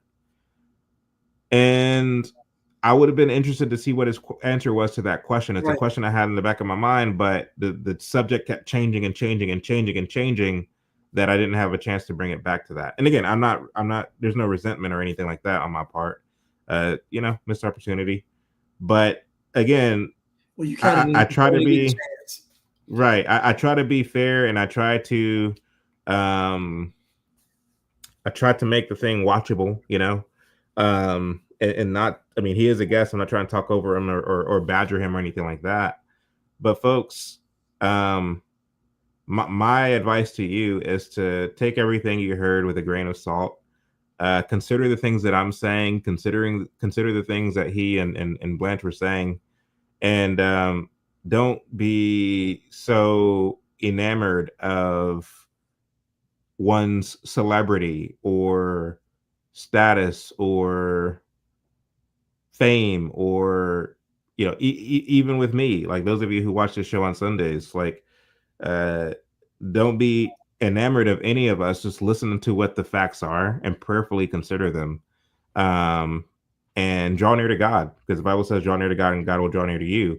When it comes to a lot of the contradictions that exist, they are contradictions for a reason. They don't make sense for a reason. We know God is not a God of confusion. God is not a God of chaos. If it doesn't make sense in your head, take note of that. So, and I would also say that, I noticed that there is a certain level of double-mindedness in a lot of people in most people that don't, embrace God's word. I've noticed that it's hard for them to have a hard stance because they're on anything truly, because they're not measuring it against anything. So like Chad or myself are measuring things on God's word. So there's always going to be a sharp turn or a sharp pivot somewhere. It's never going to be, well, maybe like Chad's going to say, I don't agree with abortion, period. Like he's not going to say, well, maybe if you do it, like, no, he's going to say period. And I think that a lot of these people from back then, and like you said with Nick, with Angela Davis, communism basically replaced religion. And so much of what he was talking about was kind of like more or less a religion for him. I say that like because how he even was talking about it, even approached it, he was like, you got to fight back. We got to, like, it's certain principles. And I just wanted to ask, well, what were y'all actually fighting against?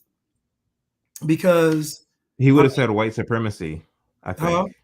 He would have said white supremacy, I think, which is again another point of confusion for me, because at the one hand he was criticizing the black powers that be in Memphis for blaming everything on white supremacy, but he himself said, well, there is white supremacy that exists, and blacks in the South. And I think when he was talking about the blacks in the South were lapdogs, I think when he brought up that point, he was responding to this tip that I've been on for the past week or so, where I was making the point to say that blacks and whites were getting along, were gradually coming together before the civil rights movement. So I think that's what he was responding to. But I don't buy what he was saying. I mean, that may have been true in some respects, but the fact is, like, I think it's easy to, I mean, if you're someone like a Judge Joe Brown who has who holds what the Black Panthers were doing in high esteem, and you understand that era to be laced with rhetoric that lambasted people like Joseph H. Jackson and George S. Schuyler and others as Uncle Toms and coons, and and on I can go, then it makes sense as to why someone from California, right, on the West Coast, would have a ill conception of relations between blacks and whites being cordial. to the extent that someone from the West Coast or the Upper East Coast would look at relations between blacks and whites in the South as getting along, getting together, or working alongside each other in a cordial way, to dismiss that as, oh, that's the Negro being a lapdog for the white man. Right. You have to take these things with a grain of salt because of the militancy that they were enamored of in the 1970s. To me, Judge didn't strike me as objective on that point. Thus, I have to take what he says with a grain of salt because, again, I've done enough research into the subject. And of course, like, he actually lived in the time and I lived in the time in which I live. However, he didn't live. I mean, he was in Memphis for what do you say, for the past 40 years? I guess he was going back and forth between Memphis and LA whenever he was doing his show there in California, which I'm not entirely sure how that works, because I know if you're going to run for a judge in California, you have to reside in California to even run for the seat. So maybe it was a dual, maybe he had a house in Memphis, and I don't know. But even by his own admission, in Memphis, there was such a heavy black population that a lot of the rules, I guess, that barred blacks from voting or what have you, didn't exist in Memphis in the same way that he says it existed in other parts of the South. I'm not entirely sure. I have to go back and watch the show. My point is that you have to take certain things with a grain of salt, A, because of the ideology that the individual would have or still does subscribe to, and B, because of the context of where they were. There was an older black man, and I'll say this last thing before I give it back to Blanche, who was telling me, he was probably, I think he's in his 70s, late 70s when he was telling me this. He was telling me that, yeah, whites were racist against blacks in the South, and you don't know what you're talking about. Da, da, da, da. And I asked him, where'd you grow up? He said, I grew up in Seattle. I said, come on. You grew up in Seattle. Did you spend a lot of time in the South? No, but you should have, like, you weren't around back then. Well, you didn't see what was in the papers and what was on the news. Like, okay. So again, you have to take what these people say with a grain of salt because of the context in which they're looking at everything through a lens. You might be 78, 90 years old, but by your own admission, your context was in Seattle. That's not the South, right? So in the same way that I can only peer into this bygone era through books and archives and footage and research, you did the exact same thing, even though you're much older than me, insofar that you lived completely away from the South, and you can only see it through the lens of newsreels and newspapers. Does what I'm saying make sense? Yeah. So anyway. Yeah, and I just think that it's just a lot of reverence and nostalgia for the time period that he grew up in, and I think that he feels like these people had a righteous cause. And I remember I listened to you one time about the intent of these people, and even though we want to believe that these people had good intentions, they didn't, because when you go into those meetings and behind those closed doors, they're talking about the real agenda. When they interviewed those what is the weathermen, they openly said, well, the guy asked him, what about the people that don't want to, be a part of this? He said, we're going to have to kill about 25 million people. So again, that when it comes to the resistance, what they never talk about is the folks that don't want to do it, because they already know there's going to be a level of deception, manipulation, and force.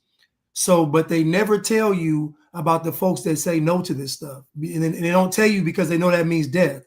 And so with the Black Panthers, same thing. Even think about the Black Panthers in Northern California versus the Black Panthers in Southern California. Why y'all not getting along?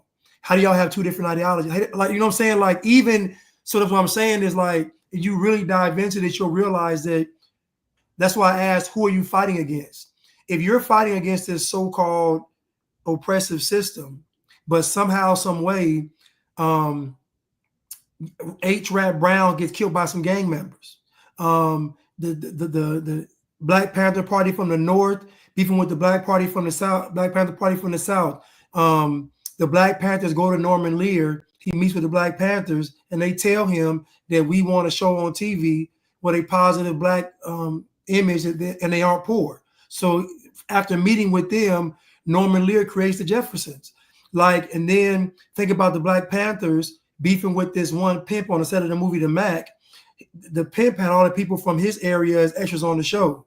He was beefing with the Black Panthers because they wanted their people on the show. They ended up killing the dude. Mm-hmm. So again, nobody wants to admit it, Chad, that the fight has never been righteous. You know why? Because we wrestle not against flesh and blood. So once we make this fight about going against white people, it's already part of the devil's plan. God said we wrestle against principalities, against wickedness in high places, against rulers of darkness. So once we make a fight about the white man, about the flesh, it's automatic. That's why it never works. That's why it always ends with death, destruction, and damnation. And let Atlanta be a testament to that. Let DC be a testament to that. Let Memphis be a testament to that. Let Detroit be a testament to that. Anywhere there's a large black group of black people in charge with power and influence and money, what are the end results? It never ends good.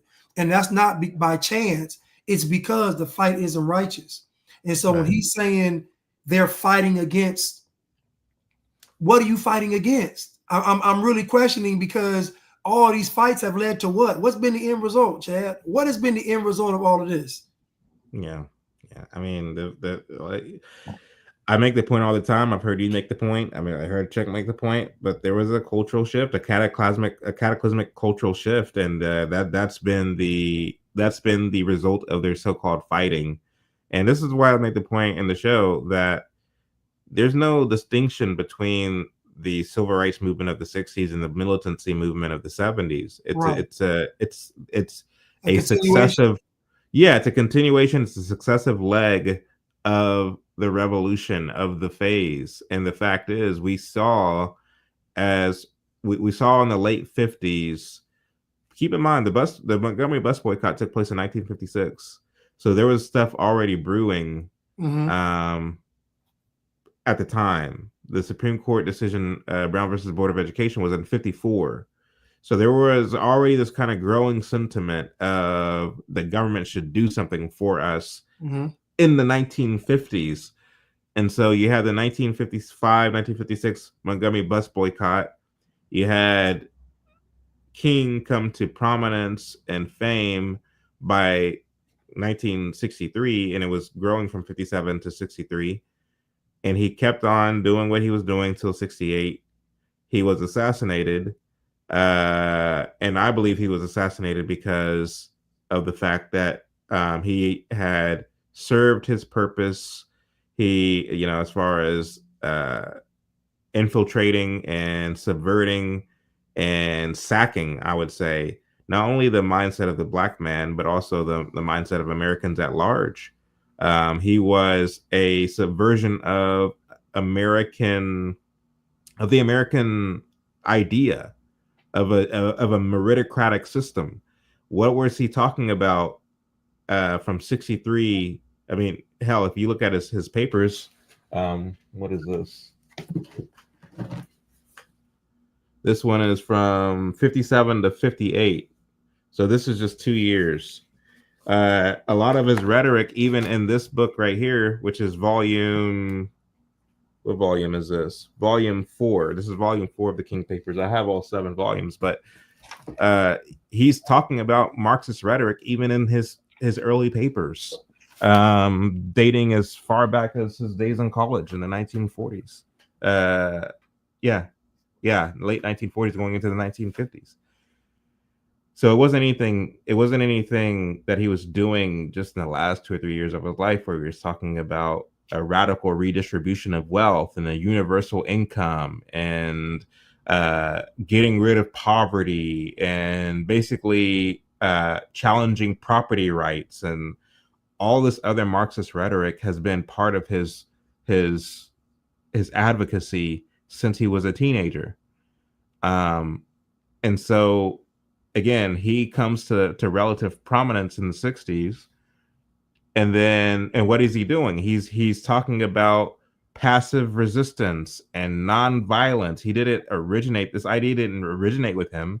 He was taught these concepts at the Highlander Folk School, which was a communist training center that was started in 1932 by Don West and Miles Horton, both of whom were communists. That was started in 1932. So that gives you an idea of how long this stuff has been brewing. Mm-hmm. So then you get, so once the passive resistance run its course and you get all of the archival footage of the dogs and the hoses and the this and the that, and you push out rhetoric that says we did all this and they're still not giving us what we want. They're still not giving us what we deserve. That you then assassinate the leader of that organization, and then you bring in the militancy leg of it, where you have these youngsters who are now saying, we tried the passive way. Now it's time to get our hands dirty. It justifies, it justifies the more radical approach. Right. Once you make the peaceful person a martyr, it justifies. But honestly, Chad, as I think about it, so MLK was dancing with the devil. Like it's not as if like, oh, we didn't kill him because he's making all these improvements. No, it was all part of the plan. Go ahead. No, and if you think about it, their ultimate goal was really, what I'm seeing is to take over the political sphere. So you think about where it went from in the 40s and 60s, and now in 2024, they pretty much run a Democratic Party, because all of these new Democrats, these progressives, they're basically the political version of what we saw back then, but now they just have power through government. And it's the same. They talk the same way they talked back then. They talking the same way in. So think about how much leverage these folks, or what they would do with the leverage they had, like your AOCs, Jasmine Crockett's, Cori Bush's, all these people. What would they do if they had, like prime example, when they had BLM at their behest? Mm-hmm. Look at what they was doing. Is just taking over city blocks, So again, we already see that they're just doing it now. To me, once they take over this political party, then the next step would be to make it a uniparty. Mm-hmm. That's why I cringe when I hear conservatives even agreeing to anything these people say. I mean, right. I don't care. I don't care what anything. MLK, no, none of it, because the moment you agree on something, that is a unifying point for the parties. Once you say, okay, we agree on this, we agree on this, we agree. It's inevitable. And so both Ronald Reagan and Donald Trump signed Martin Luther King legislation commemorating him as American giant. It was the hand of Ronald Reagan who signed Martin Luther King Day into existence. It was the hand of Donald Trump who signed a Martin Luther King proclamation into existence in 2017. For what? So, and again, for what? Like, I mean, he already has a day. He already has over 1,700 streets in America. Like, what else? He already has monuments. Like, what else are we doing with King? Like, how much more does he has to be immortalized in our society? But you're right. I mean, the fact is, when you see Republicans and conservatives yielding ground to the leftists, the Satanists, the Marxists, whatever you want to call them, when you see them yielding ground to these folks and adopting their heroes as their own, you may as well forget it. It's all downhill from there, because they can then leverage the heroism of these figures to say, look, so-and-so would have supported this legislation. Now you need to support it because it's against human rights for you to not support this legislation. Therefore, we need the the critical race theory. Therefore, we need DEI. Therefore, we need LGBT. Therefore, we need on and on and on I can go. And as it's so strange when you go back and look at it, because all the people that we were taught to admire in school turned out to be Marxists. Right. FDR, we were taught that FDR saved capitalism from himself, was a Marxist. Helen Keller, isn't it great, the feat that she was able to overcome? She couldn't hear, she couldn't speak, she couldn't talk, but yet she was able to figure out how to sign with her hands. You look into her, she was a Marxist. You look into, we were taught to praise Martin Luther King. Look into him, Marxist. On and on I can go. All the people we were taught to praise in school turned out to be Marxists. And so that, and the fact is, when you hear about people like Joseph H. Jackson, a man who's relegated to a footnote, when in his own time, he was the most powerful Negro pastor in the world. And not only that, prior to the 1960s, he had the largest, not black church, he had the largest church, period, in America. That was Joseph H. Jackson. In terms of, and I say largest church, I mean in terms of regular attendees. That's a pretty big deal. But nobody knows who he is today. He's relegated to a footnote. Why? Because conservatives and Republicans do a piss poor job of remembering their heroes and the people that we should, that we should really be emulating. Whereas the left do not only a good job commemorating their heroes, but forcing, by way of entertainment, by way of the books they write, the literature they write, the documentaries they do, commemorating their heroes, to where not only leftist children, but Republican children too are adopting these people as heroes. And so we do it to ourselves, quite frankly. Anyway. Antonio Anderson, the old wise man talks, we bliggities listen. Thank you, Antonio Anderson. Oh, really? Knowledge is taught, but experience is wisdom. It doesn't rub off on all older men. Amen. And again, somebody made a comment about us not talking to Judge Joe Brown, but if anybody watched the show, Judge Brown is going to, and we respect him, so we don't let him talk. But I mean, he's pretty much going to, it was his show. I mean, Trip Simpson says, what does Judge think about Marxism coincidentally being advisors to all these revolutionaries?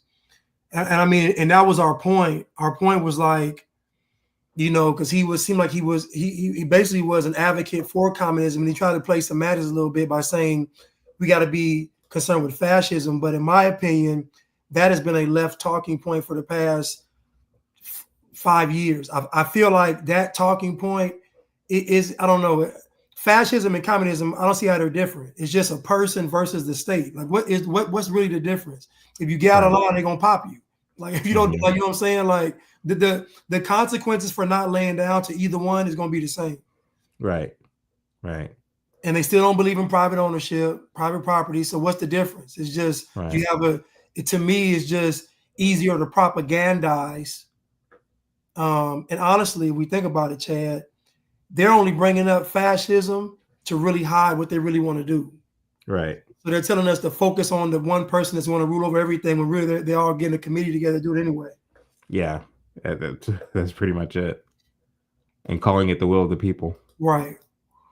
Thank you for the super sticker, Willie Doc. Mokoy. Whoa, Jesse Lee Peterson voice. Y'all got the judge in the house, Your Honor. I think some of us are wondering what you make of Agenda 2030, and when did you first become aware of the Blatrix?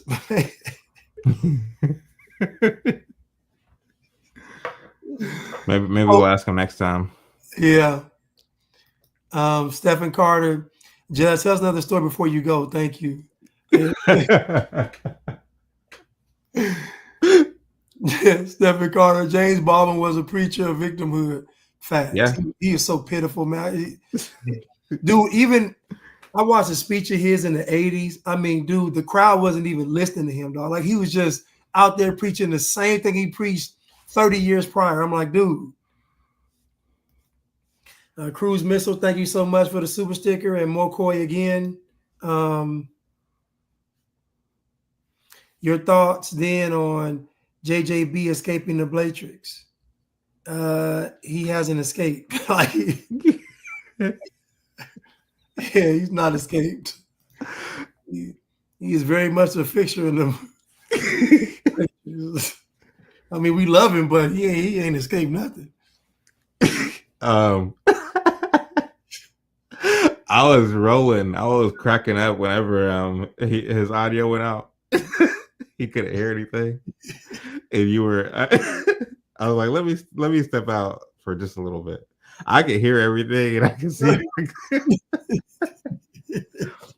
I can see what you were saying and hear what you're saying.